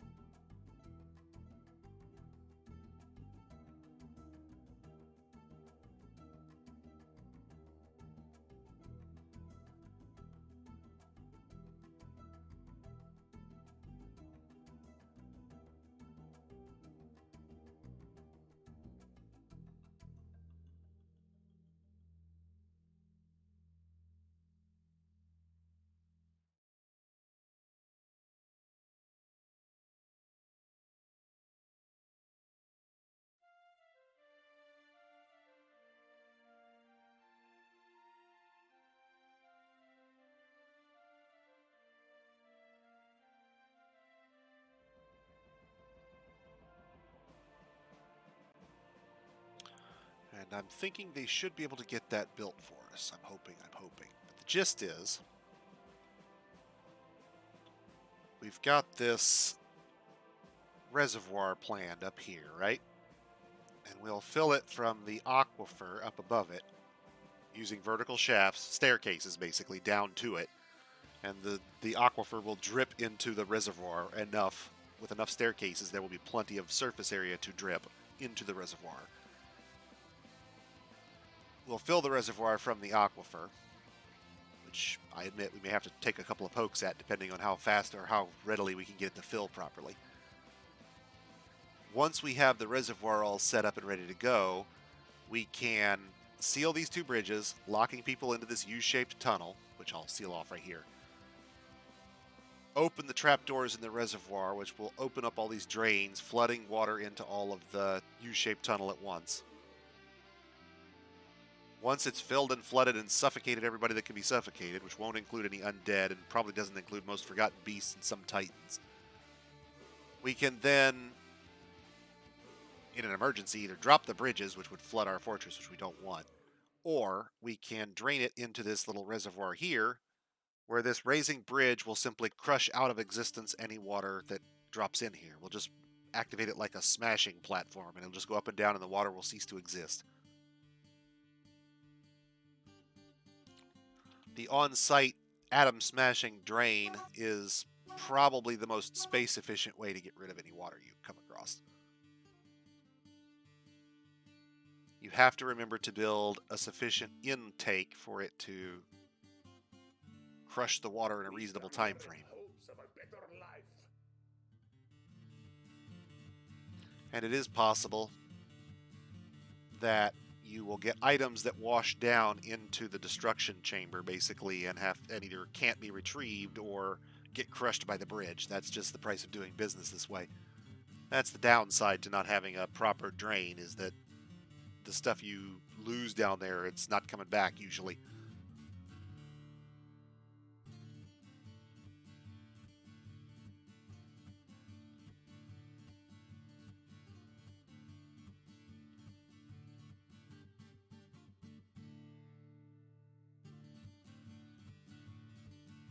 A really skilled animal guy, and not much else.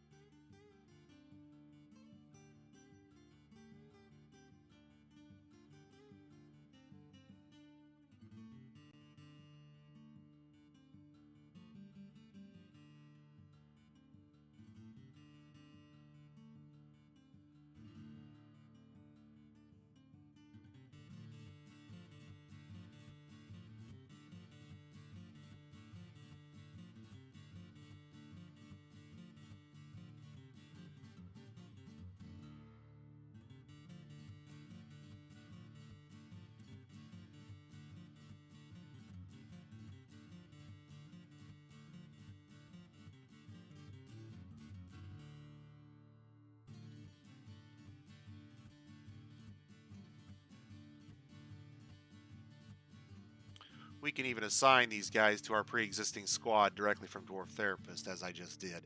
Now that change doesn't always reflect right away if you're in the military screen, so you may have to leave and come back in, but should be okay. Now, did we get a wax worker yet? Nope, still no wax worker.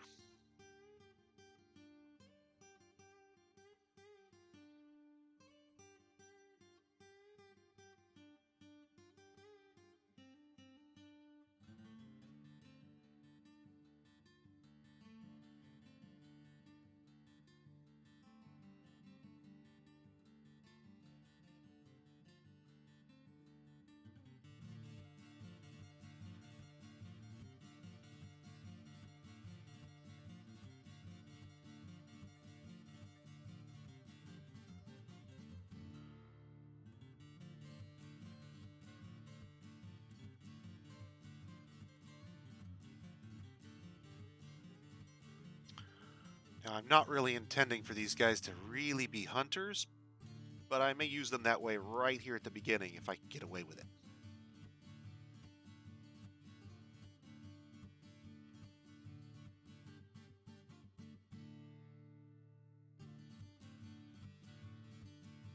But the gist is that they can sustain themselves. They are bone carvers and wood crafters to make their own bolts.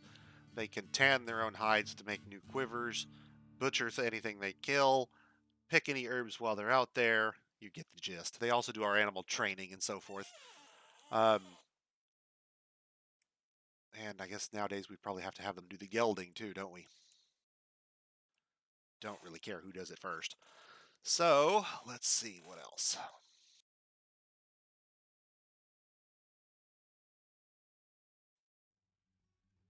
Hmm.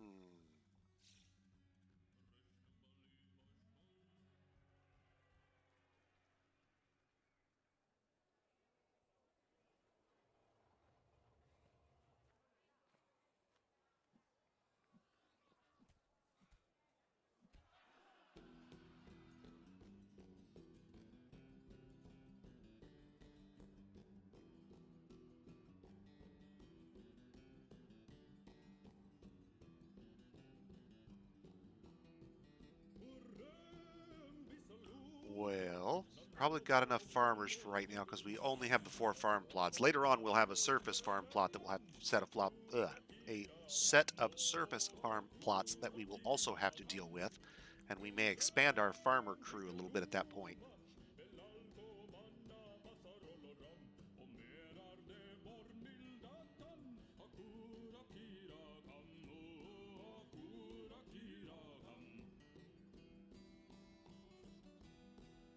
How many stoneworkers do we have? Just 3? Okay, we can go 1 more on those.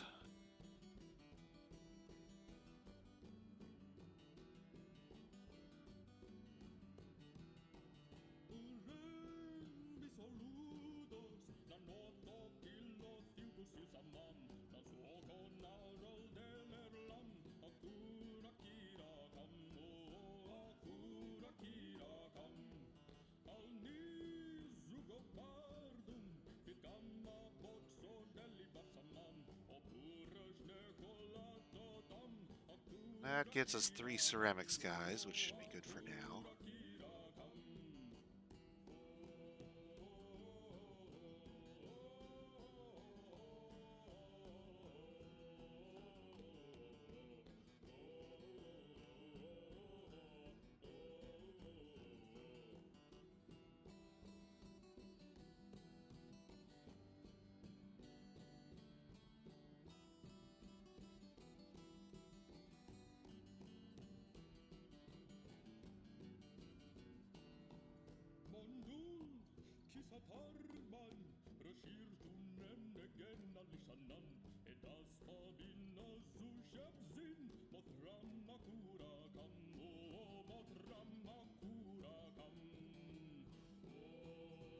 Want to get one more smith so that I have a backup metal crafter so that I can always have at least one person doing it if the other one's asleep.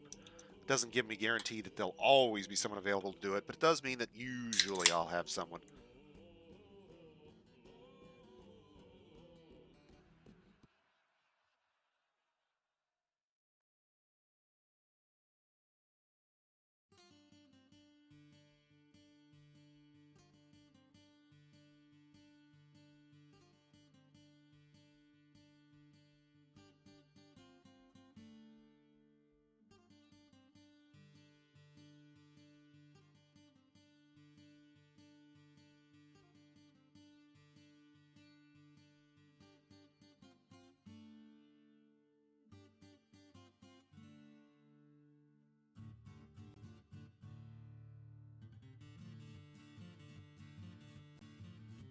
Okay.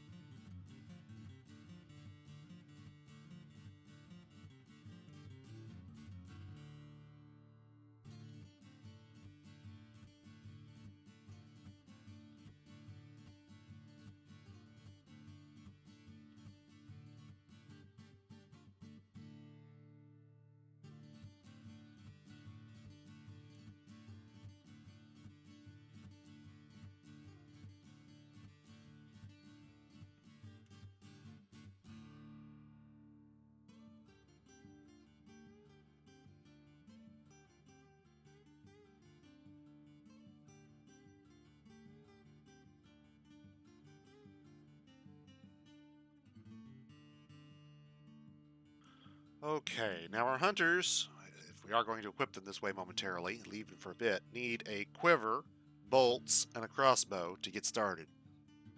Now, ideally, you'd be able to give them some armor, but the hunting uniform, much like the woodcutting and mining uniform, interferes with all military armor. You can't actually have armored hunters. Not even leather armor. Sorry.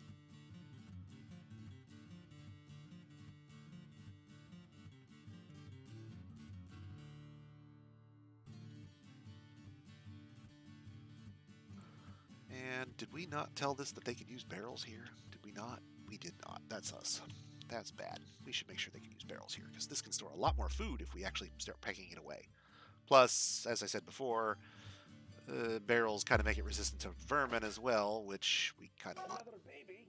Well, at least it's not an explosion of cats. And we have already granted them a guild hall, I believe, so that works. I think I have to get some stuff in the guild hall.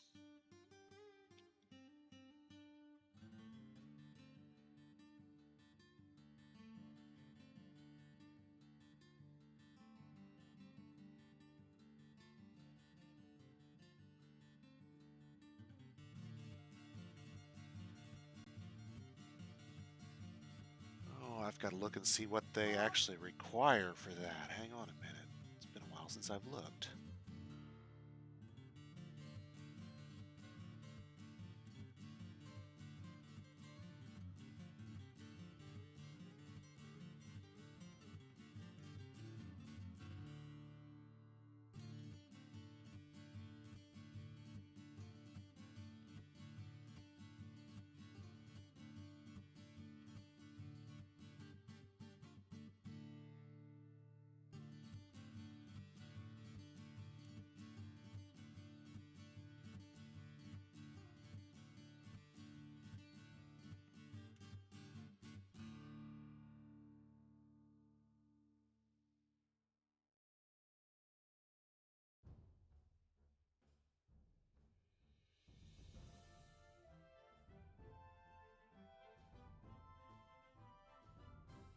Okay, so yeah, that'll work.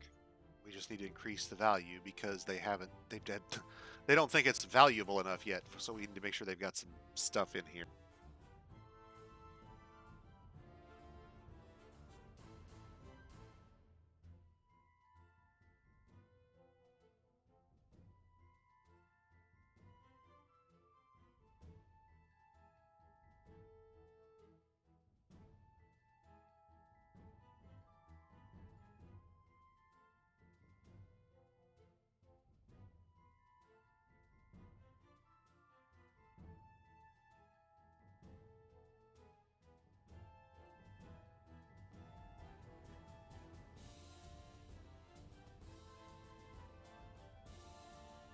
And let's see if that gets the room value up enough for them or not.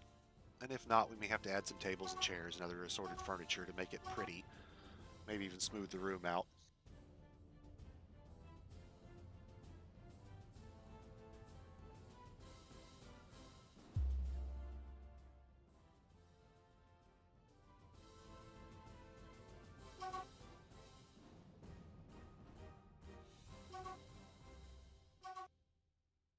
Let's check on our announcements and see what we're failing at.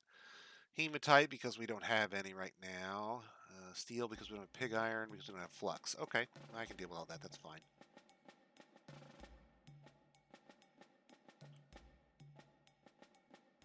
Check on our stocks. We're doing good on food and drinks. Yay. Let's check on stocks overall and see if there's anything we need to be building. I don't care about animal traps because that's a terrible thing to do. We only need the one anvil until we get a better place to set up our forges.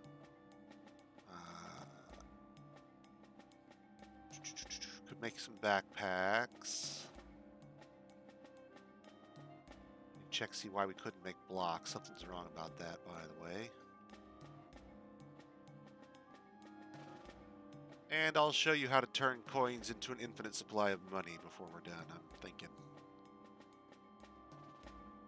I'll macro that bad boy out and show you how to use macros at the same time.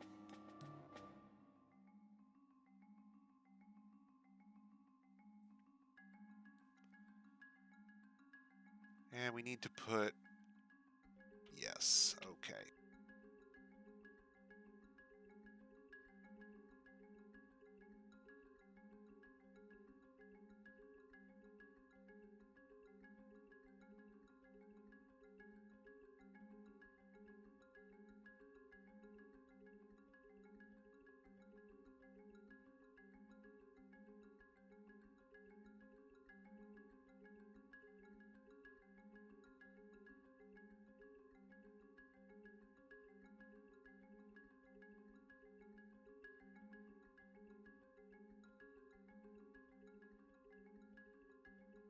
These are one-time jobs to get certain items built for our hospital. In order to build a traction bench, we have to have chains and tables to put together. We will use those in case of severe medical emergencies, but hopefully we won't have to depend on them too heavily. Now let's go back and check. We have some beds built. Unfortunately, I set that bed job up to be conservative in how much space we'd use up on our furniture stockpile, and we're slow making our bedroom.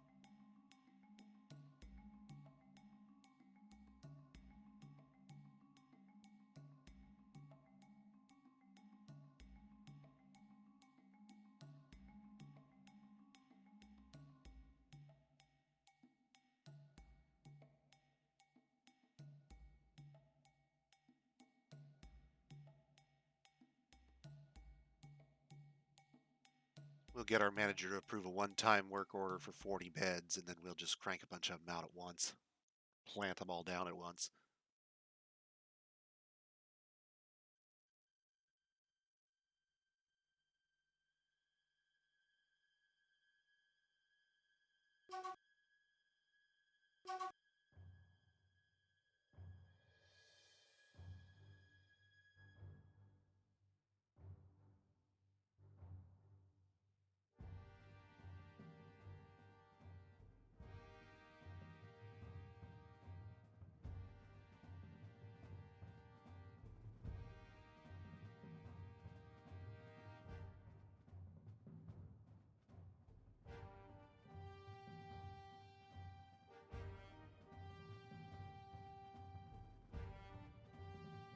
Once again, though, rather than wait on each one of these, we can deploy DF Hack's planning tool to come to our rescue. We can simply plant all the beds in places, and they will come along and build the beds. Now, that doesn't get us bedrooms. That simply gets us beds automatically placed. We have to come back and designate them all, but that's not a big deal. We could macro that if we wanted to. In fact, to be honest, we could actually macro this entire deployment, which we will. See, I'm not planning to have just these two wings of these bedrooms here. We're going to go a couple wings to the left, and every time we go left or right, I'm going to have a macro for the top half and the bottom half, where we'll place some type of item in each slot, and we'll basically automate the bedroom layout. Now, this isn't the most efficient bedroom. These rabbit ear, radial antenna sort of designs have a lot of pathfinding to them in terms of getting dwarves to and from their bedrooms. It's not ideal. If you wanted to be ideal about it, you'd want to go do something like a radial design around a central staircase, maybe with occasional outer staircases to get you between floors faster. But since we're only going to need to house a certain number of dwarves, a couple of floors like this will be sufficient. In each pod, we have 20 dwarves. So there's 40 dwarves worth of storage right here. If we do it again, we'll have 80. We only have 70 dwarves right now, so we're behind on our bedrooms, but we're getting there.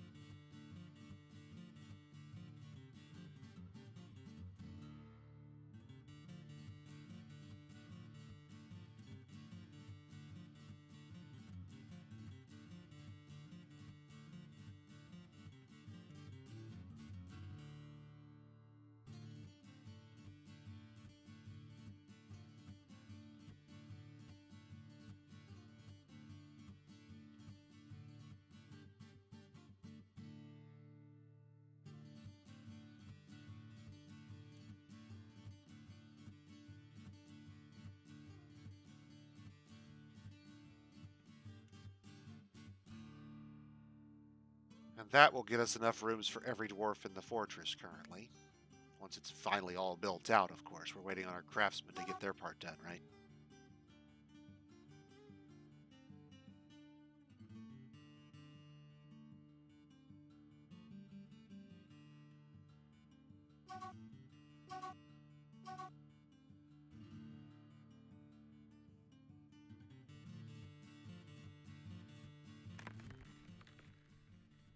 And here you can see the dwarves pushing their wheelbarrows to come and harvest the rock for our stone stockpiles.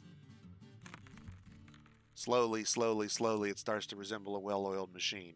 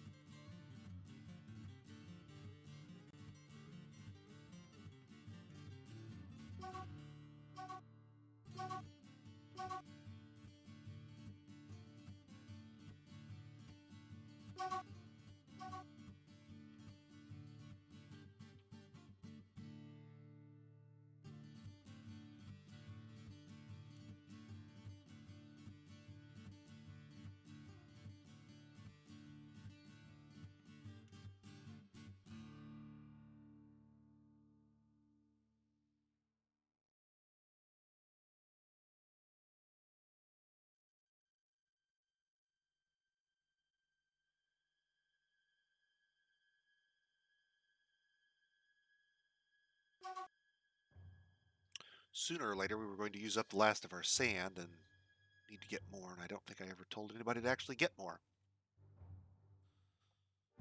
That's the next thing we can do. Let's go back to our forges, and we will set up a small stockpile for sandbags.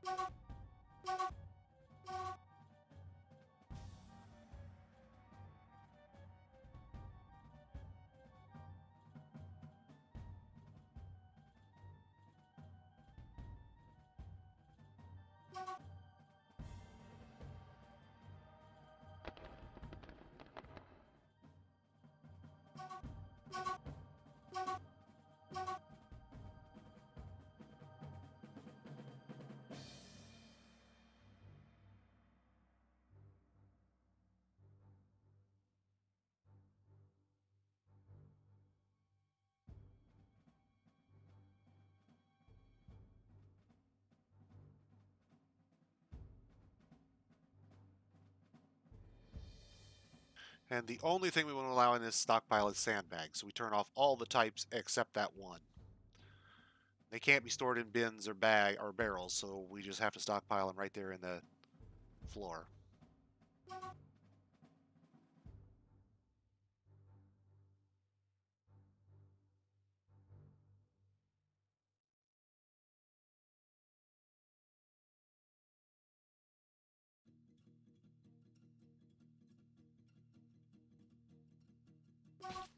Let's.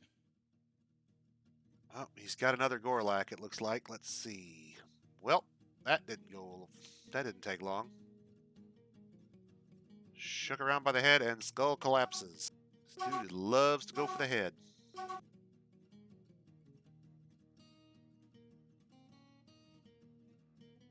Another baby? Well, at least it's not an explosion of cats.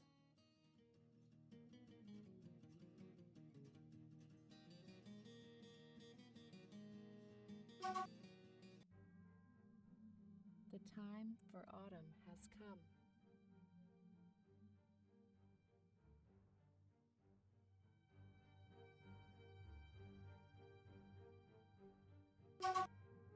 All right, so we're coming up on 9 o'clock here before too much longer, and then it's an hour longer than I'd promised to do this tonight, guys. That's okay, I'm having fun. However, my wife is going to want to play at some point, and unfortunately, Dwarf Fortress is not a multiplayer game.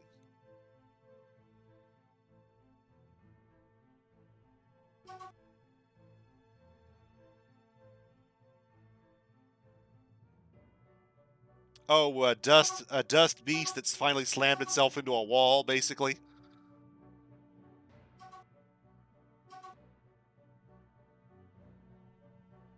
You'll occasionally get one that's like made out of a material like salt, for example, and they'll also have one of the two deadly dust attacks, which produces extreme knockback, and they'll blast themselves out of existence.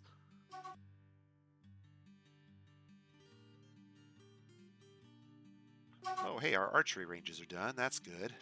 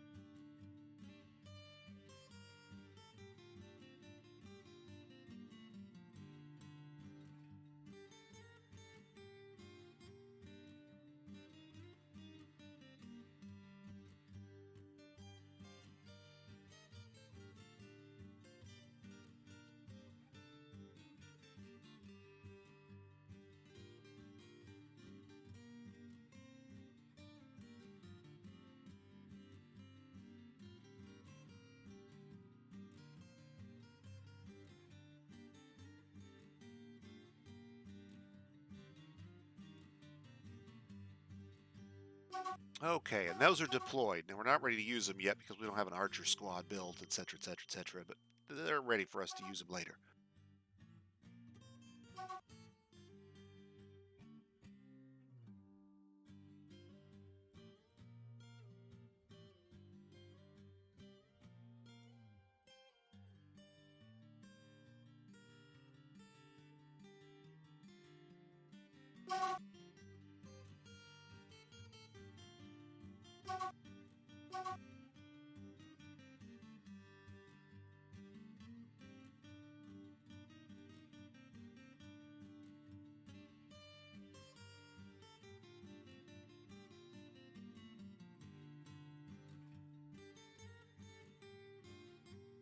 That's interesting.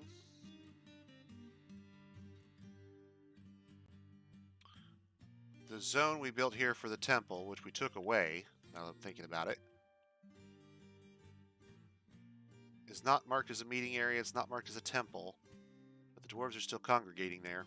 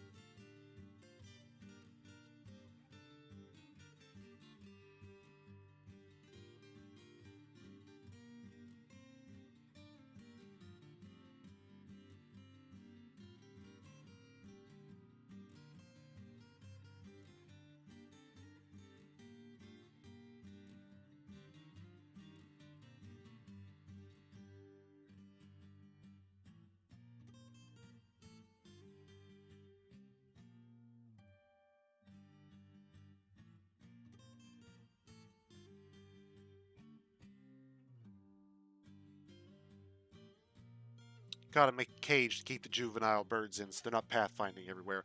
The adults we have to leave to roam in their small room, but the juveniles don't serve any purpose pathfinding, so no point in letting them go anywhere.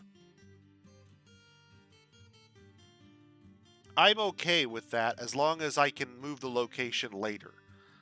Leaving that as the temporary temple, that's fine. I don't have a real price for it yet, so I shouldn't have removed it at all, actually.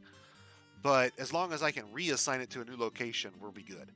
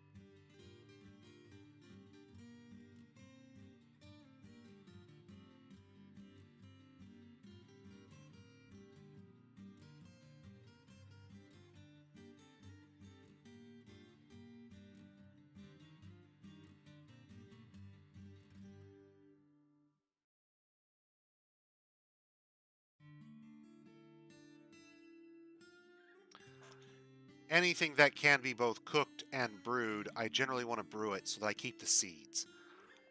If it can only be cooked, it's not going to be relevant.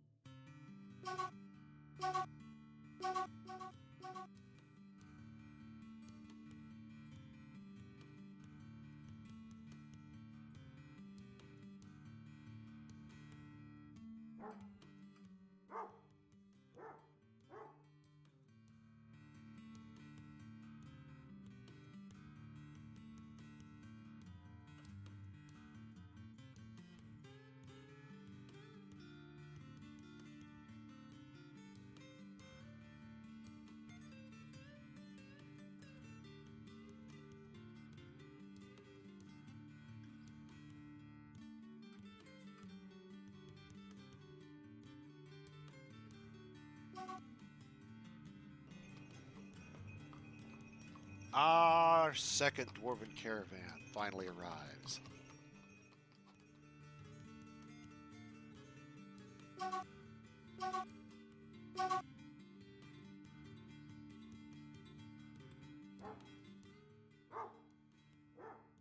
I would love to know why we haven't yet made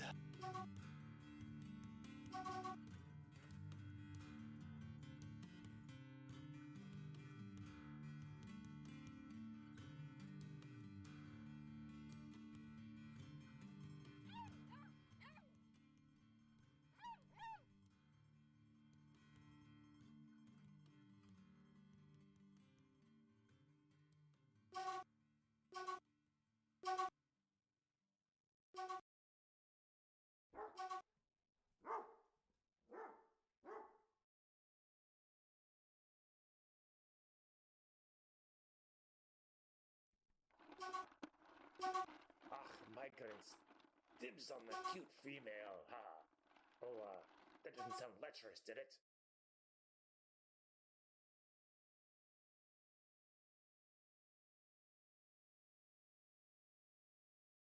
Nothing super special going on here. We did get a beekeeper, but not a waxworker, alas, Clinidiv.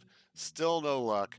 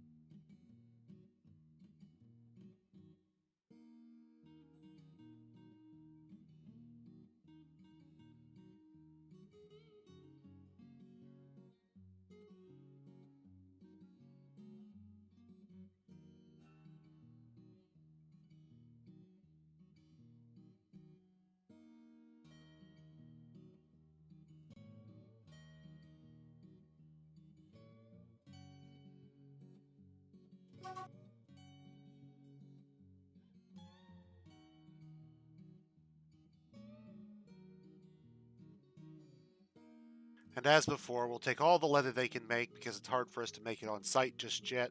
We'll take all the metal bars they can bring us because they're lightweight and we'll use them in crafts. We'll take all the small cut gems they can bring because they're high value and they can use them to carry it. We can buy large numbers of them.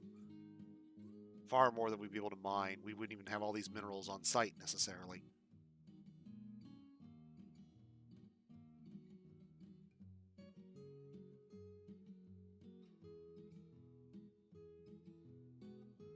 And I wouldn't mind having some instruments that we can just pick up and go and not have to put together. That wouldn't be bad.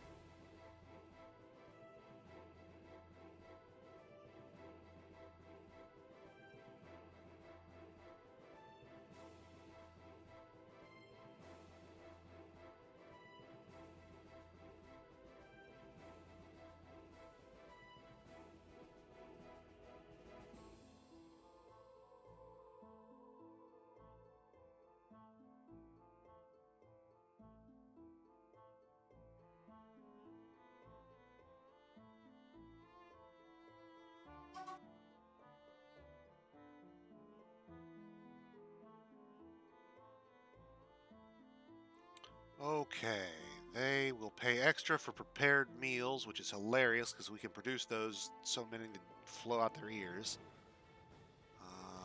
Bolts, sheets of paper. Powders is not something I want to bother trading. Horn and it's got to be horn, nothing else. Let's see. Cut gems I wouldn't sell. I would just turn around and convert to trade goods. Warhammer short swords and maces. So prepared meals is probably our go-to if we wanted to sell at a better price than normal next year. Blocks aren't worth a whole lot by themselves. Sheets aren't worth a whole lot. Bolts we could do. We could turn our metal crafters loose making bolts and breaking them apart into melt them down and convert them back into metal to make more stacks of bolts, to break the stacks apart into single bolts, to melt them down, to repeat.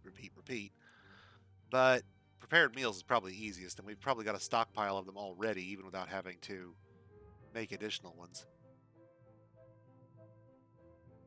Well, congratulations there, Nish.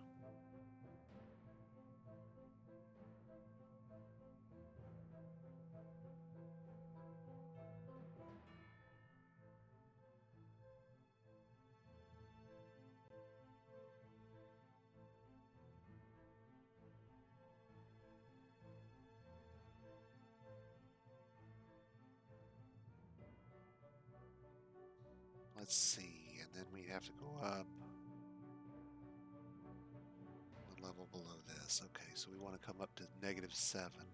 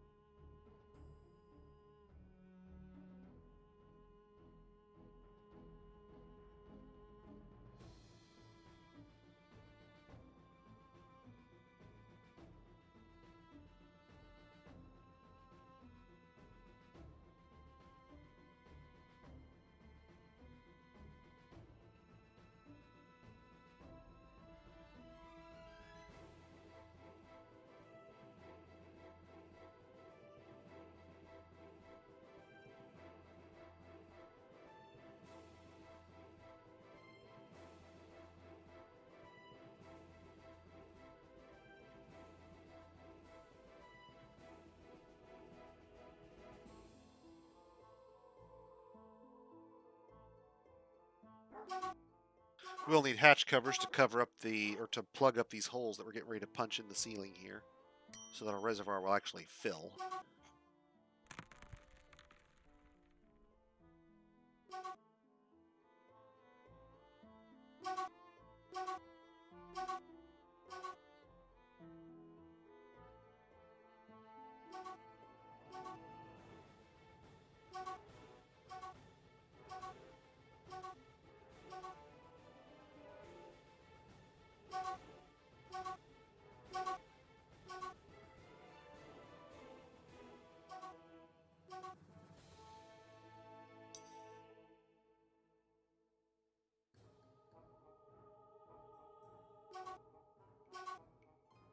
And our miners should cut all this out and give us access to the drain tunnels here on the back side. Once that's all done and we've got these all built, we'll link them all to a lever. That's a lot of levers, or that's a lot of linking. And then once they're all linked, we'll wall this in because we will no longer need to access that room for any reason. And if we do, we can always tear the wall down. But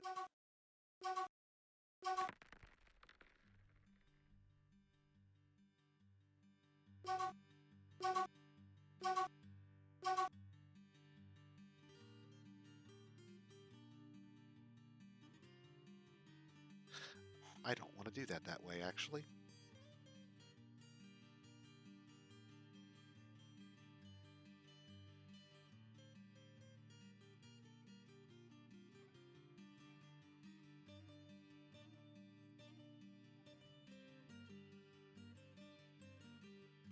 Let me think about this for a second.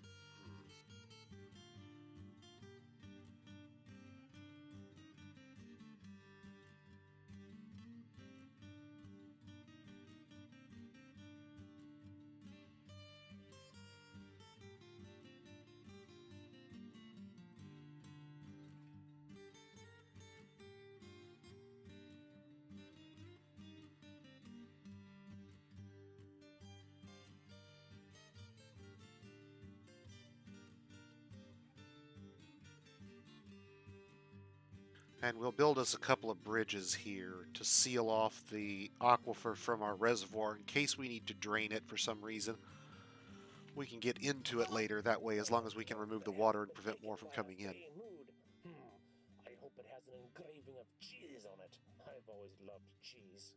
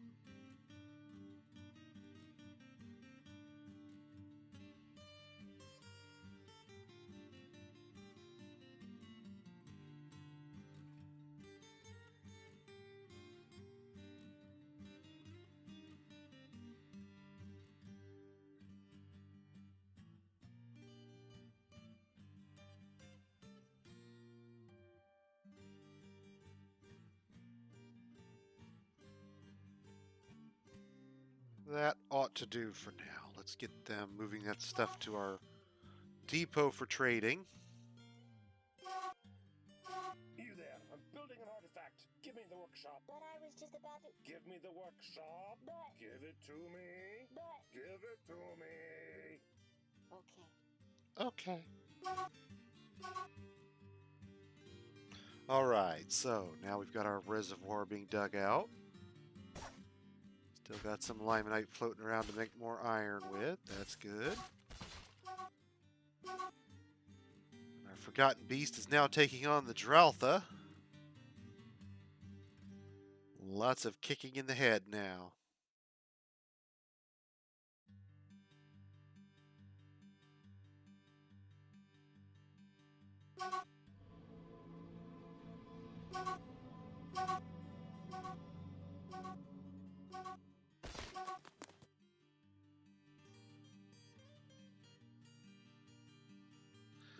That's why nothing was getting made. Couldn't figure out why we weren't making any metal items. Dude's been trying to collect stuff for his craft thing. No wonder.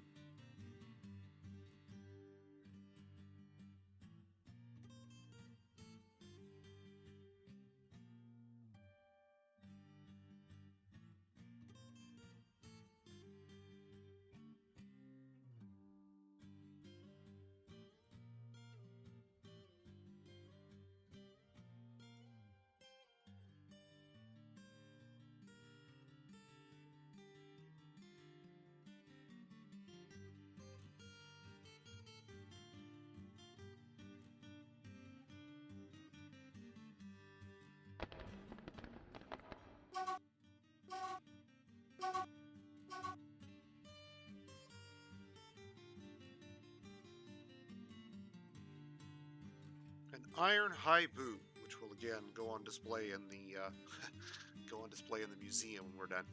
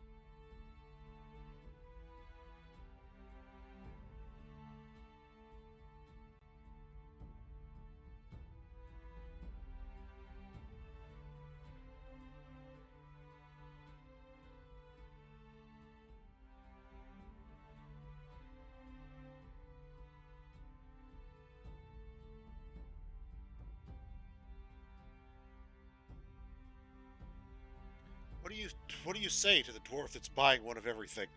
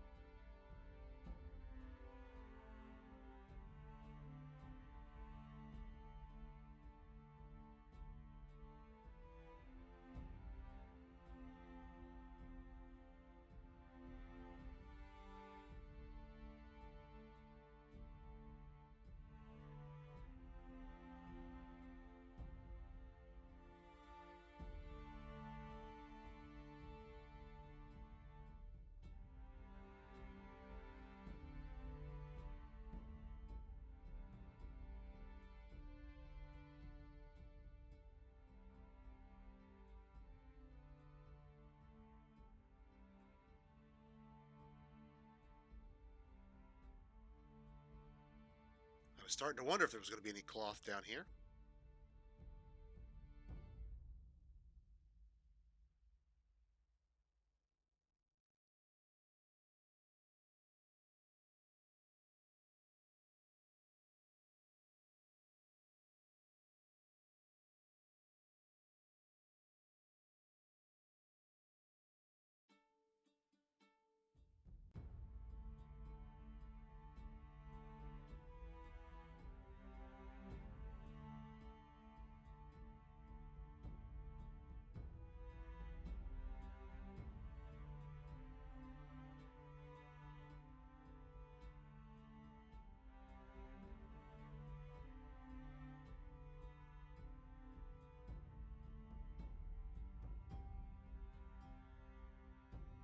Really? You're only going to make, oh, I don't know, 30% profit on this deal? Greedy bastard.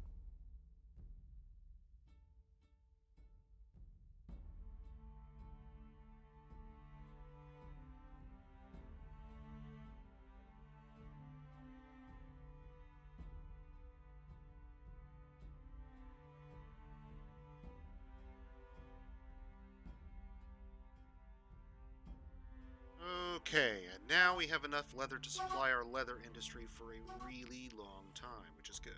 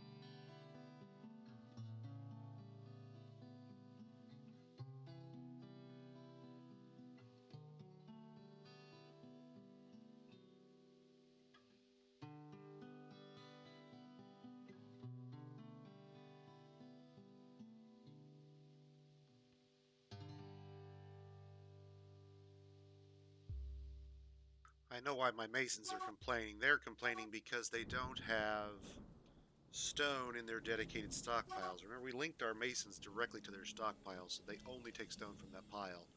And the problem is the haulers are just not keeping up with the stone demand that we've got.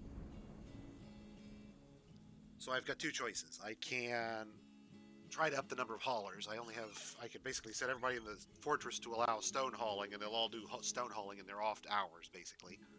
Or I can set the masons free of that restriction.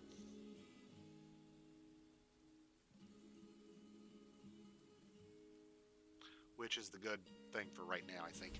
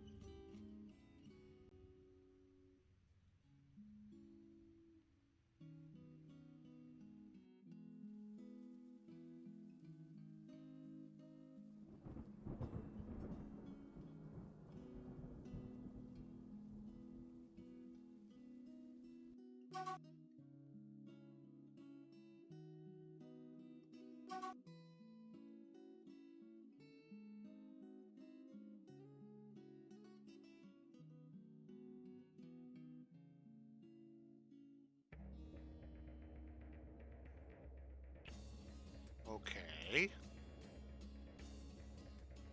Why can you not get to food from there?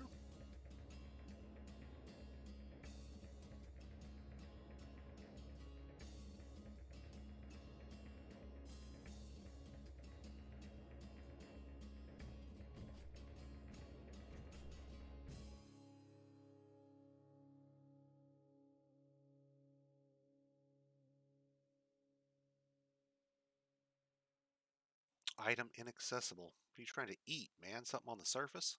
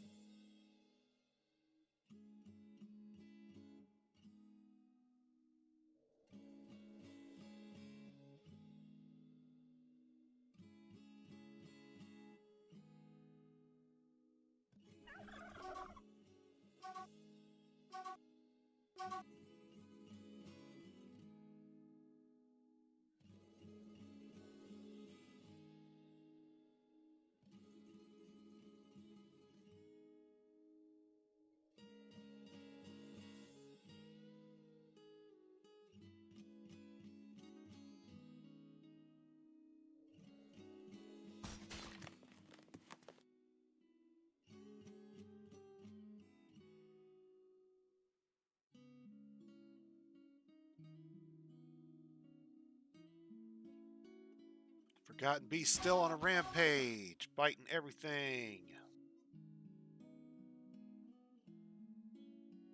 All right. Get our mayor's offices dug out and built properly here since we've put off doing that.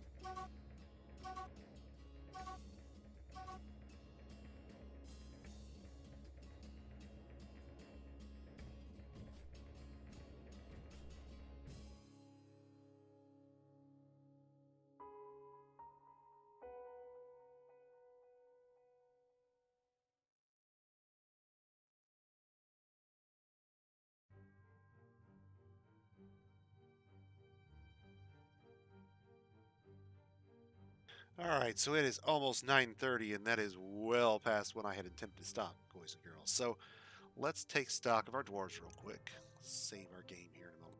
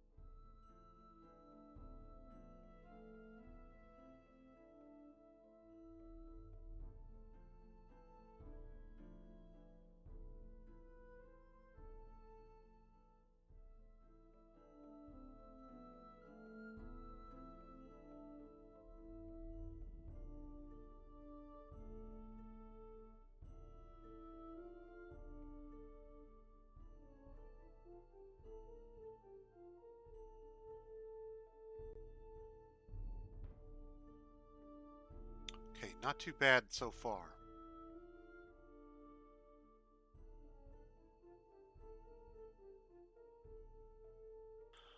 So, what we need to do next time, let's take a look at the fort real quick. We've got our entrance. Need to get some traps up.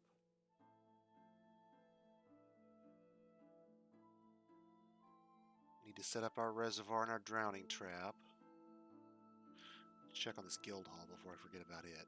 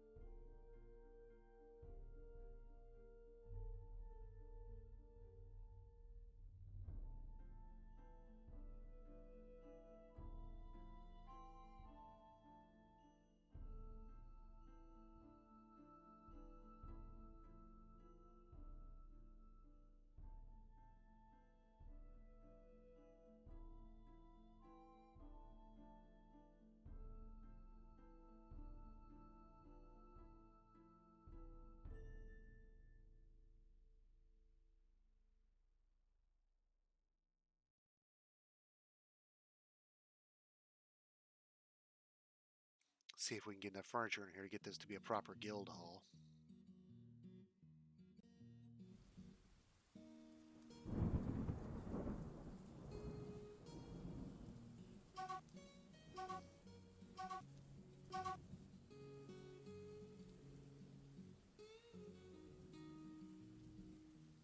Almost. Let's see if the engraving will push us over here.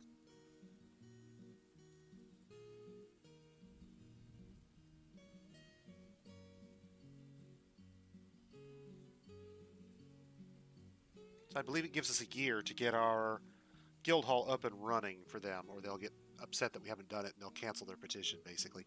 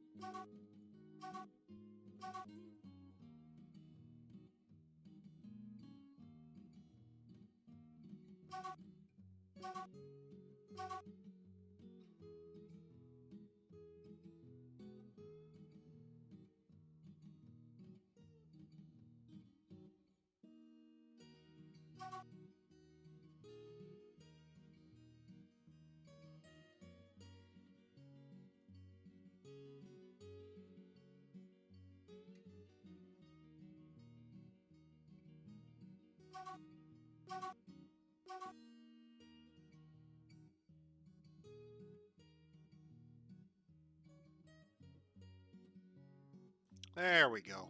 Got it over the threshold. Now that it is officially a guild hall and not agreed to build guild hall, we have completed the requirement.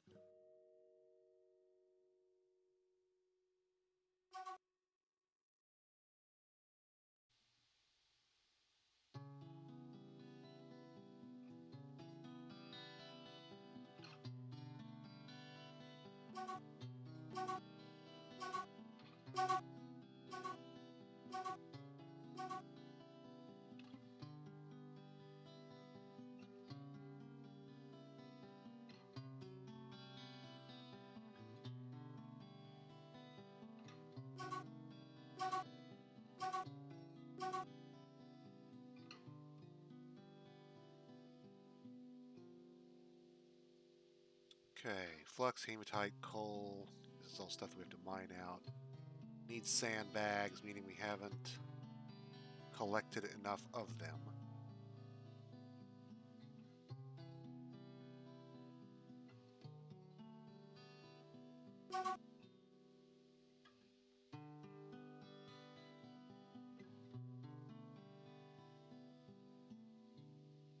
We'll just push a cycle of sand collection through.